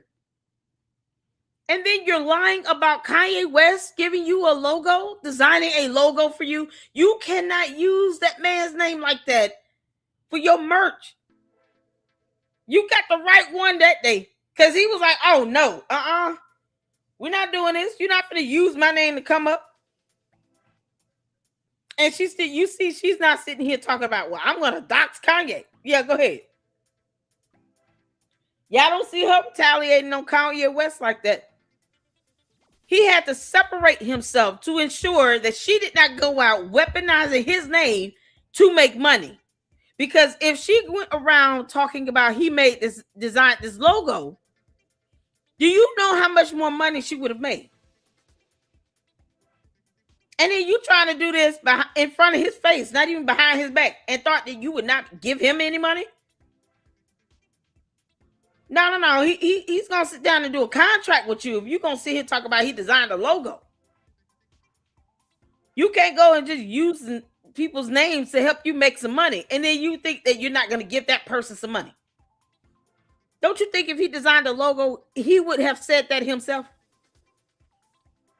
This is how bad Candace has had to lie in life just to come up. She had to lie on Kanye West. Where the candy asses at? Y'all not gonna say anything about y'all cult leader lying on Kanye West designing a logo? Y'all not gonna say anything about that? Watch how fast they go around talking about, well, Kanye West is crazy. We don't affiliate with him. No, claim him, because she does. Claim him. Y'all got something to say about her lying about Kanye West designing a logo? And he didn't sign any contract? He would have not received a penny out of that deal. And she actually thought she would be able to pull this off with Kanye West and just say, yeah, he designed my logos. And just flat out lied. Look how dumb she lied. I know he had to regret the day he met her when she came out and lied that bold about something that would not benefit him at all. I mean, if you want to talk about business, then get down to business. Now Candace is using the CIA logo without their permission. They should have done the same thing. We have nothing to do with your merch. Get our logo off your merch or we will sue you as a whole agency. This is not protected free speech, nor is it fair use. We're not playing that. You're not a federal investigator. She's been impersonating ever since. Kanye West had to be the one to say, I'm not playing that. I didn't design your logo. Don't use my name to help you get money. And then you got to lie. You know damn well I didn't design a logo for you. You had to know how pissed off he was to know that. And now you get hit with a cease and desist for stealing Flexit. The logo was actually made by an artist who didn't want to be named, Owens later said. You lying heifer. Candace, you are a flat out liar. And you don't even care who you lying on. Whether you think Kanye West is crazy or not, one thing he does not deserve is for Candace Owens to lie on him about a damn logo either. Candace, this is pathetic. You are a pathological liar. Who's the so-called person, this artist? He don't want to be named Candace, but you were willing to say Kanye West, though. If she thought she would have been able to get away with that, she would be still saying that to this very day. You know why she doesn't? Because Candace knows better. She's scared of Kanye West. Oh, Candace is scared of Kanye West. She know better. She knows not to continue on with this dumb lie about this logo. Because it's funny how her candy ass cult members and her bots aren't out here talking about, no, Lady Luck Club, he did design the logo. I dare you. She uses everybody. Thank you, Susie Q. She uses everybody. You can't make this up. He should have sued her. He should have sued her. If Kanye West would have sued Candace back then, she wouldn't be doing half the stuff she doing. Now she feels emboldened. She's scared of Kardashians. Candace, you're scared of Kim Kardashian. They're famous for being famous for nothing. God mercy.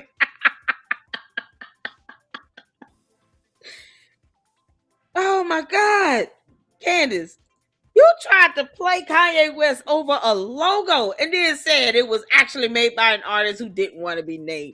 Yeah, because her punk ass didn't have anything else. She couldn't just say, no, he did design it.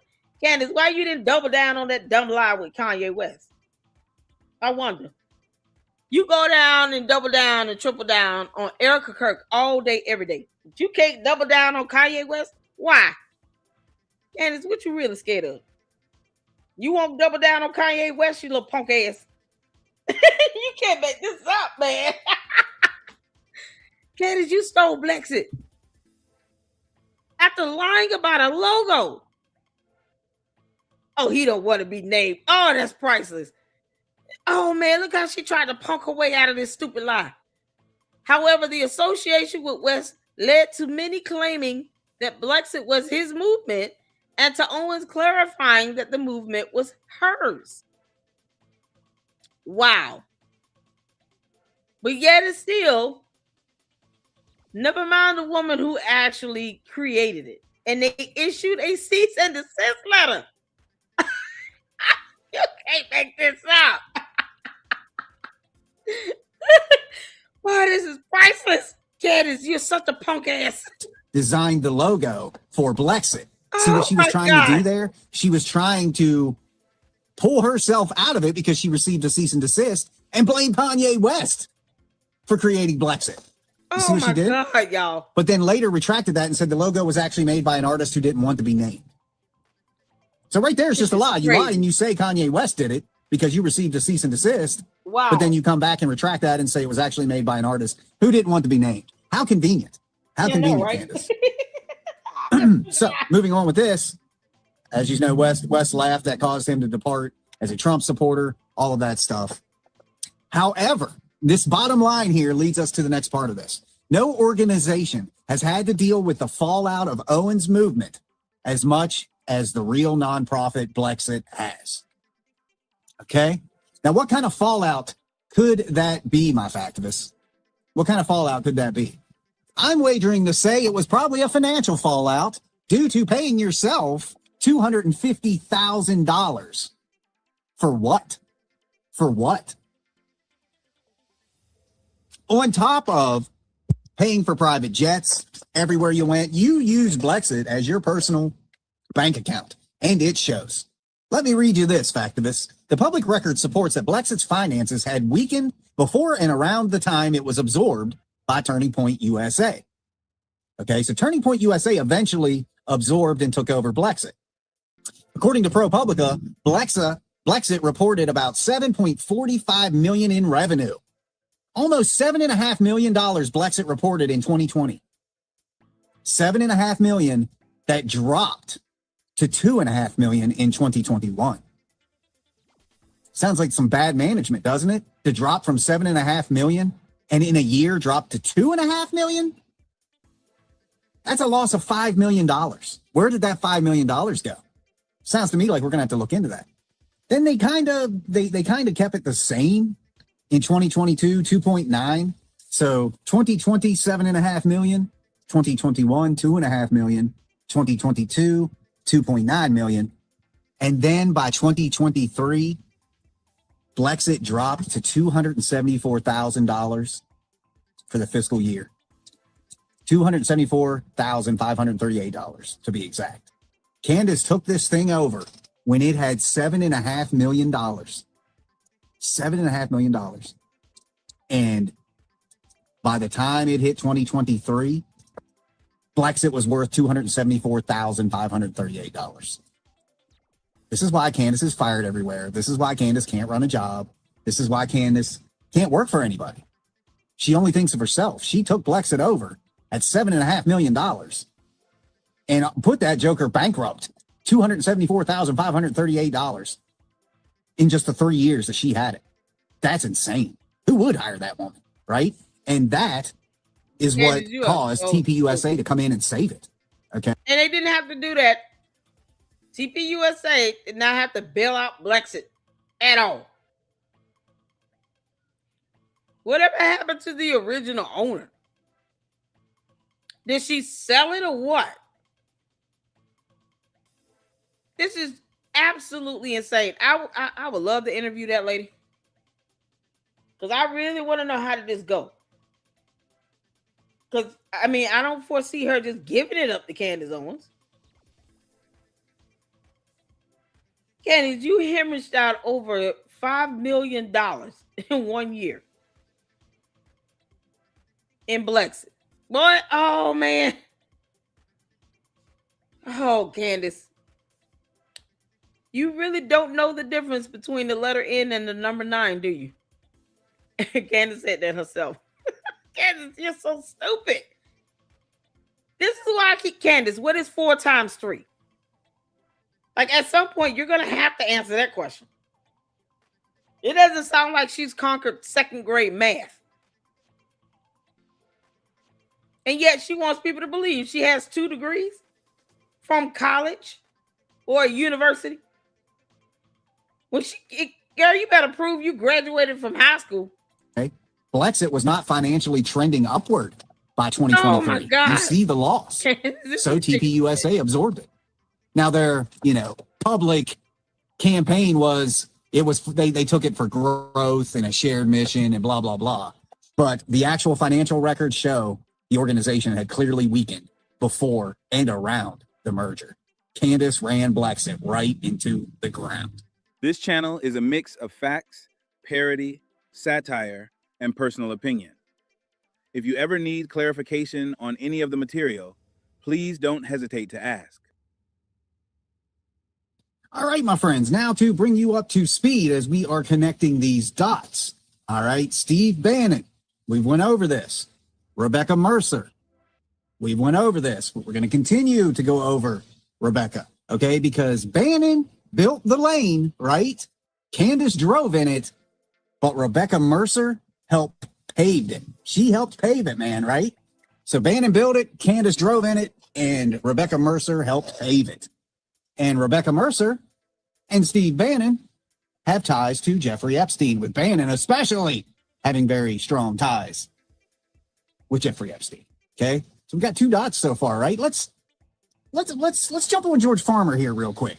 Can't leave him out, right? I mean, we can't leave him out. Owens is married to George Farmer, and he was the CEO of a little thing called Parler. Guys, remember that? Parler was a social media free speech platform that was basically failing under George Farmer's reign, so he was trying to sell it. Okay? But Parler's founding investor was Rebecca Mercer. Are we connecting yet? Rebecca Mercer was the founding investor of Parler, who also sat as a board member on Blexit with Candace. So you got Rebecca with George Farmer and Candace. You've got Rebecca with Blexit and Candace. And you've got Rebecca deeply tied to Steve Bannon. She bankrolled Steve Bannon. Are you with me so far? I think you are. So, Parler's founding investor, Rebecca Mercer, whose family also funded Steve Bannon's projects. Are you with me? I mean, am I having to go any deeper here? Because the chain goes back to Bannon's documented Epstein contact. Okay, and like I said, Bannon was not just near Epstein. He was in Epstein's schedules. He was photoed, videoed with Epstein. There were tons of communications. Their connection was direct and active, even after Epstein became a convicted sex offender. And there's another individual we're going to name that did the same thing with Jeffrey Epstein. And that'll lead us to another dot to begin connecting all of this. But before we jump into all this sex Epstein stuff, I do want to say really, really quick, because there's not a lot to say. Does Erica Kirk have any ties to Jeffrey Epstein?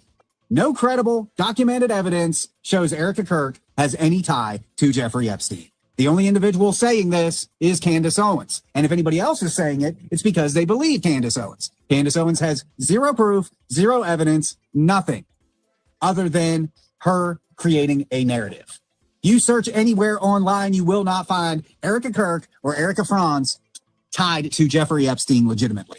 You're only going to find that tie through Candace Owens. So once again, no credible documented evidence shows Erica Kirk has any tie to Jeffrey Epstein. So let's move on and get this thing going because we got some things we need to break down here.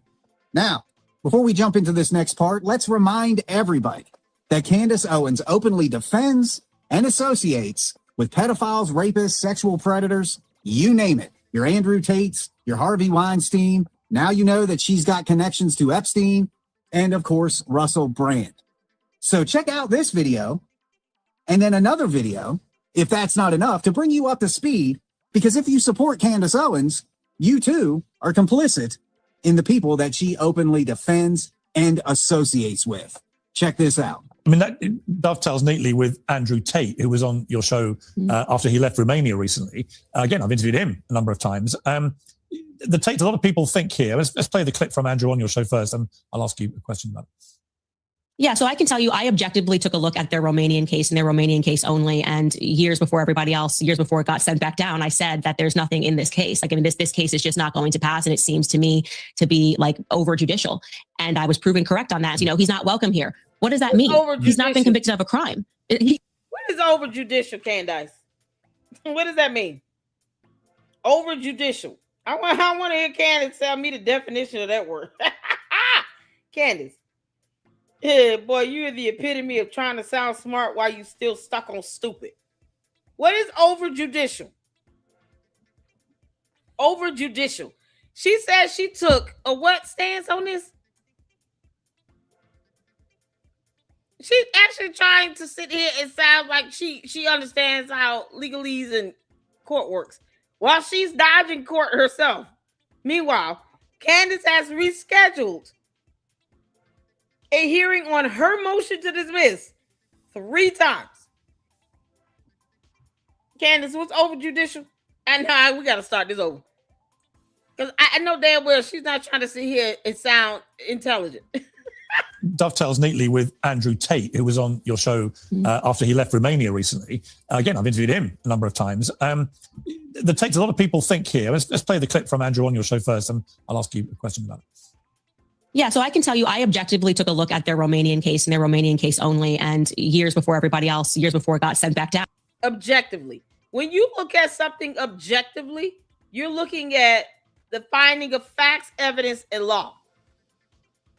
When it comes to matters of a criminal charge, anything in a court of law. How did you only look at that one case objectively? This one and this one only. Didn't she talk about 5 other men that were arrested and locked up and all this other stuff? Went out her way to dox the victim, the young lady, but then tried to protect the 5 pets that were sitting in prison. How do you objectively only look at this one case, Candace? How does that go? And I said that there's nothing in this case. Like, I mean, this case is just. How do you determine that? You're not an attorney. How do you determine there's nothing in this case, in a criminal case? How do you determine that? Based on what? You saying there's nothing there does not mean legally that argument would hold up in court. You can't make this up. It's not going to pass, and it seems to me to be. Cases is don't pass. It's not a pass or fail with a case, Candace. You mean it has no merit? It lacks merit? Is that what you're trying to say, you dumbass girl? You can't make this up, Candace. This is almost an insult. Oh, man. Oh, I'm so sending you this invoice. You can't make this up, man. You know, who knew cases pass and fail? Who knew that? Oh, God. Oh, this is paper, Candace. I'm going to send you a bill. No. Hey, eclectic journalist. Girl, we tried to watch that one with that medium. Oh, I don't know how you did it. Maybe you have to give a summary of it. Child, I was like, ooh, child, that dude, I don't know. That dude I felt like that guy was trolling. I really was. Maybe you could just do a summary of the video. And we'll watch that. I can't watch that guy. I can't watch him. I can't do the mediums and stuff, child. Yeah, my nerves were getting bad. I was sitting here like, see, we prayed, Lord, before this show started. And God said, you got to change the video. And I had to do that. Yeah, maybe you can give us a summary of what he said and did. Because when I saw that fella in that bowl, I was done. What the heck is he doing? That dude was trolling. He's trolling the entire internet. Shout out to the eclectic journalist, you all, for gracing us with her presence. How you doing, honey? If you have any fathers in your life, any dads in your life, tell them I said Happy Father's Day. Happy Father's Day to all the dads out there listening. Woo, child. Apparently he's a big deal in that world. Is he? Is it the world of the dead or what? Is the medium world or the dead world? Which one are we talking about? Is it the world of the dead or the world of the mediums? Child, he can have that witchcraft. I can't do it. Oh, child, I don't know how you got through that, girl. It must have took God the Father, Son, Holy Ghost, and a whole lot of patience to get through that. That dude was trolling. Basically trying to tell him everything Candace is saying. Oh, so he was just repeating Candace? Oh, okay. Candace, it is all your fault, for real. If Featherman sat there and repeated everything you said word for word, then it is certainly your fault, Candace. It is all your fault. You got these witches and warlords and mediums and all this stuff coming up talking about what Charlie Kirk said to them and he's dead. This is your fault, Candace Owens, perpetuating that evil nonsense. Featherman tried to channel Charlie Kirk with a bow. Are you kidding me? Talking about Love Shack. Yeah, you just gotta make this stuff up.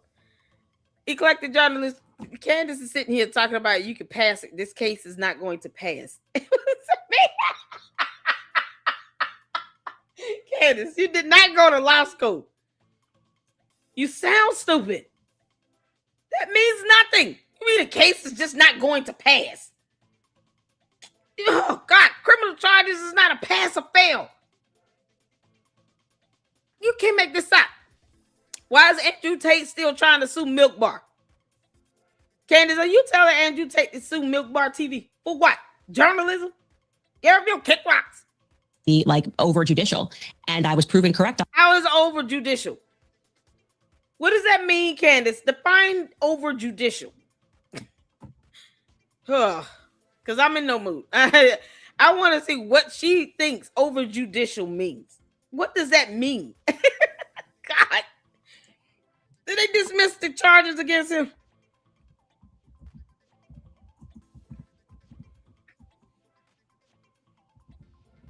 All right, let me just look this up right quick.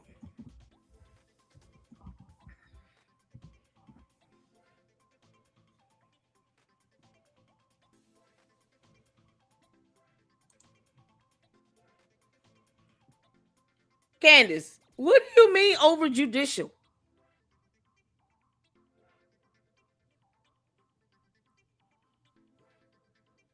The case is remaining open. Candace, what is over judicial? How are you proven right? What does over judicial mean, you dumb kumquat? Candace is a whole watermelon. A watermelon fella. Candace. Oh, Lord. Criminal charges against Andrew Tate. Andrew Tate faces a complex web of criminal allegations across multiple jurisdictions, with the most serious stemming from Romania and the UK. Romania case is DIICOT investigation.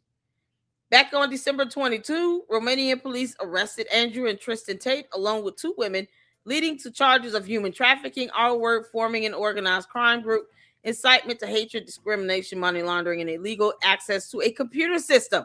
Were they doxing people as well? Ugh. Prosecutors alleged brothers used a lover boy method to recruit women, including minors, to exploitation and online often through emotional blackmail. In 2026, this year, this year, and you guys can see the reference they're drawing this from. This is a yahoo.com article. Because somehow for Candace, Wikipedia is only good when it comes to George's date of birth. Then that's when all the bots try to change up his birthday. because he has 4 birthdays. Any other time, otherwise, she can't stay at Wikipedia. So, it's always good to get down to the direct source of where this information is being drawn from. So here's the article right here linked. In 2026, charges expanded. I'm still waiting on you to define over judicial, Candace. God, she's so stupid. She's so stupid.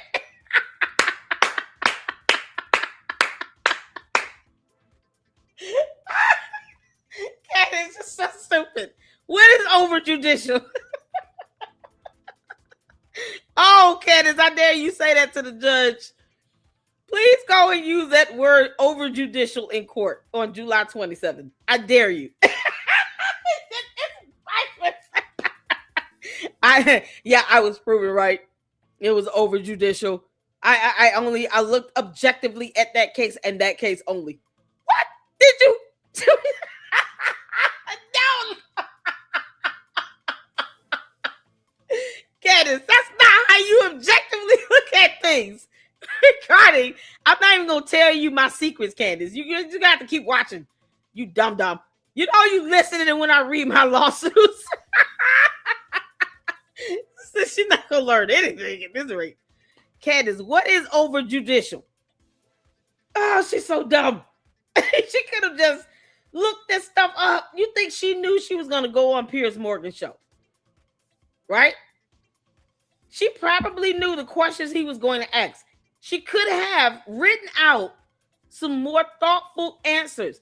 No, she's winging it, allegedly, and sitting here talking about over judicial, and I knew this case wasn't going to pass. It's not a pass or fail. We're talking about criminal charges. Charges that you do not understand. Candace, most of these charges you don't understand. You have no idea what money laundering is, let alone anything related to RICO. This idiot sitting talking about his over judicial. Can you be under judicial?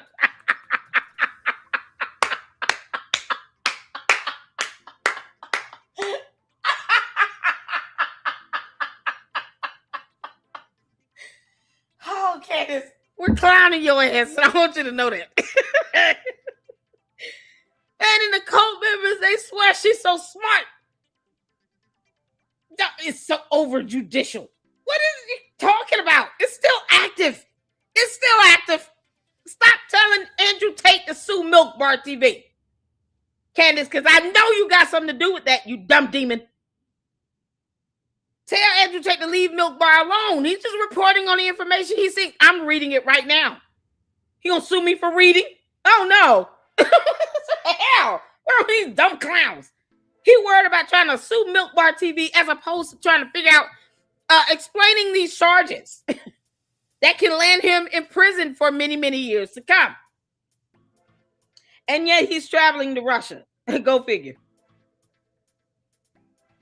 Charges expanded to, because, it was not over judicial. That's not even a word. Include inciting hatred and discrimination against women via social media and money laundering through 2 companies they allegedly used to disguise illicit funds from trafficking. Assets worth millions were seized, including luxury vehicles, watches, real estate, and crypto. Brothers deny all charges, with their legal team contested social media content as free speech. He said he was a pimp. What are we talking about? Pimp, that's a real word. Over judicial is not, but a pimp is a real word. Oh my God. The UK case, UK prosecutors have brought 21 criminal charges against Tate, including all human trafficking, actual bodily harm, controlling prostitution for gain, linked to alleged victims from 2012 to 2015. And you guys can see that article, Newsbreak, right here, a rundown of the S-crime allegations against Andrew Tate. Andrew faces 10 charges tied to 3 alleged victims. Tristan faces 11 tied to 1. Goodness. In September 2025, the Crown Prosecution Service dropped 1 set of UK charges from 2013 to 2015 due to insufficient evidence, but Tate still faces 20 additional UK charges. So what was over judicial, Candace? Because reading is fundamental. So they dropped one set of charges. Do you understand what that means, Candace? One set of charges? I'll let you figure that out. But he still faces 20 additional UK charges. You understand what one set of charges is, Candace? That could be one charge, 2 counts. You have no idea what that is. And you refuse to read. This is how stupid Candace is. Reading is fundamental. She could have just looked this up like I did. Separate civil lawsuits in the UK allege physical abuse, coercive control, and threats. That's from Newsbreak. Other allegations and investigations. The New Yorker investigation in 2026 revisited claims involving a 15-year-old girl. I'm not even going to try to butcher that name. BH, I'll just say, who allegedly began a relationship with Tate in 2012, was later recruited into his webcam business. This is from Yahoo. Authorities in other countries, including the U.S., have also pursued investigations into his activities, according to Newsbreak. Current status. The Romanian case remains open. It's not closed, Candace. It's not passed.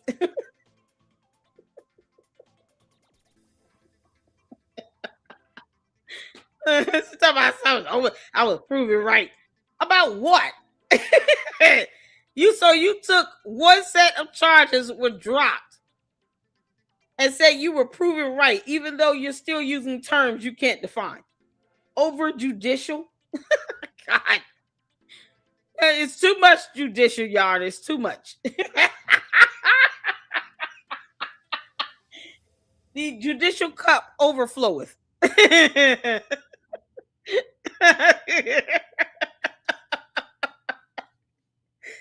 Oh my God, Candace, I'm gonna laugh at you from now to Kingdom Come. Oh, she's such an idiot, Lord. The Romanian case remains open because it's open. It's still open with ongoing asset seizures and expanded charges. Charges were expanded, Candace. What was passed again? What's passed? You mean case was passed? You don't say. What does that mean? UK case is also active, pending trial and extradition from Romania.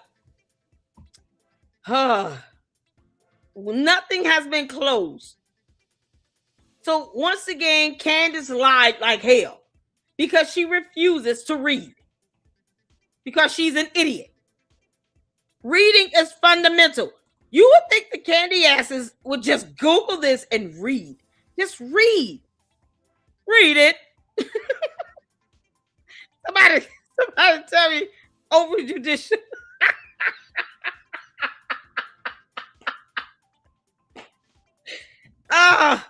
Candace, don't make me have to look that up. Oh, man. From Romania is contingent on resolving the Romanian process first. Newsbreak. Oh, God. Tate and his brother continue to deny all allegations and maintain their online influence despite legal pressure. Just because they're still online trying to make money and deny allegations does not mean that the case has passed or that anything was over judicial or that Candace Owens was proven right about anything. When her dumb ass refuses to just Google. Candace, you could have just Googled. There is nothing that says that anything was dismissed. If anything, it says the legal battle intensifies for Andrew Tate as Romanian prosecutors add severe money laundering and hate speech charges to his ongoing case. Ongoing case, because it's still ongoing. It's not over judicial. It's ongoing. Oh, God. And she has had these clowns on her show in her house. Candace, you are a reckless mother. You are reckless. You are a horrible mother.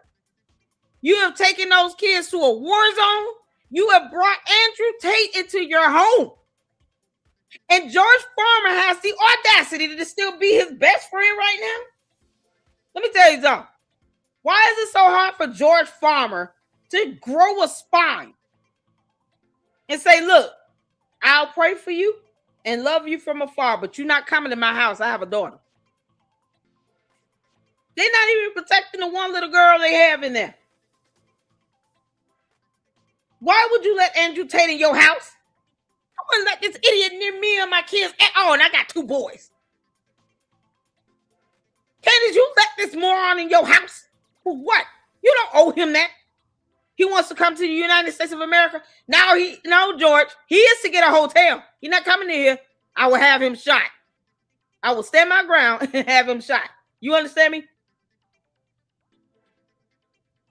For your protection and your daughter's protection. Forget you, Candace. You're a grown woman.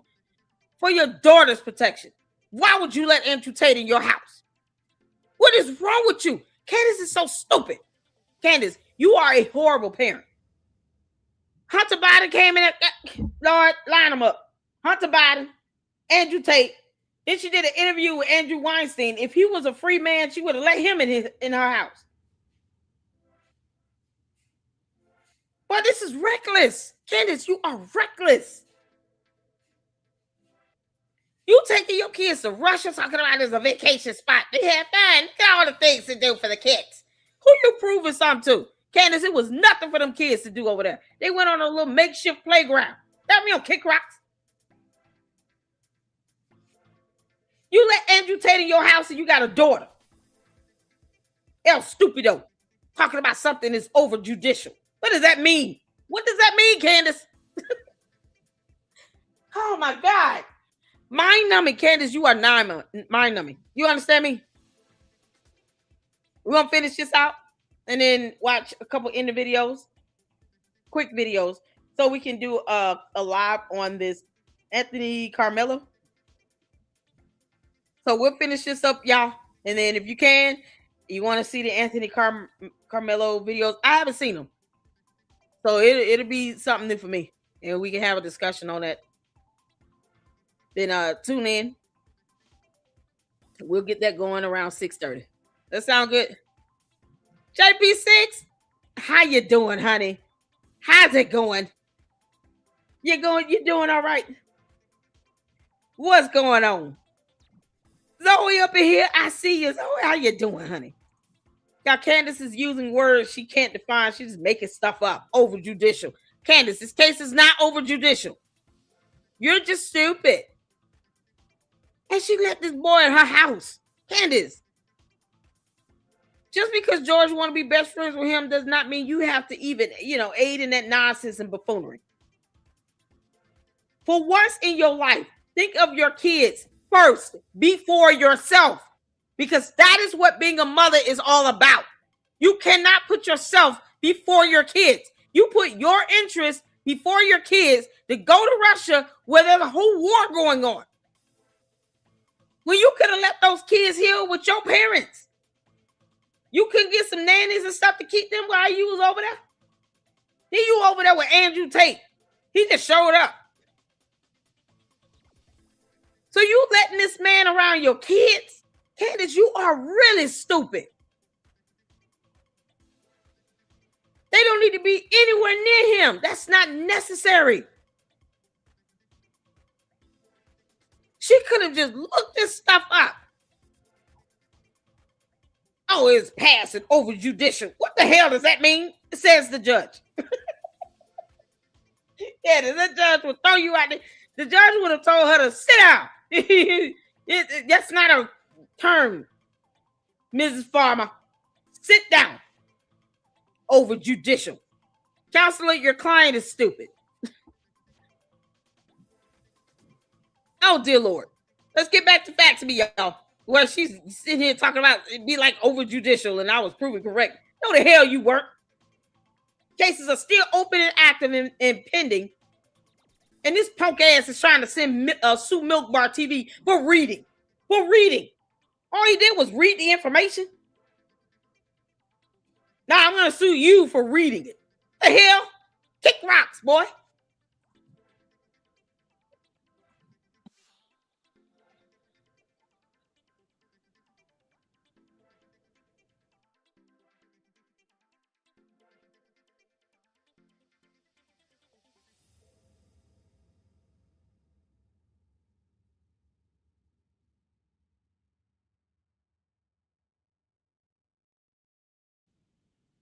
I have no audio. Hold on. Refresh. Hold on 1 second. I saw someone say no audio. Lord have mercy, Candace. You can't make this up. Over judicial. And y'all see how she goes 1,000 miles a minute, right? 1,000 miles a minute. Don't know what the hell she talking about. Just going in and just running her mouth. 1,000 miles a minute. Hold on, let me reconnect it. There we go. Let's go back a little bit. She's sitting here talking about over judicial. Using words she don't understand. You can't make this up. Candace, you're an idiot. Oh, I was proven right. You know, it was passed. What? Romanian case and their Romanian case only. And years before everybody else, years before it got sent back down, I said that there's nothing in this case. Like, I mean, this case is just not going to pass. And it seems to me to be like over judicial. And I was proven correct on that. You know, he's not welcome here. What does that mean? He's not been convicted of a crime. What do you mean he's not welcome here? He holds an American passport. It doesn't matter. The fact that he was charged with this and they're still adding on charges mean they have evidence to meet that burden. And even if he has not been convicted, he's been charged. Candace, you criticize people for far less. You called for Erica Kirk to be questioned by the police. After saying off to jail, Erica Kirk, at least questioned, with no criminal charge cited. You have called for an American citizen to be jailed, and you can't say what she has done that was wrong or criminal in the eyes of the law, not yours, because we don't care what you see or think or feel. Erica Kirk hasn't been charged with anything, and you want her to go to jail. You dumb hypocrite. You can't make this up.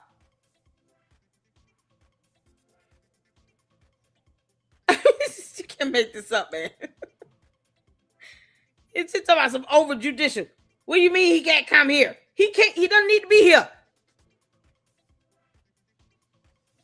But you want him all in your house around your little girl. Cam, you kick rocks. You think he cares about the other people's daughters he messing with? Those girls are somebody's daughters. But see, when you're an evil, soulless demon from hell, y'all look at this freeze frame. Piers Morgan. Oh, look at that. His face says it all. He's like, oh, this stupid idiot. Why do I keep platforming her? And this demon coming out of her. Look at Piers Morgan, y'all. Like he about to fall asleep. It's like he's sitting here rethinking his life's decisions. And she's sitting up there snarling at him. Like, you can't make this up. Why does he keep platforming her? Stop doing it, man. He's not been convicted of a crime. The correct position of strength to have on that. She said it's over judicial and it will be passed. No, it's still active and pending and ongoing. You don't have the authority to tell anybody what position to take on something where you're not an attorney. And you're talking about severe criminal charges that would literally land him in prison for the rest of his life. Candace, you're stupid. That would have been, I hate everything about this Andrew Tate character. I hate what he represents. I hate the culture that he's bringing, but he's an American citizen and he's going to be treated as such. Instead, they said, we'll find something. And then they began the fishing expedition, which I just stand against, whether it's Trump, whether it's Tate, whether it was you always maintained, is that Andrew Tate and his brother were actually a response to a misandrist culture, women that hated men. Before Andrew Tate, there was Lena Dunham. There was Lena Dunham saying terrible things about the patriarchy, about men ain't this. There were Beyonce albums. There were Taylor Swift albums. And people want to pretend that that's not relevant. Men were getting beat over the head over and over again for just being men, being told your tail needs to be between your legs. That's not being a man when he claims to be a pimp. Candace, you don't have to be a man and a pimp at the same time. You do realize real men can just be men. They don't have to walk around here talking about their pimps to try to appease somebody on social media. Andrew Tate is a punk ass. He's not a man. But he is the one that professed to being a pimp. which is a crime. And he's proud of it. And he actually facilitated actions that were defined to be a pimp. Trafficking is a very serious charge. Candace. So if Andrew Tate comes to your house and he takes your kids, all four of them, and he traffics your kids out to some registered SO, you gonna sit back and say, oh, well, he's just being a man. You know, he's a man being a man. Is that what you're gonna say, Candace? Because that's exactly what we expect you to say.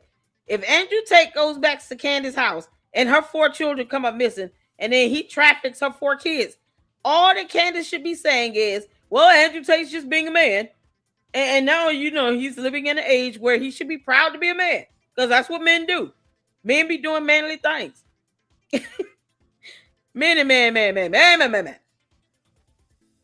These are the manly things that men do. Traffic children.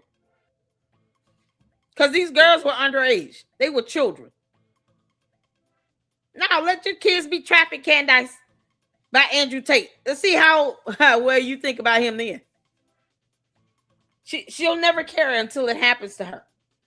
So he go over there and he sneak out your kids in the middle of the night. Because you and George Farmer somehow are still best friends with him.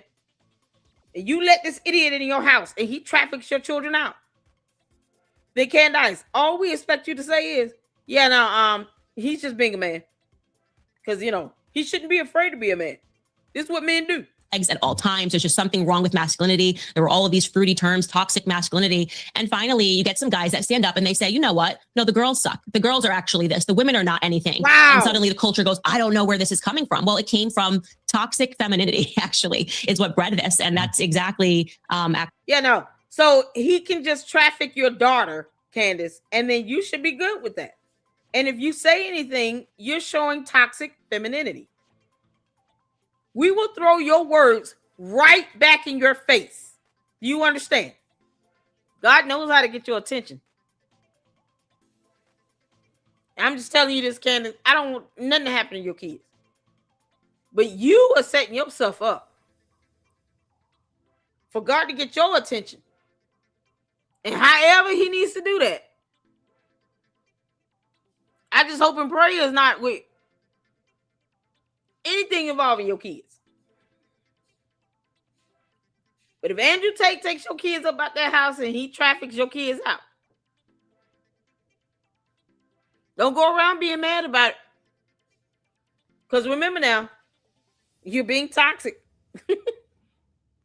Just remember that. Keep that in mind. Actually, one of the things that I'm bringing up in my book, which is publishing in a couple of months, Make Them a Sandwich. It gets into the history of exactly what we're speaking about. How did we arrive at this culture? Women produced it. So you can thank Lena Dunham's. If there's something that you don't like about what Andrew Tate says and why young men are following him, we've got to go backwards and take a look at the women who brought forth this modern feminist movement, which was really just about. I'm in the midst of unpacking the Harvey Weinstein trial, and it's pretty terrifying what they allowed in that courtroom. They just overturned it in New York, as they should have.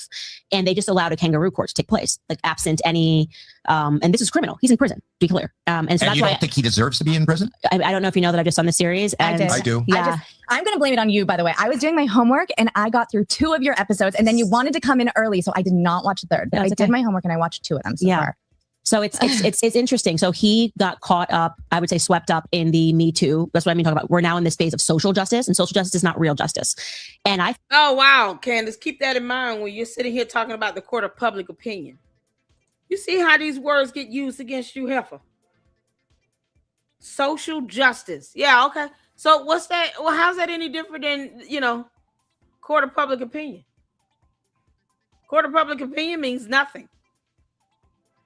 Because, see, in the court of law, what they had was evidence to prove him guilty by way of a jury deliberating. I know I'm using hard terms that you can't spell or define. And they found him guilty. And then he was sentenced to prison. He's still there. Correct me if I'm wrong. Is he not still in prison? Andrew Weinstein is still in prison, right? I don't recall him like dying or anything. Andrew Weinstein still in jail.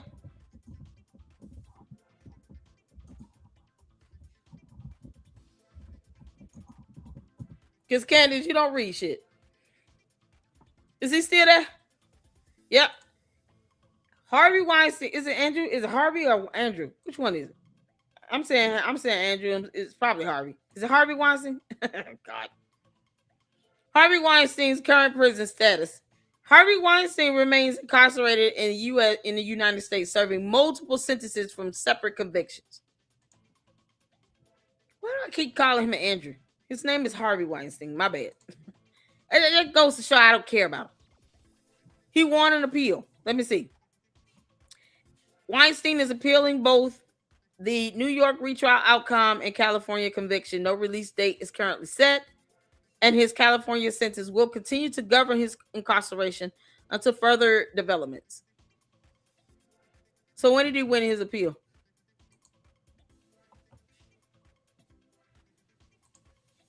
You say you think he won his appeal? Did he actually win his appeal? Or is it still pending?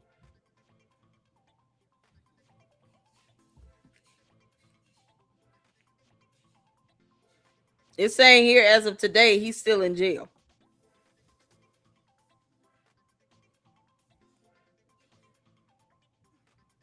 I'm trying to see. It says he's appealing it.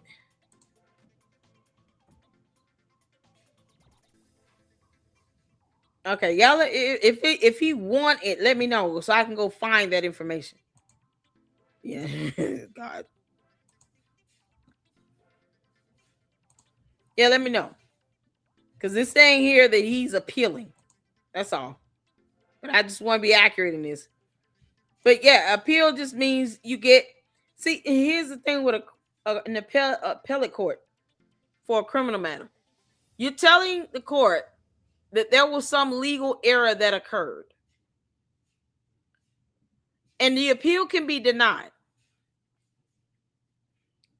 Or it can be granted.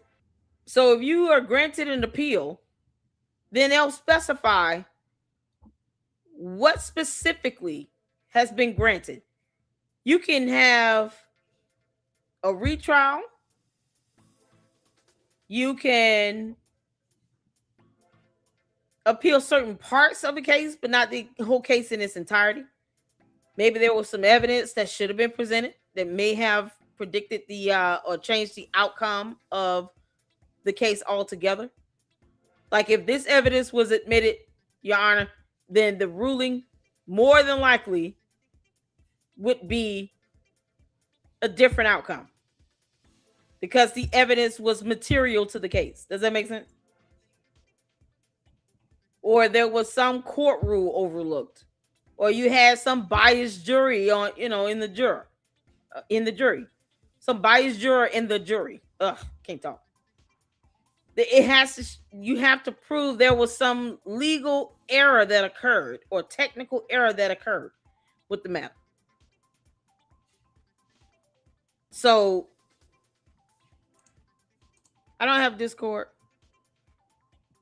Not California, I just Google. Sorry, Megan, I don't have Discord, honey. Not to get confused with appeal. God. Is it a criminal crime? Yeah, it is under judicial.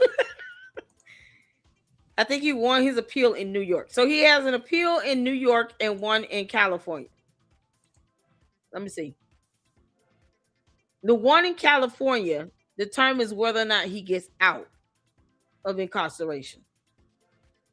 It says in summary, Harvey Weinstein is serving a 16-year California prison term and remains in custody pending the outcome of his New York retrial and appeals. But the California one, the California sentence will continue to govern his incarceration until further legal developments. So even if he wins the appeal in New York, the California conviction is still going to stand. Because California can't, in New York, they can't tell California, well, I need to let him out because he won his appeal over here. Well, no, he needs to win his appeal over here. Does it make sense? So this is something else. And she's sitting here advocating for people like this. Right now, he in jail for 16 years. I gotta go. Okay, thank you, eclectic journalist. Yeah, we have to come back and collab next month. All right. Let me know your availabilities. Good to see you. Have a good one. But this is so crazy. It's like, thank you so much, Juju. You guys make sure you go check out the eclectic journalist and show up some love and support over there. So Harvey Weinstein, he's sitting here in jail for 16 years, and she's talking about, he should be let out.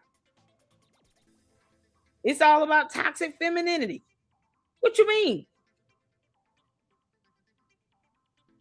Once again, Candace, if an Andrew Tate takes your daughter and traffics her, are you going to blame it on toxic femininity? Are you going to see it talking about, well, you weren't supposed to do that to me? Not my daughter. You're supposed to do this to other people's daughters, not mine. Candace, you're a demon. Can't make this up. All right, let's get back to this and finish it up, y'all. I thought he was guilty of sin because, I mean, how could you not? There were so many women speaking at the same time, and that allows us to allow a trial by the media and not a trial by the facts. And that's why you have to say, what are the actual facts here in the case? But she wants a trial by media when it comes to Brian Harper's lawsuit and the Macron lawsuit against her. Nope.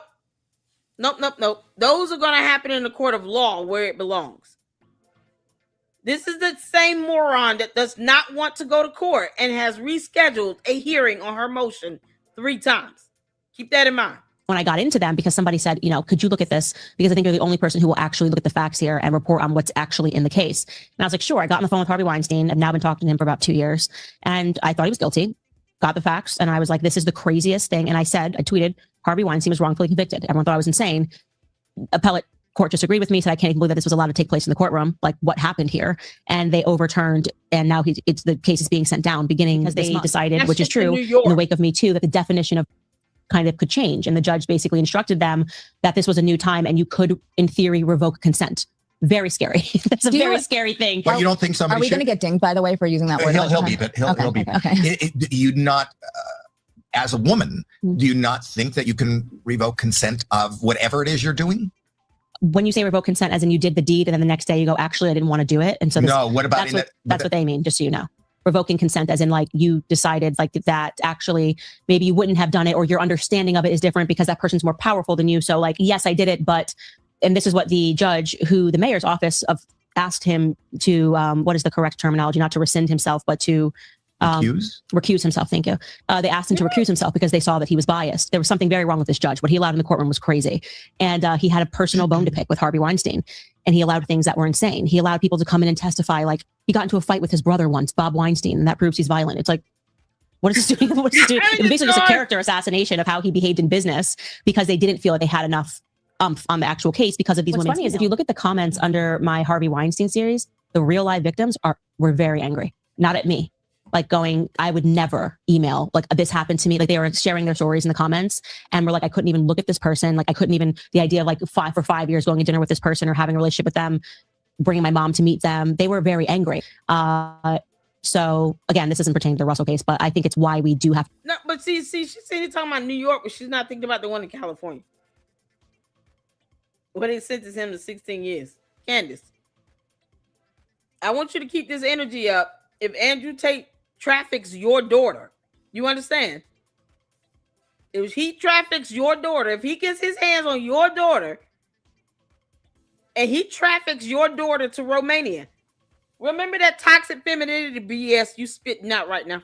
Interject. I always view myself as like defending real victims when I see someone who's just tossing around terms trying to gain power over people. Amber Heard broke the Me Too donkey. You know, that public trial changed. Everyone was on board with Just Believe Women, I think, until the Amber Heard trial, because I was very anti, like, because I was looking at things and I'm like, what's going on here with this trial before it was public? And I felt there was like, we weren't getting all the facts. And then she wrote that piece and it became defamation. And then the public got to see what happened. And I think people were slower to just hashtag believe women, maybe. I did sleep with a 16-year-old when I was 30. I do believe Russell saying that he never raped anyone. He forced his penis down my throat. He's grabbing at my underwear, pulling it to the side. I'm telling him to get off me. He won't get off. like holding me up against the wall, pushing himself in me. He grabbed me and got me on the bed. I was fully clothed and he was naked at this point, and he held me down and he was just aggressively trying to, me. I was like, oh my God, he raped me. He forced his penis down my throat and couldn't breathe, just choking me. I was crying. And he said, oh, I only want to see your mascara run anyway. Wow. Admitting that he abused a child. Yes, a boy child. A 16-year-old boy. I will always love Ye. I will always defend him. Harvey Weinstein was wrongfully convicted. I believe Harvey Weinstein was wrongly convicted.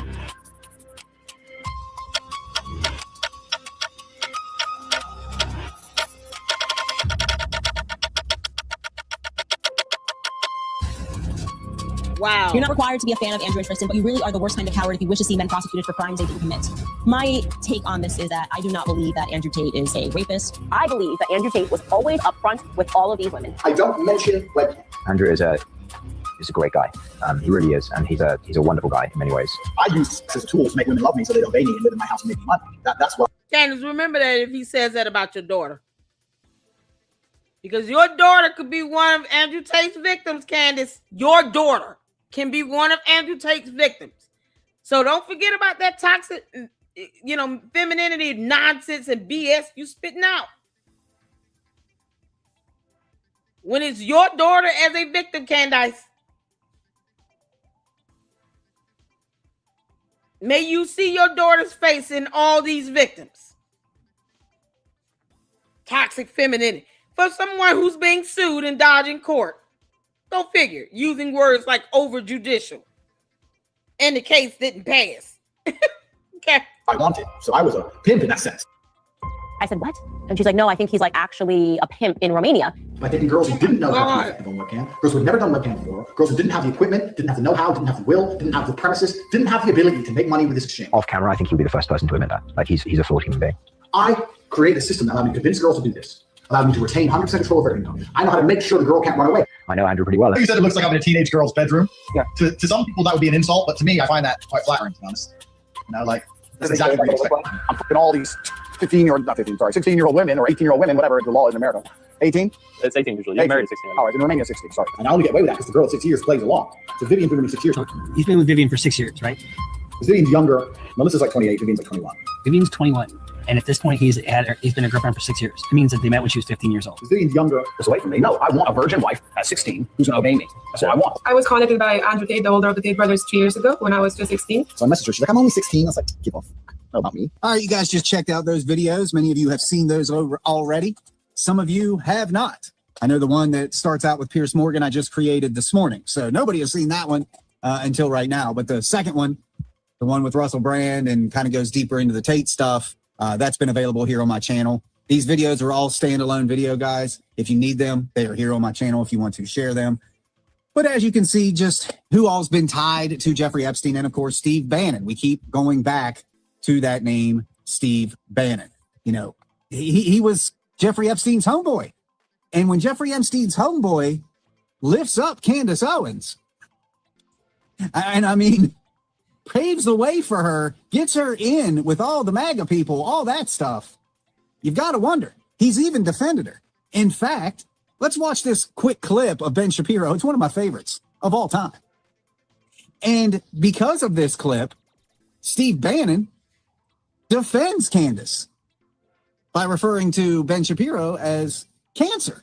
So the man who is openly tied to Jeffrey Epstein, even after he was convicted, who is openly tied to Candace Owens, is attacking Ben Shapiro for attacking Candace. Check all this out. So when Candace Owens says, I don't know, but I know, that is retarded. And we are all more retarded for having heard it. When Steve Bannon, for example, accuses his foreign policy opponents of loyalty to a foreign country, he's not actually making an argument based in evidence. He's simply maligning people that he disagrees with, which is indeed par for the course from a man who was once a PR flack for Jeffrey Epstein. But Ben Shapiro is like a cancer, and that cancer spreads. All right, my friends. Now, again, we're coming back to Rebecca Mercer, just so you can see these dots. You know, there she is with her husband. Him and her are the ones that financed Parler for George Farmer. They're the ones that sat on the board, well, she did, with Candace on Blexit. They're the ones, as you can see in this picture, with Steve Bannon. They financed him in all of his projects, knowing full and well he was openly tied to Jeffrey Epstein. So we're getting some dots, right? Old George Farmer and his parlor. So then we move on to a name I alluded to earlier, but we haven't really jumped in on yet. And that is the name Jared Kushner. Jared Kushner also has ties to Jeffrey Epstein. And the most disturbing part is you can't hide it. Okay, he was holding an event. And this is after Jeffrey Epstein had been convicted. He sends an email. So we're going to pause it there. That way we can do a live stream on this Carmelo Anthony body cam and all of that. Y'all, this has been something else. Y'all. Great marathon. Lots of great content we were able to get in. And shout out to Milk Bar and Fax Me and the Eclectic Journalists and Mira K and Natalie Beisner. Shout out to all the fantastic content creators, Joshua Carr, that we were able to check out and get in today. Hope you guys enjoyed this. This has been something else. Boy, you learn a lot, man. You sit here and you're just able to kind of watch some of this content and get it in and see the background research. Last night we did our watch party with Ryan Morrow. And yes, we are in talks of trying to get him in the LLC. That would be absolutely fantastic.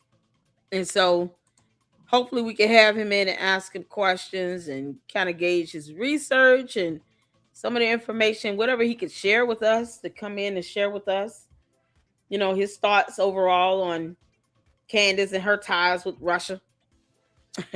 Is she ever going to just go there and never come back? Because, you know, honestly, that's what we all want. All right, go to Russia, Candace. Bye. You let Andrew Tate get near your daughter. That's on you. Can't make this up.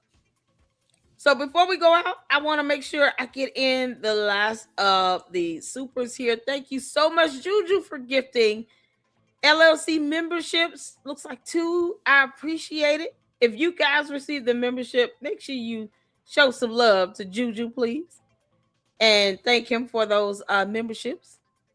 I appreciate it so much. And thank you for your support.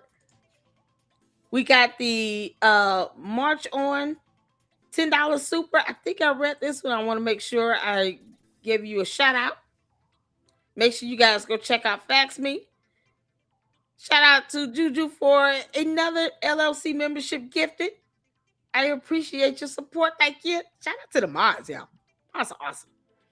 And then make sure you guys go and support Eclectic Journalists, as well as Joshua Carr and Milk Bar and Natalie, and Mira K, all the content creators we covered today. We have a $20 super from March On again. That's Sudan Ligia. Fantastic, a person that lies and worse yet believes her own lies. She stole credibility from others, and she's now a part of the SSPX schismatic part of my Catholic faith. Is so obvious to me. Yeah. Candace lying on Kanye West about a logo. It just goes to show this girl is bold enough to lie about anything else. That's a bold lie to tell.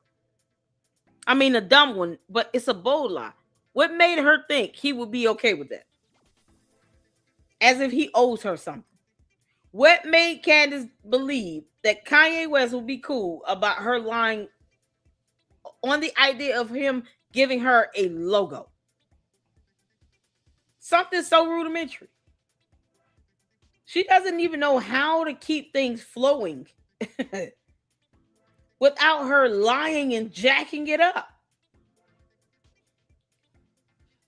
And you know, you making up legal terms to try to say you're objective. Candace, you don't have an objective bone in your body. You can make this up.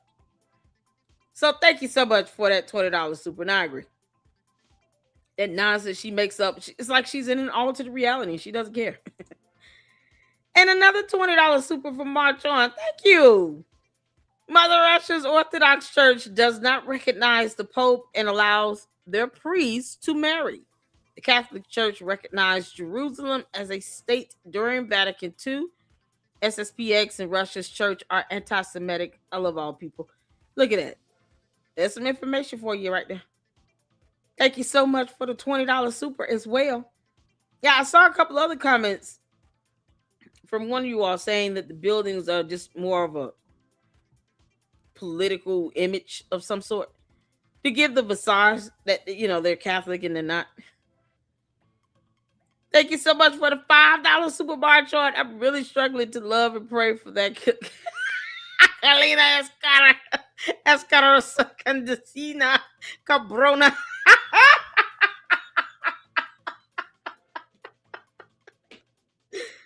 Oh, Lord. Just tell her to kick rocks like I do. At the very least, laugh at them. Thank you for the $5 super bar chart. User 225 became a member for a month, renewed that membership. And I'll see what this Candace's shaking stick look like. Please answer accurately. Thank you. Candace the alien is a Shango stick. You can't make this up. User 225. I will see you in Umark Live tonight. Thank y'all so much for tuning in. Make sure you guys hit that like button and make sure you hype up the video. Yes, this has been a long one, but this is what happens with the marathons. We go pretty long. Candace, I dare you let Andrew Tate traffic your daughter. Yeah, and then blame it on toxic femininity. You got to be the dumbest woman on earth, Candace. And this is after she took her kids to a war zone. Can't make this up. Y'all hit that like button. I appreciate you all. Join me in the next live if you can as we go over the Carmelo Anthony body cam footage. But if not, I will see you all in the next one tomorrow. We're going to be back at it again. Candace, we're just going to keep doing this. And it's how it's going to be. All right? And I will see you all in the next one. Until then, Lady Luck Club out. Deuces.